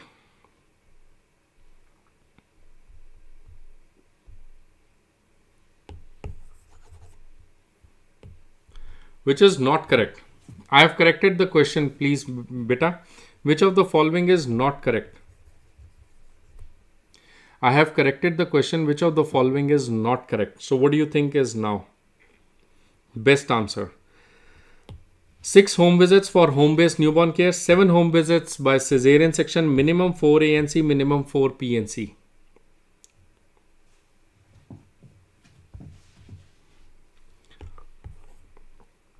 So absolutely correct, beta. Absolutely correct. I think many of you have got it correct now. It is option number B. That is the wrong answer. It is the false answer. So if you talk about the ANC visits in a pregnant female, ANC visits, beta, we need 4 minimum. First visit should be within 12 weeks. Second visits 14 to 26 weeks. Third visit 28 to 34 weeks. And last visit 36 weeks till term. In case of postnatal care, first, third, 7 and 42. 1, 3, 7 and 42. These are the 4 postnatal care visits. WHO says that there should be 5 visits minimum, 5 minimum visits. So first trimester 1 visit, second trimester 2 visits, and third trimester 5 visits. Total 8 minimum visits, not 5. Total 8 minimum visits should be there. 5 visits in third trimester, 2 visits in second, and 1 visit in first trimester. Total 8 minimum visits have to be there as per the WHO model. So if I just compare the National Health Mission with the WHO, National Health Mission, beta, it says minimum 4 visits. WHO says minimum 8 visits. First, second, and 1 visit, 2 visits, and 5 visits. Then there is a recommended visits by National Health Mission. The recommended visits by National Health Mission, these are 13 to 14 visits. In the first 7 months, there should be monthly visits. Then in the next 8th month, there should be 2 times a month. And in the 9th month, it should be weekly visits. Very simple. So 13 to 14 visits are recommended. Then we also have another program called as HBNC, Home-Based Newborn Care, where the ASHA worker is going to visit. ASHA worker is going to visit the home 3, 7, 14, 21, 28 and 42 in case of home delivery. In those cases, 7 visits. And in case of cesarean section, it is 5 visits. So that is what the MCQ was. In case of cesarean section, it is 5 visits and not 7 visits. This should have been 5 visits. Absolutely correct. I think let's move on to the next MCQ. Suman Charter is. What do you think is Suman Charter? What is Suman Charter? Suman Charter is dignified care, incentive to mother for institutional, screening of pregnant mothers, screening of adolescent girls for anemia. So what do you think is the best answer? It is dignified care. That is the correct answer. Incentive to mother for institutional delivery. Institutional delivery is being given under GSY. It is also given under the Pradhan Mantri Matru Vandana Yojana, PMMY, Pradhan Mantri Matru Vandana Yojana, and the GSY. Screening for pregnant females, it is done under the Prime Minister Surakshit Matritva Abhiyan. And screening of adolescent girls, it is done under the Anemia Mukt Bharat scheme. So what is Suman scheme? Suman is dignified care to all pregnant females and to sick newborns. It is a charter of rights care. So dignified care to all females, that is what is Suman scheme. Just a very quick review about GSY. GSY, I'm talking about GSY. What is GSY? GSY stands for Janani Suraksha Yojana. It is giving incentive to the mother for institutional delivery. This GSY is under Ministry of Health and Family Welfare. It is under Ministry of Health and Family Welfare. So the mother is going to get 1400 to 1000 depending on low rural area, urban area and low performing states. And in high performing, mother is going to get lesser amount, 6 to 700. Asha worker is given a standard amount, high performing, low performing, 400 in urban areas and 600 in rural areas. That is the incentive. Next is, what is this PMMVY, Pradhan Mantri Matru Vandana Yojana? Beta, the Pradhan Mantri Matru Vandana Yojana, Prime Minister Matru Vandana Yojana, I will be talking about this. Okay, so Pradhan Mantri Matru Vandana Yojana, that is cash incentive. It is cash incentive to the female up to rupees 5,000. 5,000 rupees. This is given in installments. In installments, it is 5,000 rupees is in installments. Sir ये incentive वाला important है कि नहीं है बेटा? It is not so important about learning incentives, but yes you should know that the mother is given something in tune of 600 rupees to 1400 in low performing states and 600 in high performing states, and the ASHA worker is given in terms of 600 to 400 rupees depending on rural or urban. Just ये summary याद रखना है. That's what you need to remember. Okay, that's the only thing that you have to remember in this. Okay, where were we? We were at Pradhan Mantri Matru Vandana. Screening is we are going to do very soon. Pradhan Mantri Surakshit Matritva Abhiyan and Anemia Mukt Bharat is for adults and girls. So that is what is Suman Charter. So Suman Charter, you can just remember it's like amalgamation of all the schemes. Suman Charter, it's a service guarantee charter. Next is, according to WHO, maternal mortality means what? What is maternal mortality? Maternal mortality is death of a female due to pregnancy or related causes within 42 days of delivery. In the antenatal period or within the 42 days of delivery due to pregnancy or its related causes, that is what is maternal mortality rate or ratio. Beta, when do you say maternal mortality? It is within 42 days. How much is the MMR in India? MMR in India, it is 97 per lakh. Maternal mortality rate is entirely different. It is number of maternal deaths divided by the number of females in 15 to 49 years of age multiplied by 1 lakh. Multiplied by 1 lakh, that is maternal mortality rate. What is the formula for maternal mortality ratio? It is number of maternal deaths divided by live births into 1 lakh. That is what is maternal mortality ratio, right? So that is what is MMR, maternal mortality ratio, and maternal mortality rate. Please note that you have to remember for your exam only the maternal mortality ratio. Maternal mortality ratio, MMR in India, ratio in India, it is 97 per lakh live births. It is 97 per lakh live births. Coming to the next MCQ, a few points about the MTP Act. More than one doctor opinion is required for MTP as per the latest regulations 2021. So how many? More than one doctor is required for doing MTP after how much time? It is after 20 weeks. So up till 20 weeks, only one doctor. 20 to 24 to more than 24, again it can be done after getting approval from the MTP committee, board committee. So please note that this is the MTP Amendment Act regulations. So one MTP till 20 weeks, this is as per the latest amendment, proposed amendment. One doctor is allowed to do MTP till 20 weeks. 2 RMPs 20 to 24, and medical board requires after 24 weeks. So what is the best answer? 20 to 24 weeks. It is not 12 to 24. That is old answer, beta. Very old answer. 12 to 24. Okay. Let's move to the next MCQ. A few points from contraception. Contraception for a 4-week lactating female. Beta, contraception is 100-star MCQ topic. One question you will get from contraception. Contraception for a 4-week lactating female, what is the best choice?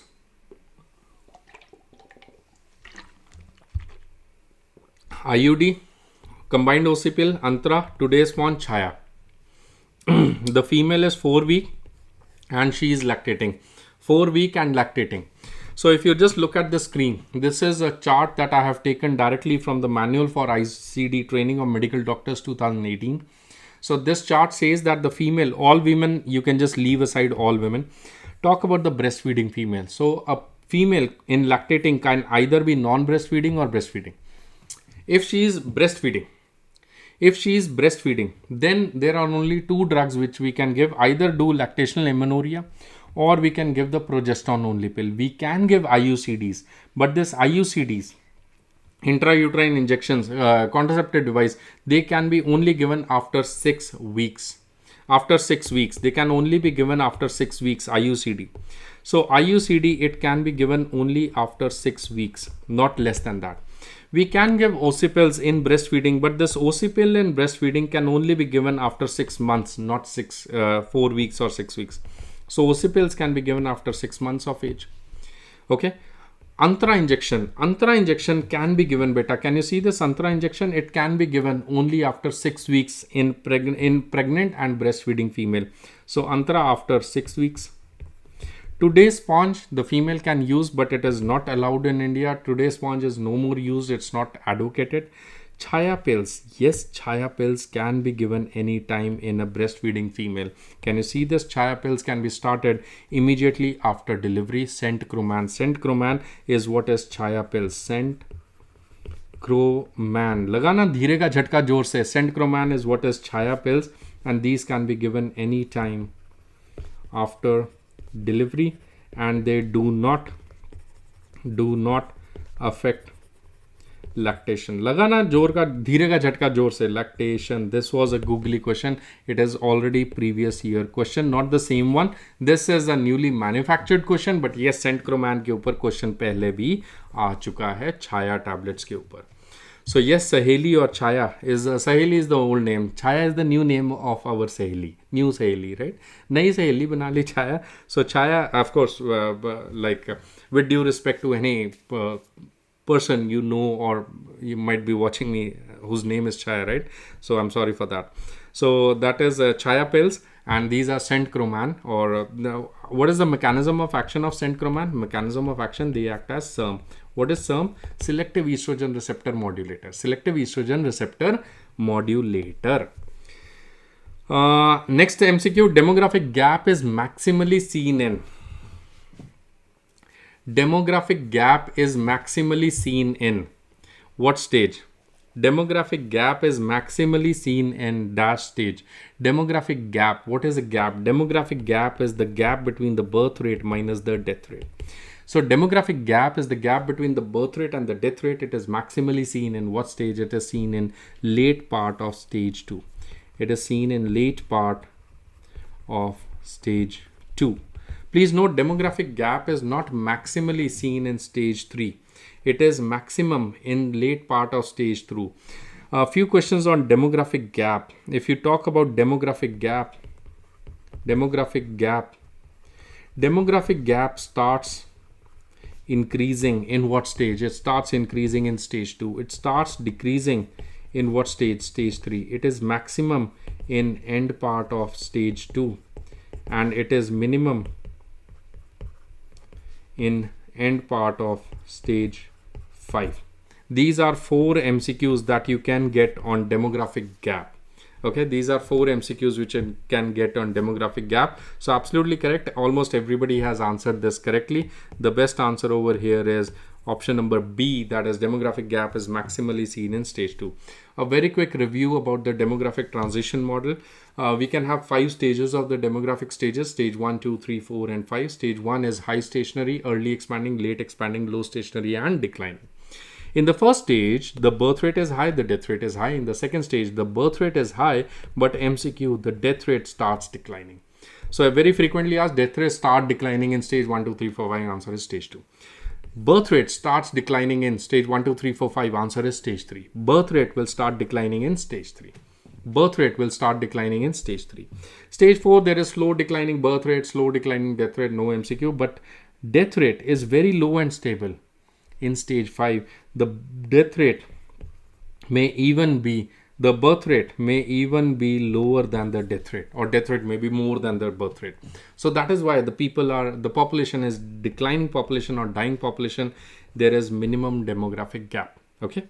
So in stage 2, the demographic gap is maximum. It has high fertility. Demographic gap starts swelling. There is exponential growth of the population. In stage 3, there is expansion, but the expansion is not as fast as in stage 2. Okay. So what is stage 2? It is early expanding. Stage 3 is late expanding. Early expanding, very fast. Stage 3 is slow expanding, late expanding. Okay.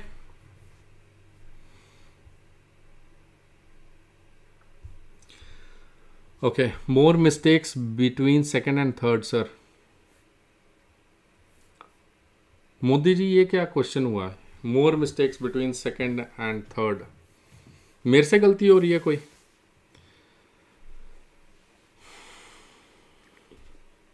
Anyways, which of the following is not correct for copper 375? Which of the following is not correct for copper 375? क्या बोलते हो? Next question पे आ रहा हूं.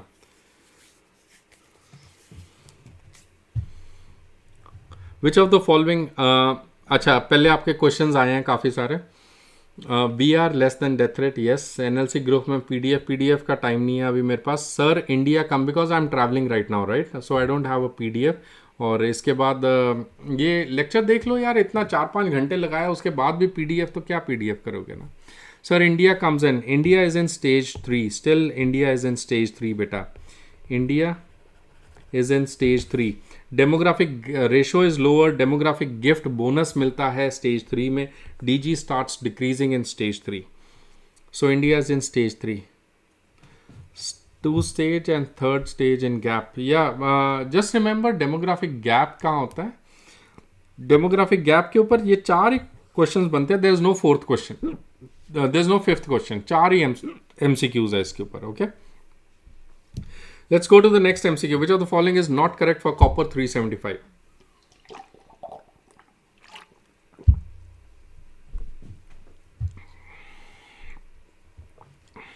Which of the following is not correct for copper 375?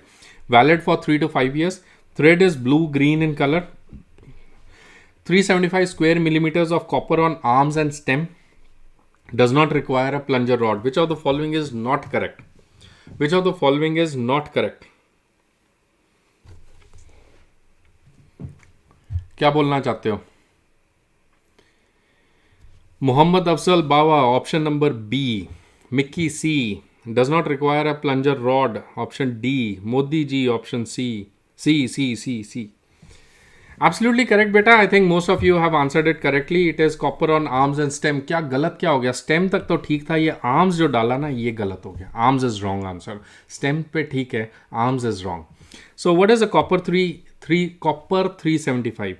बेटा there are 2 types of copper devices that we have, copper T380A and copper 375. copper 375 का जो thread होता है that is made up of nylon. And it is a blue green color thread, whereas the white color thing, it is a monofilament, it is a polyethylene white color thread. जो copper T380 है, इसमें 380 millimeter square of the copper होता है on the arms, A मतलब arms, and on the stem. Whereas copper 375, it is a multi-load device, and multi-load device में there is no copper on the arms. याद रखो, there is no copper on arms. Arms इसकी free होती है, they help in better attachment. Copper 375, it is a U-shaped device, whereas copper T380, it is a T-shaped device. Copper 375, if it is for 3 to 5 years, अगर single best answer आए तो 5 years is the best answer. It is called as a short-term IUCD. 5 years is the best answer, short-term IUCD. So absolutely correct, option C correct है. Next देखते हैं. Which IUD is available in a sub center या PHC? क्या बोलना चाहते हो? प्रोजेस्टासर्ट, Mirena 250 या 375? अभी हमने बात किया copper T 375. It's actually not a copper T, it's a copper 375, but yes, this is the correct answer. So progestasert India में ही नहीं अवेलेबल, यूज ही नहीं करते progestasert. It has a high chance of ectopic pregnancy. It is strongly associated with ectopic pregnancies. Mirena, it is expensive. Yes, Mirena is used in private supply, not in the government supply. Copper 375 or 250 इतनी हम use नहीं करते. Government of India में जो contraceptives है ना हमारे पास, we are having this contraceptives. So we are having only these contraceptive, that's it. So हमारे पास तिरुमाला मेथड है, that is the cycle of beats. Oral contraceptive Mala D, Mala N, both are available. Mala D is given in home delivery. उन छोटा सा payment 1 से 3 रुपए का होता है. Mala N is given as free of cost in sub centres या PHC या हॉस्पिटल्स में, गवर्नमेंट हॉस्पिटल्स में you get Mala N. But if ASHA worker will go to your home to give OC pills, that is Mala D. IUCDs we get is copper T 375 and 380. Antara injection होता है हमारे पास, Chhaya tablets हैं, male female condoms हैं, and permanent methods of like tubectomy vasectomy तो है ही है. These are the contraceptive choices that we have under mission Parivar Vikas. So just to inform you, just to tell you what is eligible couple, what is target couple. Beta, eligible couple is a couple. Eligible couple is a couple in which the female is in WRA. Target couple is a couple who has completed family. याद रखना इसको, who has completed family. तो target couple को हम sterilization देते हैं, eligible couple को हम कॉन्ट्रासेप्शन देते हैं. फिर एक सवाल पूछते हैं, फुल्ली इम्यूनाइज कौन होता है एंड कंप्लीटली इम्यूनाइज्ड बच्चा कौन होता है. Who is a fully immunised child and who is a completely immunised child. ये एक और सोर्स ऑफ कंफ्यूजन है. सो फुल्ली इम्यूनाइज्ड चाइल्ड जो होता है वो होता है who has complete taken all due vaccines till 1 year of age. और completely immunized होता है who has taken all due vaccines till 2 years of age. So बच्चे 2 साल से ऊपर का होगा तभी आप चेक करोगे. तो after 2 years till under 5 years, if the baby has completed all second year vaccines, that is a completely immunized child. Fully immunized is after 1 year का बच्चा till 2 years, 1 year to 2 year के age group में you see that बच्चे did you take all 1 year vaccines, ले लिया तुमने. वो कहता हाँ सर मैंने ले लिया. तो that child is a fully immunized child. So I hope you will remember this, what is a fully immunized and what is a completely immunized child. So which of the following is the leading cause of under 5 mortality? Next MCQ. Which is the following is the leading cause of under 5 mortality? एक मिनट, मेरा ना पानी खत्म हो गया. I just need to get some water. सब लोग सो गए हैं, अब मेरे पास है नहीं कोई. So I just get some water for myself. Just a moment. Okay.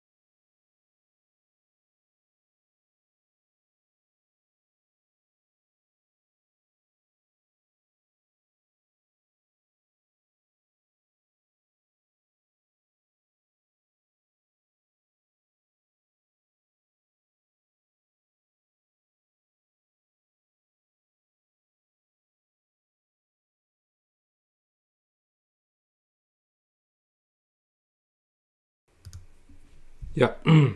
So which of the following is a leading cause of mortality, under 5 mortality? क्या बोलना चाहते हो? So which of the following is a leading cause of mortality? Pneumonia, septicemia, hypoxia, prematurity. What do you want to say? Sir ji India आ गई. बस India ही आए हुए हैं, यही सब चल रहा है. Which of the following is leading cause of under 5 mortality? Pneumonia, septicemia, hypoxia, maturity, prematurity. क्या बोलना चाहते हो? Many students have said prematurity, which is the correct answer. Please note that under 1 year, 5 years का question था. Okay, don't get confused. 5 years का तो question है, under 5 years. But अगर मैं अंडर 1 year mortality बताऊं, so distribution of percentage population of age group 1 year 2017 to 2019, ये latest हमारे पास डेटा आया. So it is prematurity and low birth weight 36.1%. So this is what is important for us to note.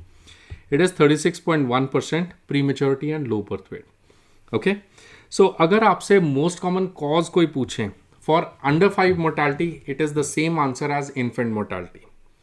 Why? Because अगर आप देखें that how much is infant mortality, it is 28. How much is child mortality, that is under 5 mortality, it is 32 per 1000 live birth. 1000 बच्चे पैदा होते हैं, out of that 28 die, and out of them like 32 die within 5 years. Out of 32, 28 die within 1 year. So infant mortality most common cause is low birth weight and prematurity. So under 5 mortality का भी same होगा, that is prematurity and low birth weight. Do you get this point? Okay, neonatal mortalities is 20 and early neonatal is 15. You don't need to memorize each one of them. ये सब आपको कुछ नहीं चाहिए. Yes, you should be memorizing this and this. That's it. And neonatal mortalities if you want to. These are the only 4 things which you need to remember. बोलो मेरे साथ. Infant mortality 28, neonatal mortality 20, maternal mortality ratio is 97 and under 5 mortality rate is 32. Right? ठीक है. सो इसको याद रखो, इसको ध्यान से अपने जहन में डाल के रखो. सो अब अगर आपसे कोई मोस्ट कॉमन कॉज पूछ ले, most common cause of infant mortality बेटा, that is low birth weight and prematurity. Single best answer mark करना है prematurity. Neonatal mortality, same answer, prematurity and low birth weight. Single best answer is prematurity. Early neonatal, same answer is prematurity. Under 5, same answer is prematurity and low birth weight. Child death rate. What is child death rate? Child death rate होता है death of children. मैं अलग screen पे लिख देता हूँ. What is child death rate? It is death of children age 1 to 4 years divided by total children of age 1 to 4 years in 2000. 1 to 4 years in 2000. So that is what is child death rate. अब जो child death rate है उसका भी child death rate का most common reason is what? It is septicemia. Child death rate most common reason is septicemia. So that is like very frequently they have asked this question about child death rate and about most common causes. So अगर बेटा most common cause आपसे पूछें तो best answer is prematurity. अगर in case there is a special situation, in case they ask you what is the most common cause of death as per MCCD. What is MCCD? MCCD stands for the medical certificate cause of death. MCCD stands for medical certificate cause of death. अगर कोई आपसे medical certificate cause of death पूछ ले, then your best answer would be hypoxia or birth asphyxia. But ये आपने तभी mark करना है if they ask you MCCD. MCCD was a new report which we received in 2022. But that is as per the medical certificate cause of death. So medical certificates बहुत कम बच्चों का बनता है, and all those बच्चे who get a medical certificate made, death certificate made, they are in the hospital, and hospital deaths may they write it as hypoxia, birth asphyxia. But generally speaking, field में people die or children die because of prematurity or low birth weight. That is important.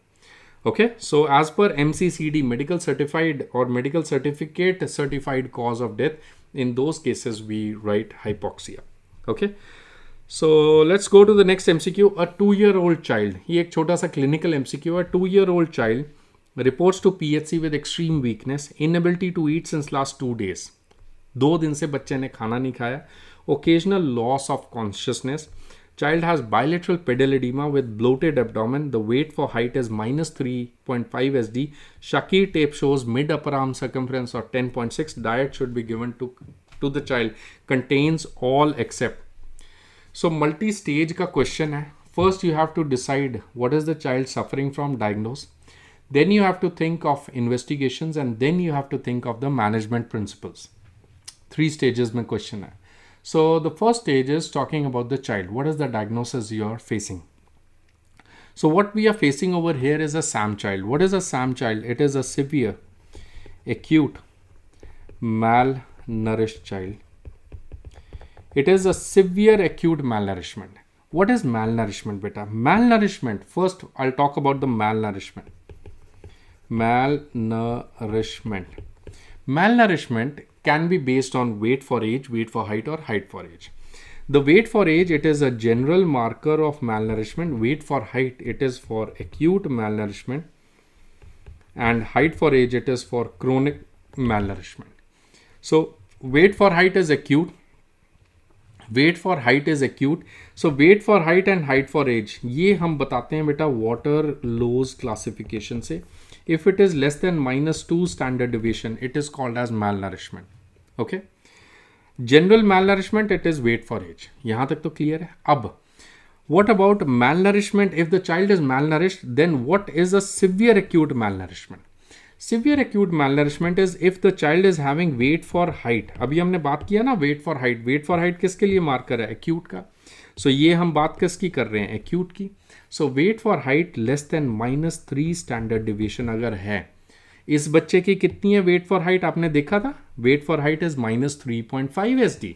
So of course this looks like a severely acute malnourished child. So weight for height if it is less than -3 SD, if the bilateral pedal edema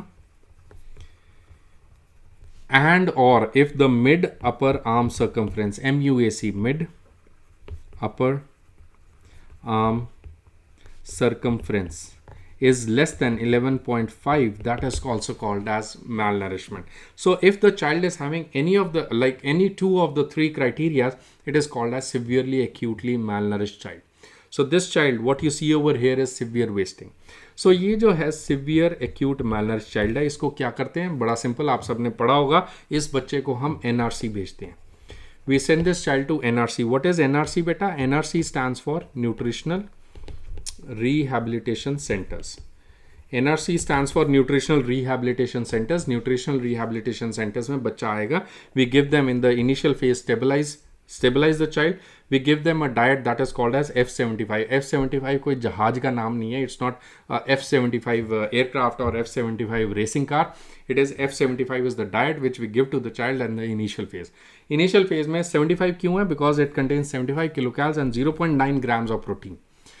then वो बच्चा ठीक हो जाता है. Up to 70 to 80% वो बच्चा खाना खाने लगता है. Then we put the child on a transition phase. In the transition phase we give a diet that is called as catch up diet. It is F100 diet.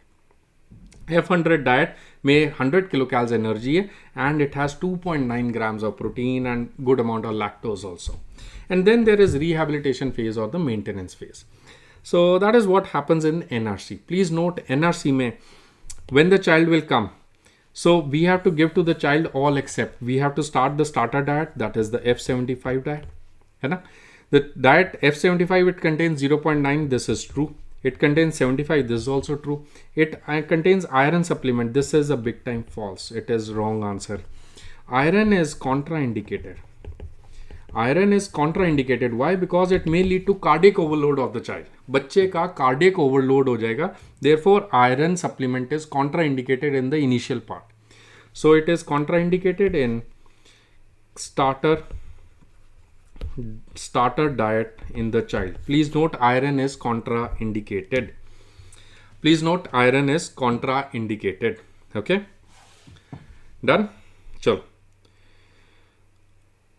एक ग्रोथ चार्ट के ऊपर question आता है. What about the growth chart बेटा? What is this growth chart? You have 3 zones. Upper zone is at the median, that is 50 percentile, 50th percentage or the median. It is also corresponding to the 95th, not 50th, it is corresponding to the 95th centile or it is +2 SD. So कुछ भी mark कर सकते हो +2 SD. ये जो yellow zone green के lower part and yellow zone, this corresponds to -2 SD and the lower zone it corresponds to -3 SD. So +2 SD, -2 SD and then we have -3 SD. So you can grossly remember that -2 से लेके +2 के बीच में ये zone green zone होती है बच्चे के लिए. That is the normal zone between -2 to +2. -2 से नीचे माइल्ड मैल न्यूट्रिशन या एट रिस्क, बच्चे at risk of severe malnutrition कहते हैं. सो यहाँ पे mild to moderate malnutrition होगा और रेड कलर जोन में there is severe malnutrition. Okay, so that's how it plays. We have already discussed this, nothing very special. Find the incorrect match. कर लो इसको. You have already discussed this. Find the incorrect match. Suman scheme is service guarantee. Jai Vigyan promoting girl child. Muskan is for child friendly. Matru Vandana is incentive to mother. Right? What do you think is the incorrect match? Which of the following is the incorrect match? Which of the following is the incorrect match?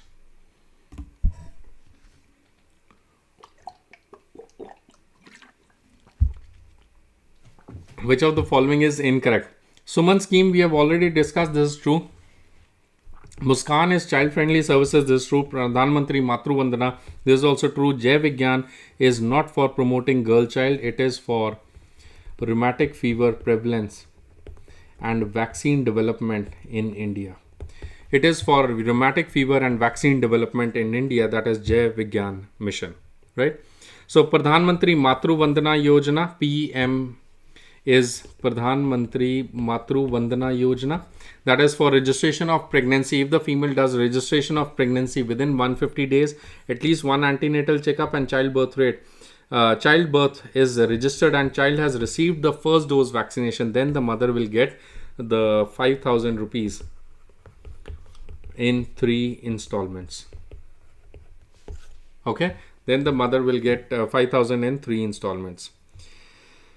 Very quick last point about image based questions and then we are done.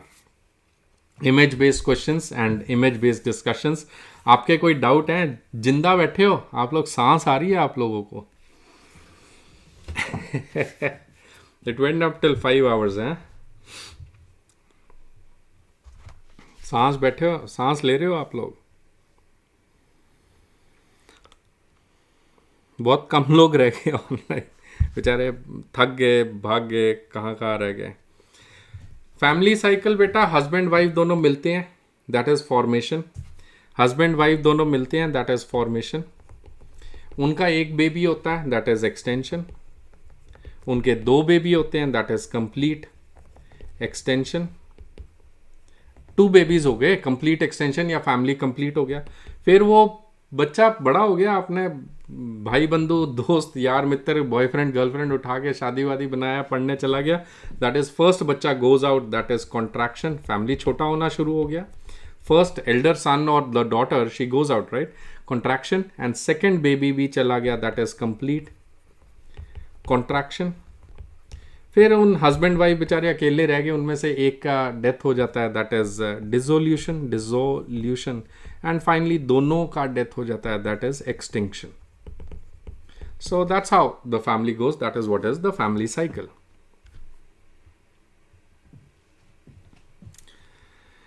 Right, that is family cycle. क्या बात है सारे. Preksha Agrawal, yes sir.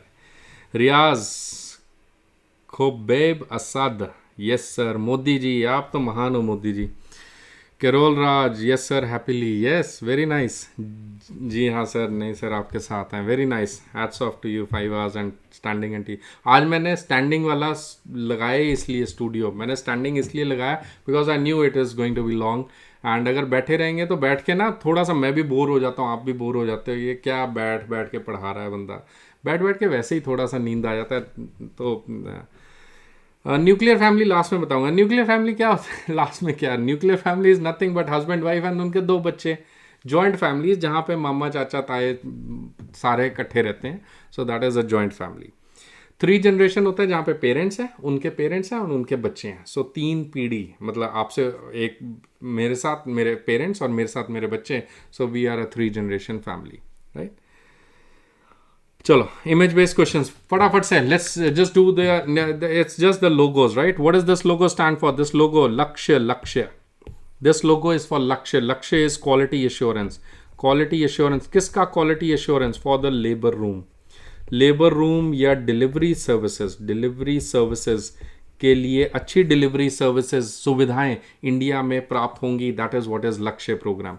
This is the logo we have talked a lot about this Matru Vandana Yojana. This can be asked in your exam.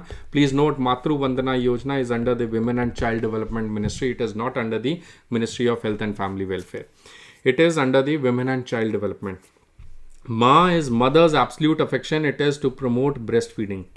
Please note that the breastfeeding should be given within 1 hour in normal vaginal delivery and within 4 hours in cesarean section. Then is Pradhan Mantri Surakshit Matritva Abhiyan. Pradhan Mantri Surakshit Matritva Abhiyan, that is for providing ANC care to the mothers. So under the Pradhan Mantri Surakshit Matritva Abhiyan, the females are being given different stickers. They are given red sticker in case it is high risk pregnancy. They are given blue sticker in case of pregnancy induced hypertension, yellow sticker if the female has any other renal disease, diabetes mellitus, thyroid disease, any other liver problem. So any other comorbidity, but except from any other dangerous comorbidity, then it is a yellow sticker. So red, green, yellow, blue and green sticker. Green is like no problem. So this is what is ANC screening. Just remember, ANC screening program is what is PMSMA, right? Next is these logos. What is this logo? Logo number 1, logo number 1, 2, 3, 4, 5 and 6.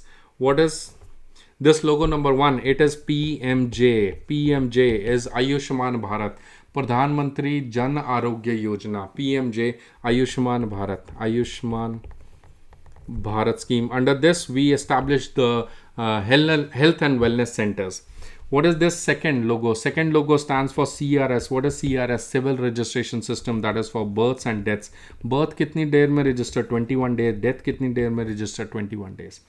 What is third logo? Third logo, it stands for beta IDSP. IDSP stands for Integrated Disease Surveillance Program.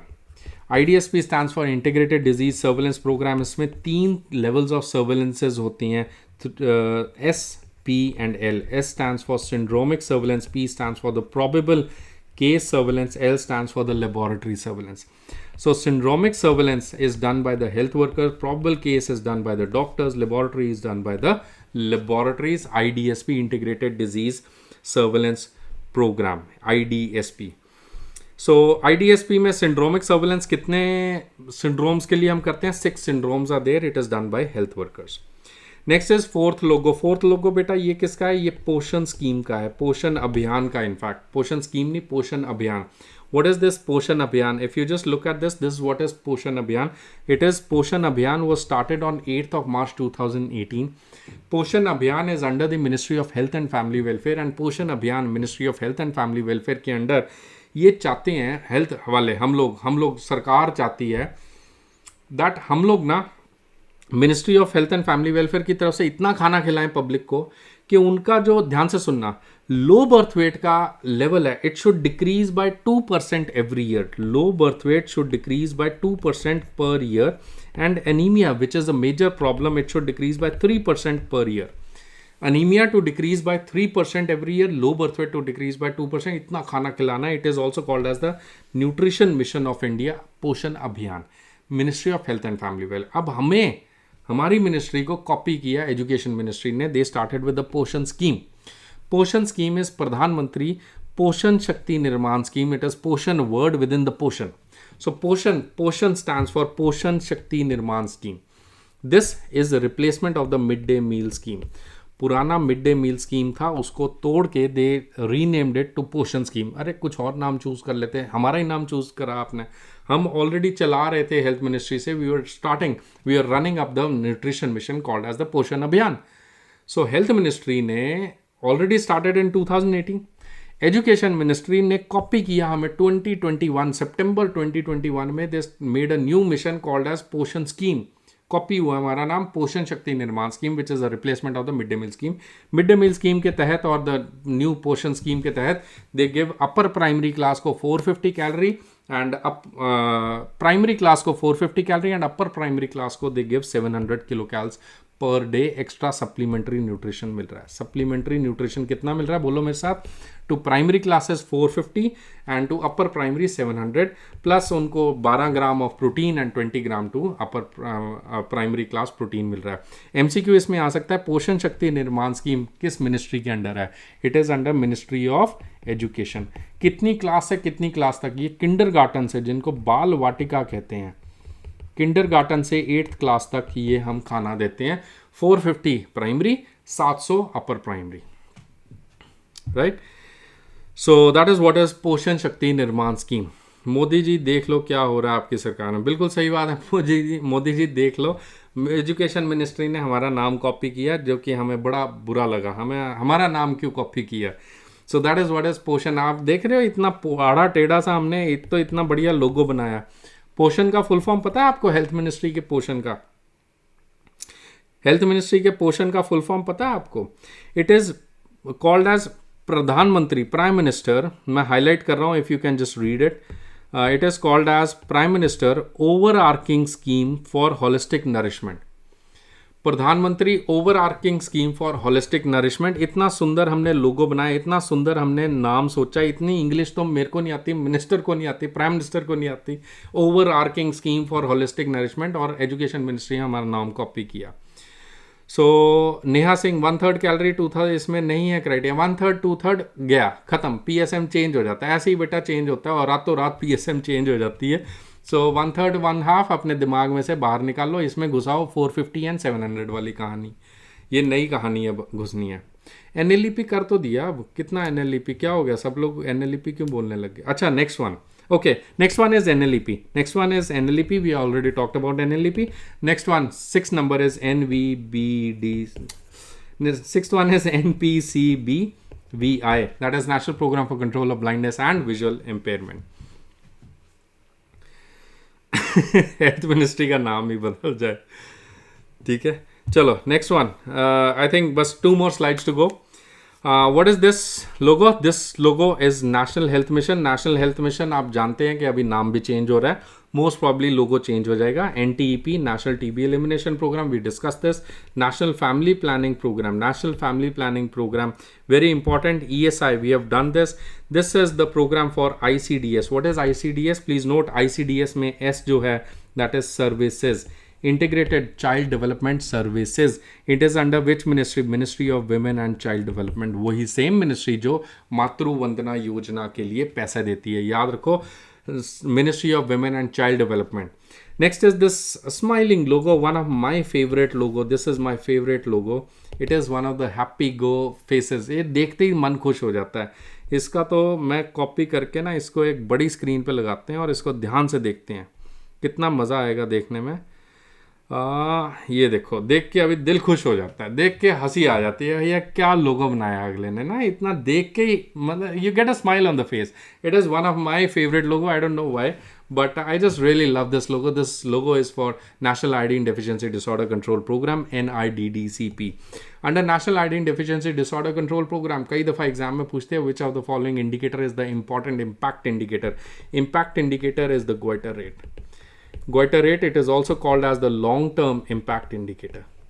It is called as the long-term impact indicator. What is the principal impact indicator? Principal impact indicator is UIE, urinary iodine excretion rate.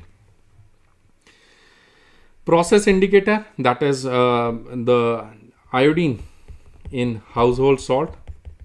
Iodine in household salt. Environmental iodine deficiency is given by the neonatal hypothyroidism rates.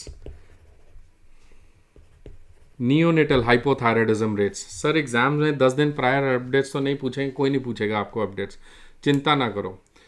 ये Samagra Swasthya mission, yes, that is what is national health mission. Okay, so that's about the programmes and this logo is NIDDCP. Last icon, last I think, no, 2 more slides. So what is this logo? This logo stands for Anemia Mukt Bharat, beta. This is Anemia Mukt Bharat. Anemia Mukt Bharat. इसमें you can see 1, 2, 3, 4, 5 and 6. You can see 6 dots inside. So इसका क्या मतलब है? It is 6 by 6 by 6 program. 6 elements, 6 beneficiaries, 6 interventions and 6 institutions. Nobody will ask you कि क्या institutes हैं. Just remember 6 beneficiaries. Which are the 6 beneficiaries? It is for all children who are 6 months to 59 months, 5 years to 9 years, all adolescent children, that is from 10 to 19 years. Then it includes 20 to 49 year old WRA females. It includes pregnant and lactating female. Pregnant and lactating कितने हो गए? ये हो गए 1, 2, 3, 4, 5 and 6 groups. These are the 6 eligible beneficiaries. These are the 6 eligible beneficiaries, right? Next is what are the interventions? क्या हम intervention देते हैं? What are the interventions? Interventions which are given under this program,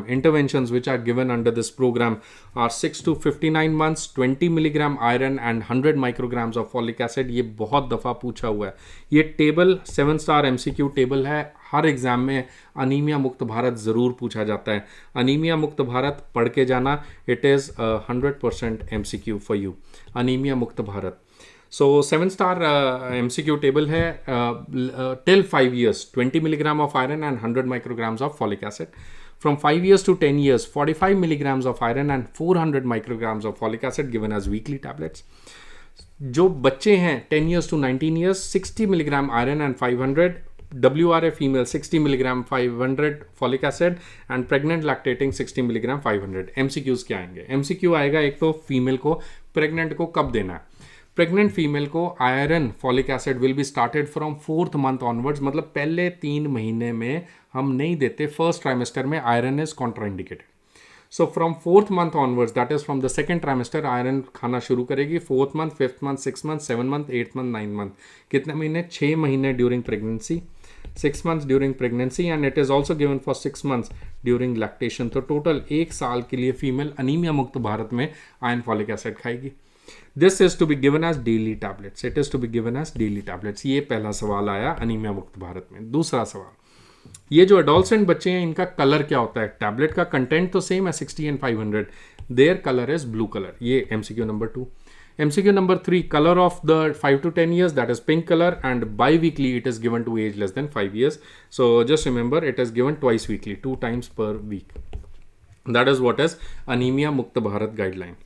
Next is what is this logo? What does this stand for? What is this? This is what is you can say a mascot. ये एक cartoon character है. They are Meena. This girl is called as Meena. It is a cartoon character for United Nations for spreading awareness for leprosy. ये leprosy awareness के लिए है Meena. And ये जो लड़की है ये सपना है इसका नाम बच्ची का. And this सपना is again a cartoon character. It is for leprosy awareness. ये leprosy awareness के लिए है. सपना इंडिया से है और मीना जो है united nation. Sapna and Meena. And then this logo you can just leave around. What is this? What is this? This insect over here, do you see any wings? इस इंसेक्ट में कोई विंग्स नहीं है. So this is no wings. तो इसके wings नहीं है तो ये फ्लाई तो नहीं हुआ. सो ये फ्लाई नहीं हुआ तो क्या हुआ? ये फ्ली हुआ. Please remember fleas are wingless. This is what is a rat flea. This is what is a rat flea. ये जो आप गोला सा स्ट्रक्चर देख रहे हैं, just remember this is a soft tick. And जहां पे हेड विजिबल हो जाए उसको हम हार्ड टिक कहते हैं. Hard tick.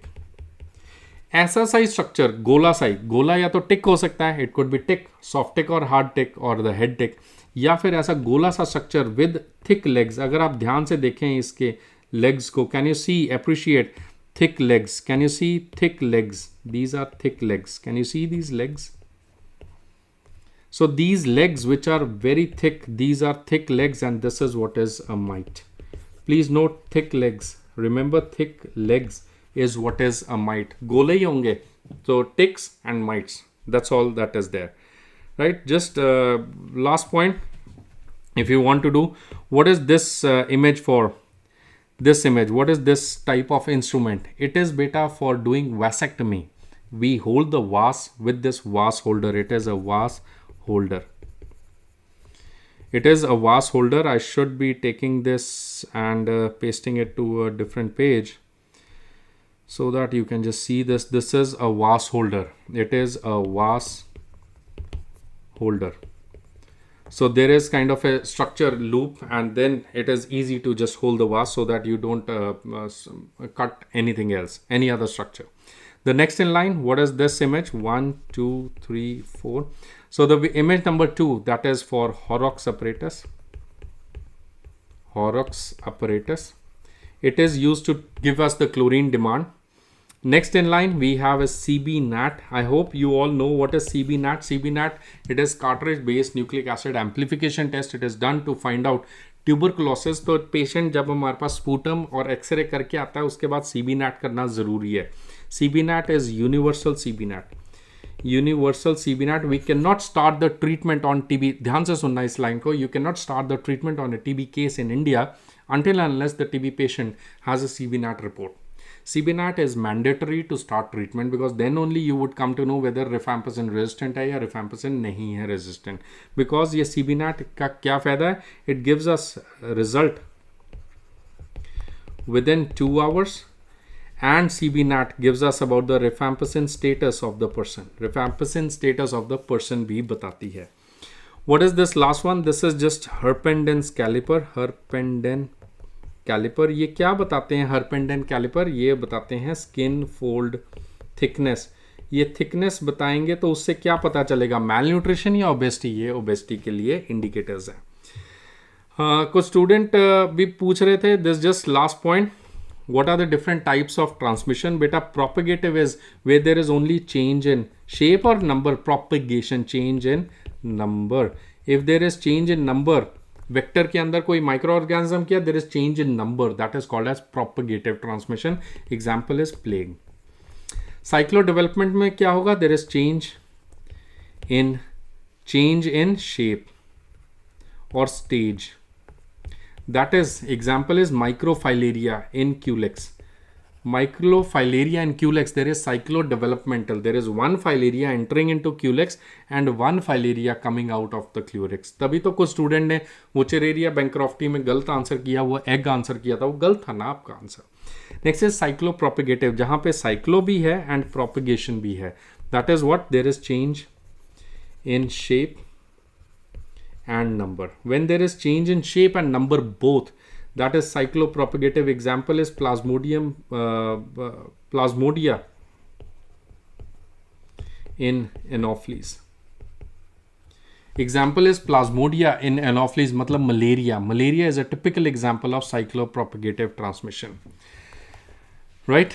So only RIF or INH resistance. Hitesh पूछ रहे हैं only RIF or INH resistance. बेटा only rifampicin. It tells us only rifampicin status. It does not CB NAT. हमें INH का status नहीं बताता. CB NAT हमें INH का status नहीं बताता. Right? तो इसके साथ हमारी कहानी ख़त्म हुई. That was all that I wanted to share with you.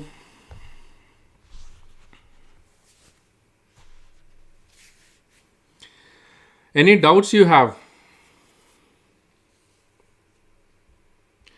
Impairment, disability and handicap.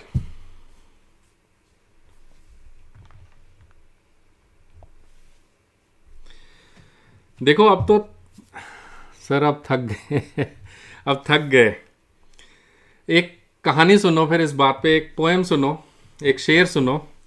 कहते हैं हालात की बंजर ज़मीं पर, ध्यान से सुनना इसको, अभी ठीक हो जाएगा जिसको नींद आ रही है. हालात की बंजर ज़मीं पे पहाड़ फाड़ के निकला. हालात की बंजर ज़मीं को फाड़ के निकला मैं. शोहरत की धूप में मैं नहीं जलूँगा. आप बस साथ निभाते रखिए, मैं तो अभी लंबा चलूँगा. राइट? सो मेक श्योर कि अपना जज्बा पूरा जुड़ा के रखो, चलते रहो, है ना. थकावट क्या है यार? मान गए तो थक गए, नहीं माने तो नहीं थके.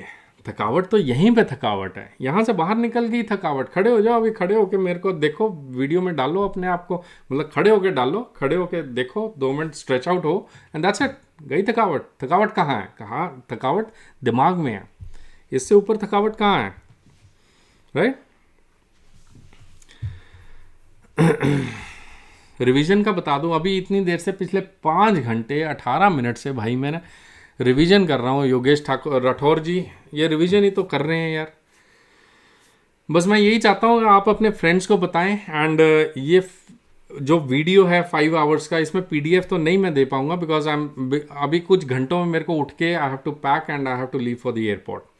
सो PDF तो अभी है नहीं मेरे पास. वो 5-7 दिन के बाद जब मैं फ्री होऊंगा तब पॉसिबल होगा. आप ये वीडियो को देखो, अपने दोस्तों के साथ बैठो और ये फटाफट से 5 आवर्स में जो आपने रिवाइज किया, ये ही एग्ज़ाम के लिए ज़रूरी है.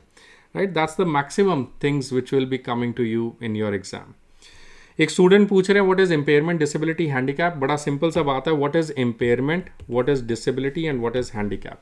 इम्पेयरमेंट होती है मेरी उंगली कट गई. Impairment is loss of organ. Organ कट गया, कोई फंक्शन चला गया, दैट इज इम्पेयरमेंट. डिसेबिलिटी होती है बेटा उस ऑर्गन के कटने से अगर आपको एक काम कार्य रुक जाए. अगर आपकी आंख खराब होगी दैट इज इम्पेयरमेंट, बट आंख की वजह देख नहीं पाएंगे that is disability. Do you get this? उंगली कट गई दैट इज इम्पेयरमेंट. उंगली की वजह से हम लिख नहीं पाएंगे, हाथ कट गया यहां से, दैट इज डिसेबिलिटी. बट हाथ कटने की वजह से क्योंकि आप लिख नहीं पाते, if there is social loss, social loss मतलब आप कोई नौकरी नहीं कर सकते. You can not be maybe a truck driver अगर हाथ कटे हुए हैं. So that is you wanted to be a truck driver, या आप जहाज उड़ाना चाहते थे, आपकी आंखें नहीं काम करती, प्रॉपर आईसाइट नहीं है, so you can not be a pilot. So that social loss और where there is like you can say loss of occupation, that is called as handicap. So disability क्या होता है, डिसेबिलिटी क्या होता है? Disability is loss of activity, या कोई action या फिर कोई वर्क आप कोई काम ना कर पाए उसको disable. He is able to do, I am disable to do. So disability को हम मापते हैं डेली के हिसाब से, हेल के हिसाब से, कोली के हिसाब से, एंड वो हम इंडिकेटर्स में कर चुके हैं. राइट, सो हाँ जी इंडिया आ गए, इंडिया आ गए हैं भाई, इंडिया आ गए हैं.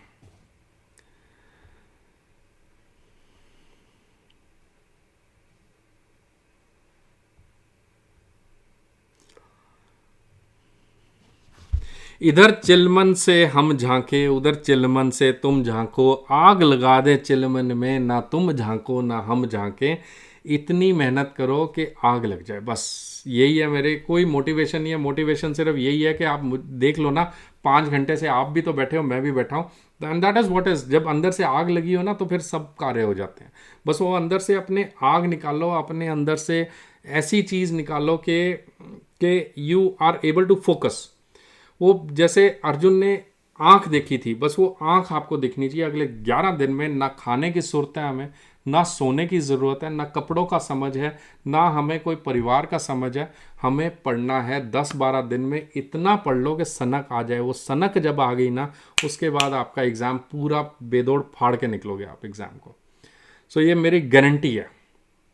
राइट, सो इतनी 11-12 दिन में ऐसी मेहनत करनी है, क्योंकि ये 11-12 दिन are going to define what you are going to do for the next 6 months यार. सिंपल सी बात है. तो 6 महीने के लिए हम इतनी क्या दारोदार इतनी मेहनत करनी है कि एग्जाम में कोई क्वेश्चन गलत ना हो, चाहे एग्जाम डिफिकल्ट आए चाहे वो कम आए. सनक आ गई है अब हमें, और वो सनक ही हमें ऊपर तक पहुंचाएगी. और जब तक, मैं सही बता रहा हूँ, जब तक सनक ना आए इंडिया में, आप अच्छे डॉक्टर भी नहीं बन सकते. बिकॉज पेशेंट बहुत है, लोगों को पहचान है आपकी कि अच्छा डॉक्टर कौन है, दूसरा डॉक्टर कौन है. वो सनक जरूरी है यार. तो अपने दोस्तों के साथ बैठो, 10 दिन इतनी मेहनत करनी है कि बस अपनी शीशे में हम खड़े होकर कह रहे हैं यार मैंने अपनी मेहनत करी है. राइट, मेरे लिए भी बहुत इजी था, 3 घंटे में निपटा देते यार, FMG की क्लास है. बट नहीं, हमने कहा कि नहीं करना है तो फिर पूरा करें, नहीं तो छोड़ दो. बहुत फैकल्टीज़ है, बहुत लोग होंगे 2-2, 3-3 घंटे कर रहे हैं, बट करना है तो हमने पूरा करना है, और ये आपके लिए कर रहे हैं. अब आपकी मर्जी है कि आप इसको यूज़ करेंगे या बंद करके अपना टिकटॉक देखेंगे. ये अपनी मर्जी है कि हमने क्या करना है ज़िंदगी में, है ना. मैंने तो अपना काम कर दिया. राइट, पूरी 3 साल की PSM आपने 5 घंटे में सुनी है अब हमसे. अब ये 5 घंटे को यूज़ तो आपने करना है ना. राइट,